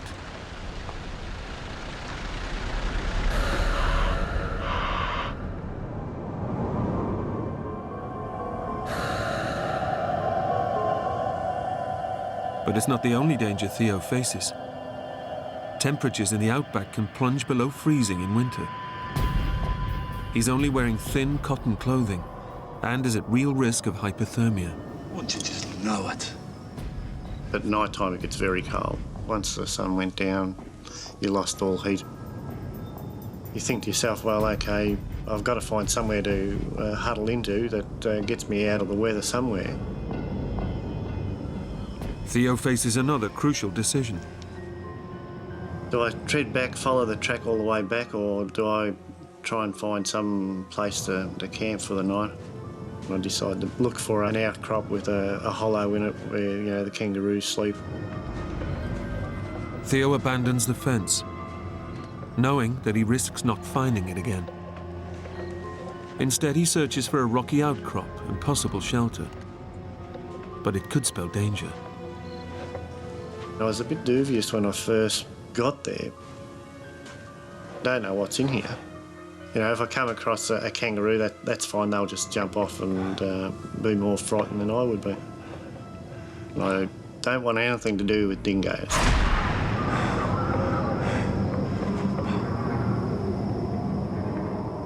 Dingoes often sleep in kangaroo hollows and will attack if disturbed. I went with my pick out front. If I disturb them, they might get nasty.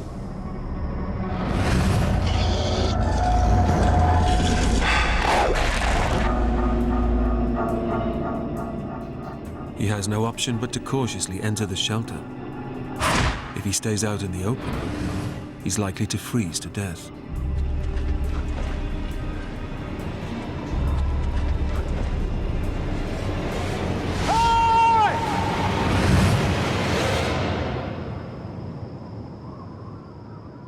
The cave is empty, providing shelter, but little comfort. The fact that I was only wearing a cotton shirt, jeans, I was just freezing cold.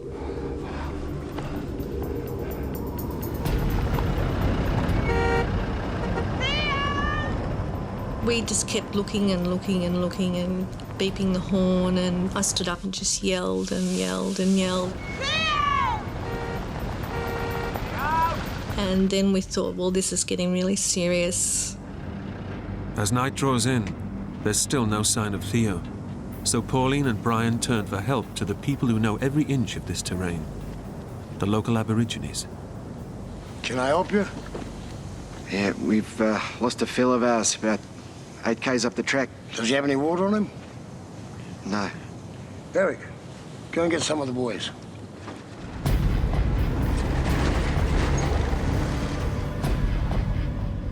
Unaware that a search effort is underway, Theo faces a long, cold night alone. Here I was huddled into this outcrop of rock, which was only covering probably 2/3 of my body.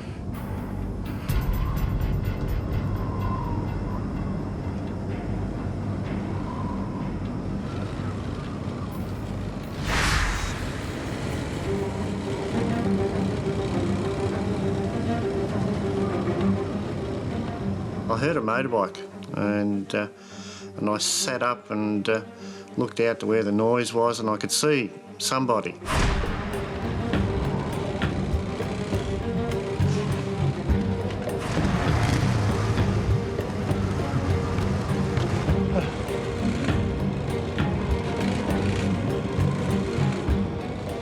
I started running towards the headlights and waving and yelling and screaming.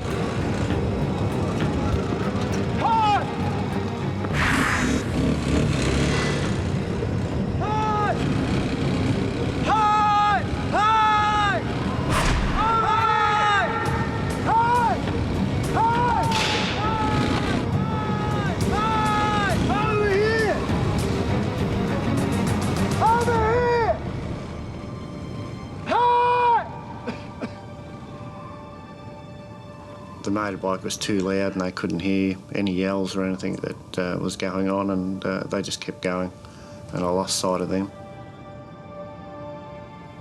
I just couldn't believe it. That's when I knew I was going to be spending the night out in the open.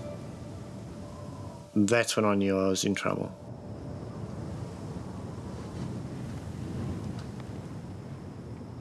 Theo knows what a night exposed to the outback will bring. Bloody idiots. I thought, this is it.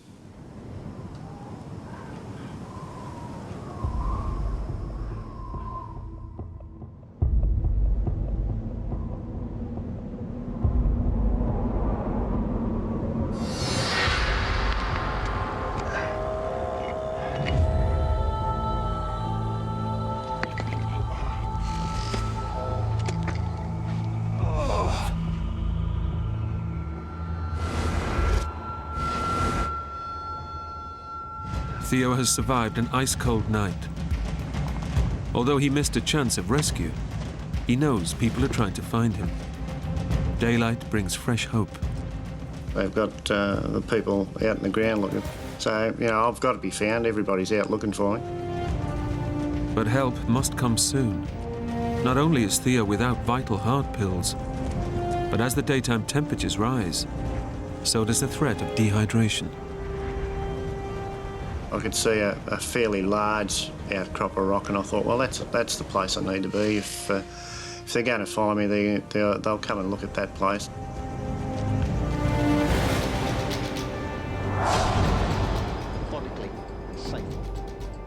Theo's gone a full day without vital medication. But now, a search and rescue operation is underway. Pauline, rescue plane will be here in an hour. When they said the aeroplane was coming, that was when I thought, he's fine. You know, the aeroplane will find him. I mean, you see all these search and rescue things where the aeroplane finds people. Guys, wait a sec. Can you take these, please? What are they? They're his heart pills. He needs them. He really needs them. Without those, the heart goes into spasm and have another heart attack. With police and volunteers helping, the Aborigines can now share their renowned tracking skills.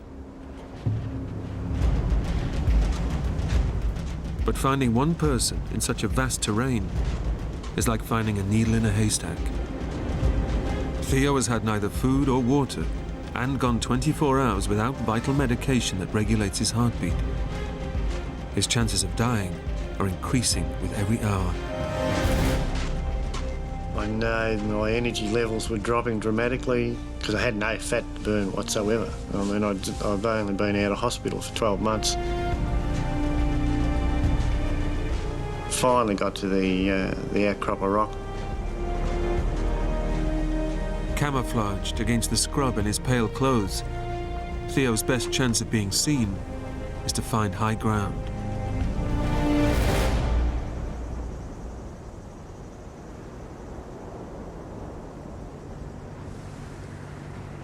I heard an engine going.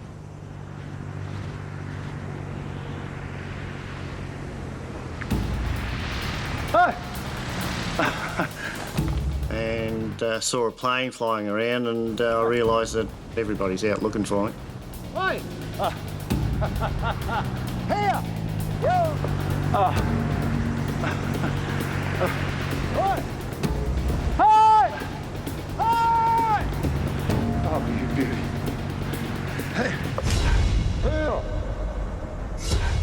A spotter plane is heading straight for Theo. He's certain rescue is just moments away.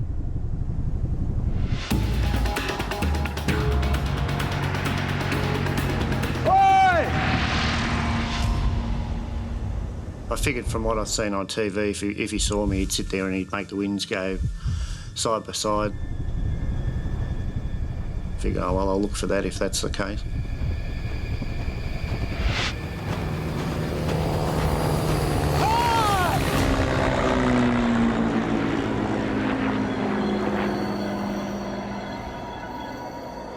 Didn't see me. I just said, oh, well, they'll see me the second time. The second time he flew over, I was waving and yelling and whatnot. Come on, boys! Come on! Hi! Hi! Oh.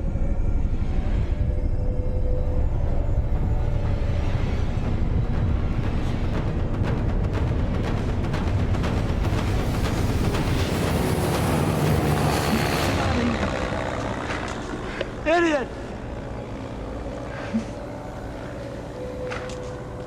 Buddy. Despite flying directly overhead, the pilot failed to spot Theo against the scrub. It's a crushing blow. There are dozens of people looking for him, but he's never felt so alone. Well, I called him every name under the sun. Yelled, screamed, threw rocks at him. Just couldn't believe that here I was out in the middle of nowhere, sitting on an outcrop of rock, and he couldn't see me.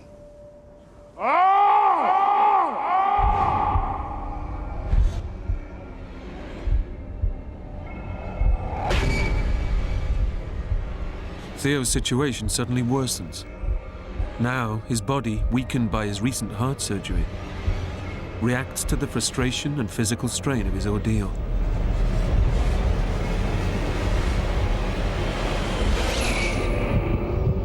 Just a year earlier, Theo's operation involved removing veins from his legs and grafting them onto his heart to pump blood more effectively.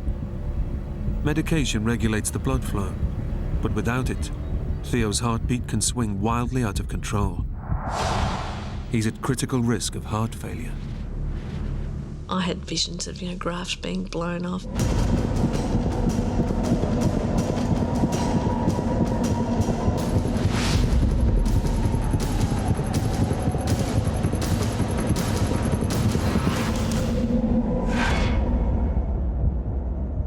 Theo Rossmulder has been lost in the outback for more than 24 hours. Rescue planes have failed to spot him, and lacking vital medication, his heartbeat is now dangerously irregular.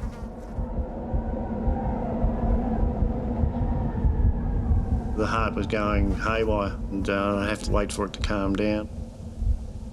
I just hope the old ticker holds up, because the way it's thumping and bumping, it's not doing real well.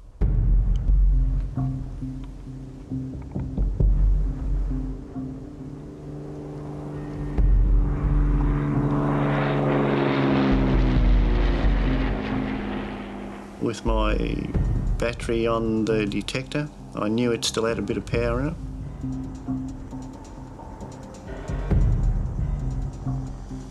And I thought, well, if I could get the battery apart and wire up the batteries to actually spark.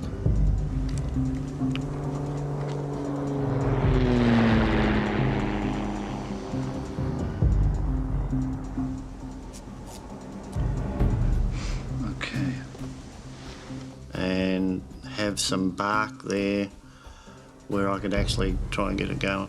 Wired it all up so that they spark when I put the two wires together. I might be able to get a fire going. Planes have been flying overhead every hour, but so far failed to spot him. Building a fire might be his only hope of being seen.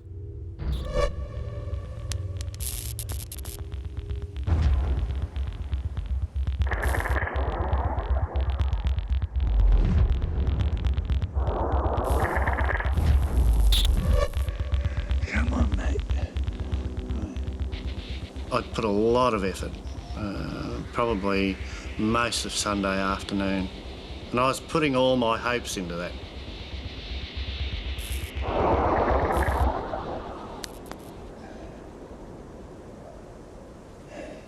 The stuff that I wanted to light just didn't come to life, just didn't happen.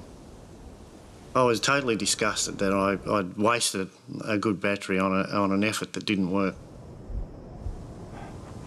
As the second night falls, his chances of survival are fading fast.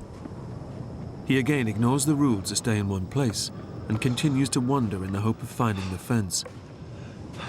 But the more he walks, the more disoriented he starts to become.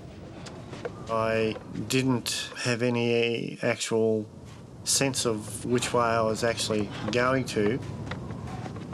I was walking away from where I was lost and not staying in the same area.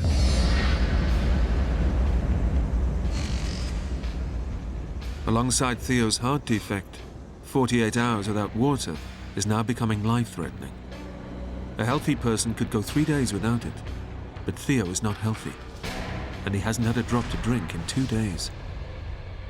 Severe dehydration pushes him closer to death with every hour. When the body starts shutting down, it's not pleasant. Every part of your body hurts. You can't sit down without the part that you're leaning on. It just aches. When you start walking, your legs hurt, your arms hurt. It had gone from being saved and rescued to trying to survive, and the idea that there's a possibility you were going to die. I was getting so weak and thirsty. My throat was constantly dry, my lips were starting to get swollen. I had nothing to drink. There was just no water about whatsoever. Theo's body is losing 2 to 3 litres of fluid per day, causing muscle cramps, headaches, and extreme disorientation. Desperate for fluid, he makes an uncomfortable decision.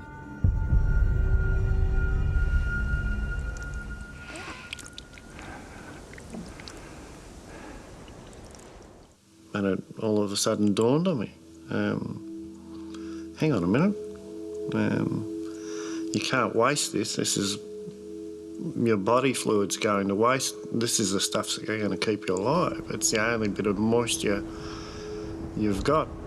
You know, this was pure water going through.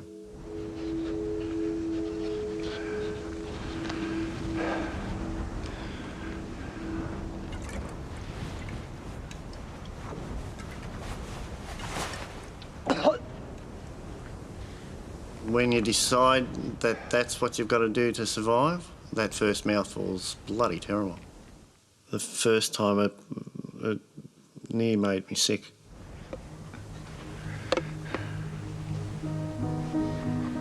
I'm thinking to myself, well, you know, I've come down a few pegs on the ladder, having to do that. Each time Theo drinks his urine, it becomes more concentrated and less hydrating. The more times you put it through the system, the stronger it becomes, which in turn makes it taste even worse. I couldn't drink it. It was just too vile. I was just withering away, and it was just an ordeal. It's like trying to run a car on an empty fuel tank. Some 70 rescuers are combing the landscape, trying to find Theo before it's too late. Based on where he was last seen, the police have defined the search area, but Theo keeps wandering in and out of it. I was starting to lose hope, I think. They would come back and, you know, I'm sorry, Pauline, I haven't found him.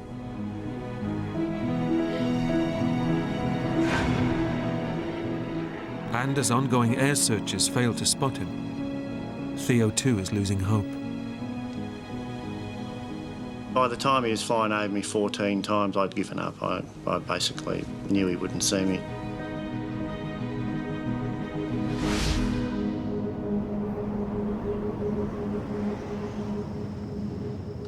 Theo faces a third night lost in the outback. Lacking both food and water, his energy is rapidly draining away. It was just lonely, cold, and then all sorts of things go through your mind because you've got nothing else to do but think. And yeah, and it wasn't pleasant. I just, you just don't want to go there. It's, yeah, it was just terrible. Suddenly, he hears the terrifying sound of a deadly new threat.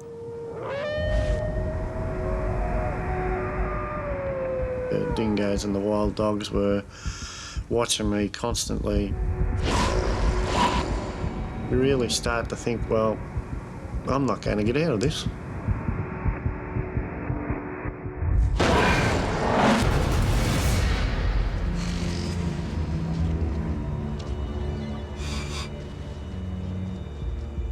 The Aborigine trackers have been searching for Theo around the clock. Have a look at this.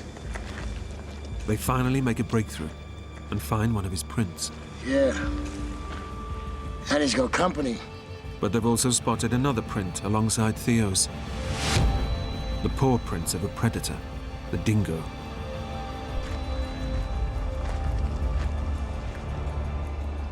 Can I speak to you, missus? Yeah, sure. He's still alive. How do you know? We've seen his footprints. The dingoes are following him. They'll keep following him, missus. Why? In case he falls. They were saying while an animal is still fit and healthy, a dingo won't follow. It will come look and then it'll go away. But once an animal is very poorly, they just keep their distance and track it until it falls. Theo summons his last ounce of energy to keep moving. As long as you're moving, they're not even going to come anywhere near you, but as soon as you fall down, they're in for the kill. But as he continues to walk in and out of the search area, it hampers the rescuer's efforts to find him.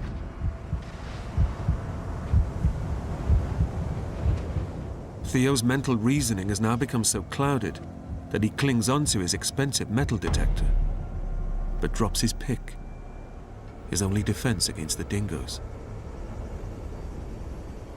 I basically left the only decent weapon that I had against them laying back in the dirt. I thought to myself, well, I'm going to be dead within 24 hours. And as his energy levels hit rock bottom, Theo was also losing his mind. I was hallucinating. I knew I was seeing things.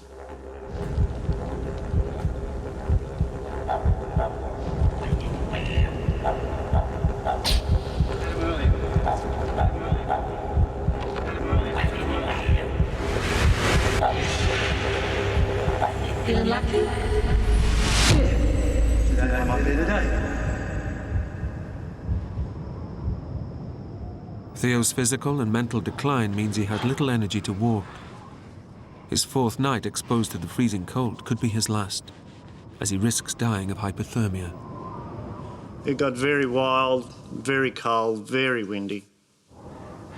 So I basically just sat on my backside and shivered all night.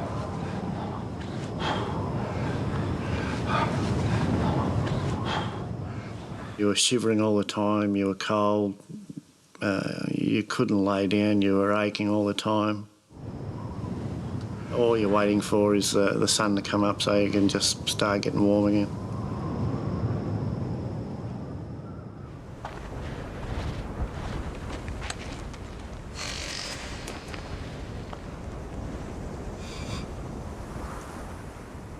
I was in so much pain that it was starting to get unbearable. Stomach cramps.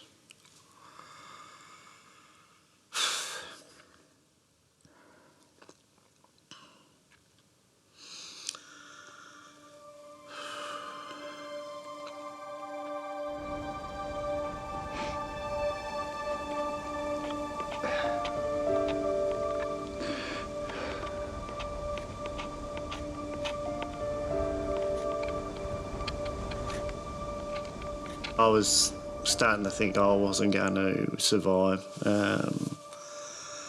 So thoughts of the wife, kids, friends were certainly coming into your mind. I was thinking I was going to die, so I might as well write notes to everybody on the back of this oxidised piece of tin, which I did. This is my last message. Haven't got any energy left, and just carried on from there. I love you all.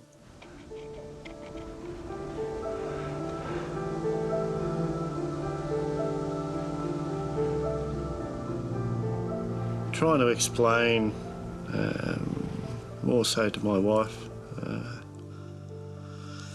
that it was my fault that I was there.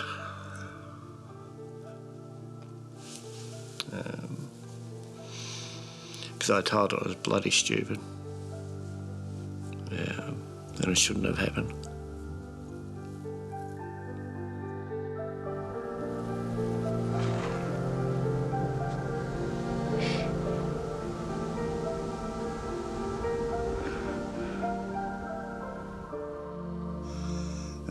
Religion becomes very, very strong.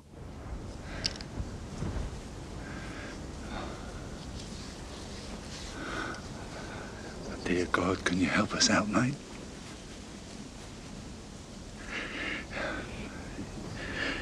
If you see me out of this, I'll see you right, I promise.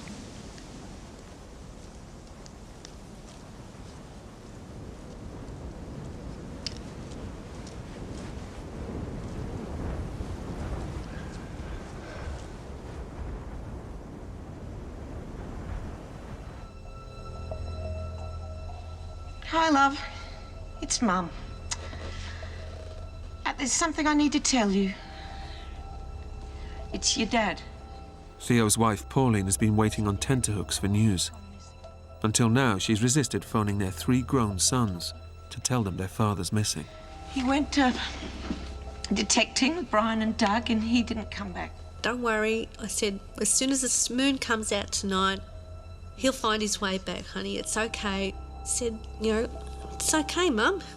He will be found. It's okay. And I'm crying and crying. And I didn't tell them that how vast an area we were in.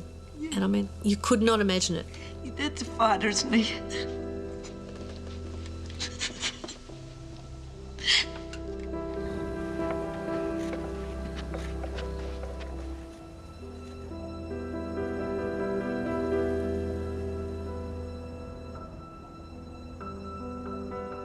By Monday, I think I had him as dead.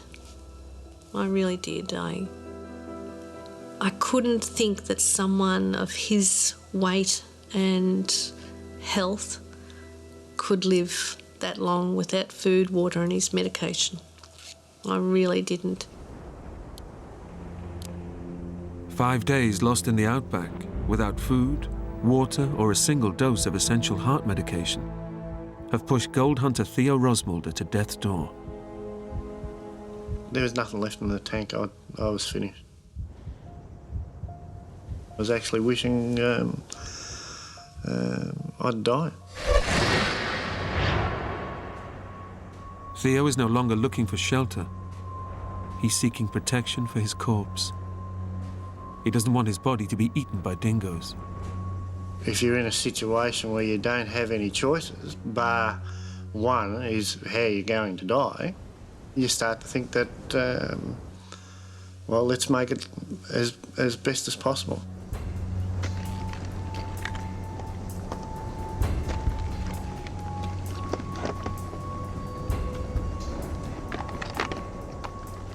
When I found that cave, I basically decided, well, that would be a good resting place.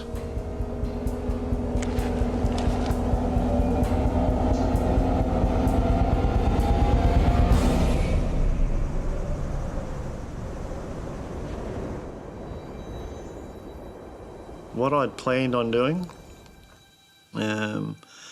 was basically crawling into the hole and bricking the front of it up.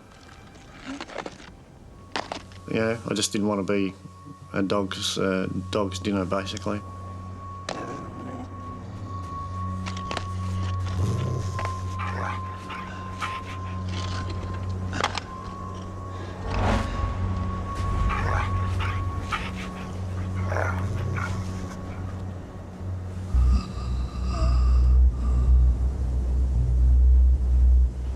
I was prepared to die.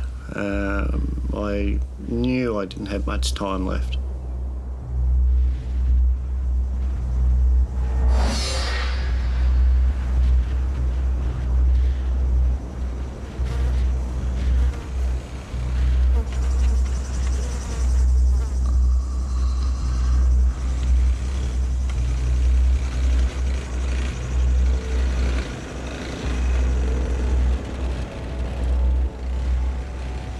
I heard a motorbike going off in the distance, and I looked over and I could see this motorbike, and I thought, oh, you're seeing things.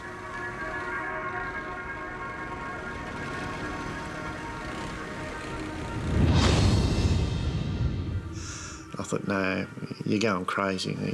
It's not there. You've seen things before, and that's just not there. But I kept watching it. I was looking at something that I couldn't see, but it was there, and it pulled up. It wasn't right there in front of me. I either sit here and hope that he drives up close, or I start walking, like I've been doing for the whole week. It hadn't done me any good, but by God, I could walk.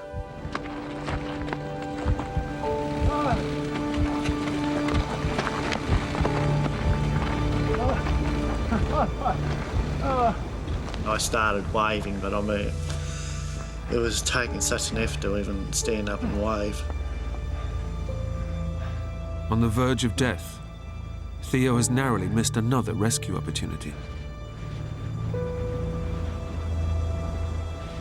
I'm going to turn around and go back. That was it. If I was going to die, that was the place I was going to die. I'd picked it.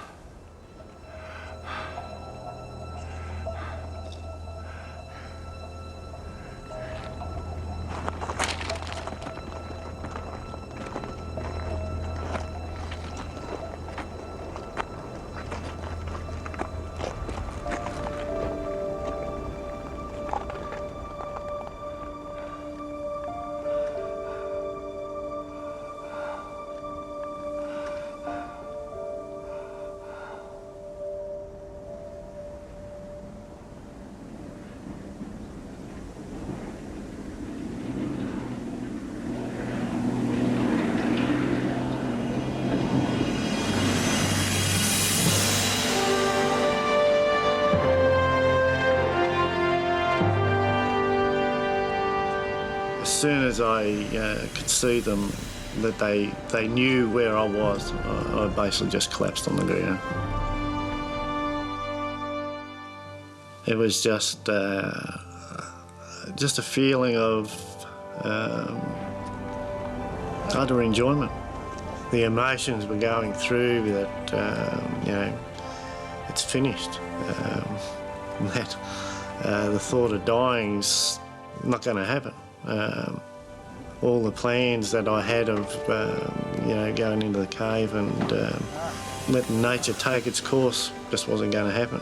And, those guys, they're the best looking bunch of blokes I'd ever seen. Rescuers found a fresh set of Theo's prints, and the Aborigines were finally able to track him down. Can't explain it. It was just a huge relief. It was, oh, thank God.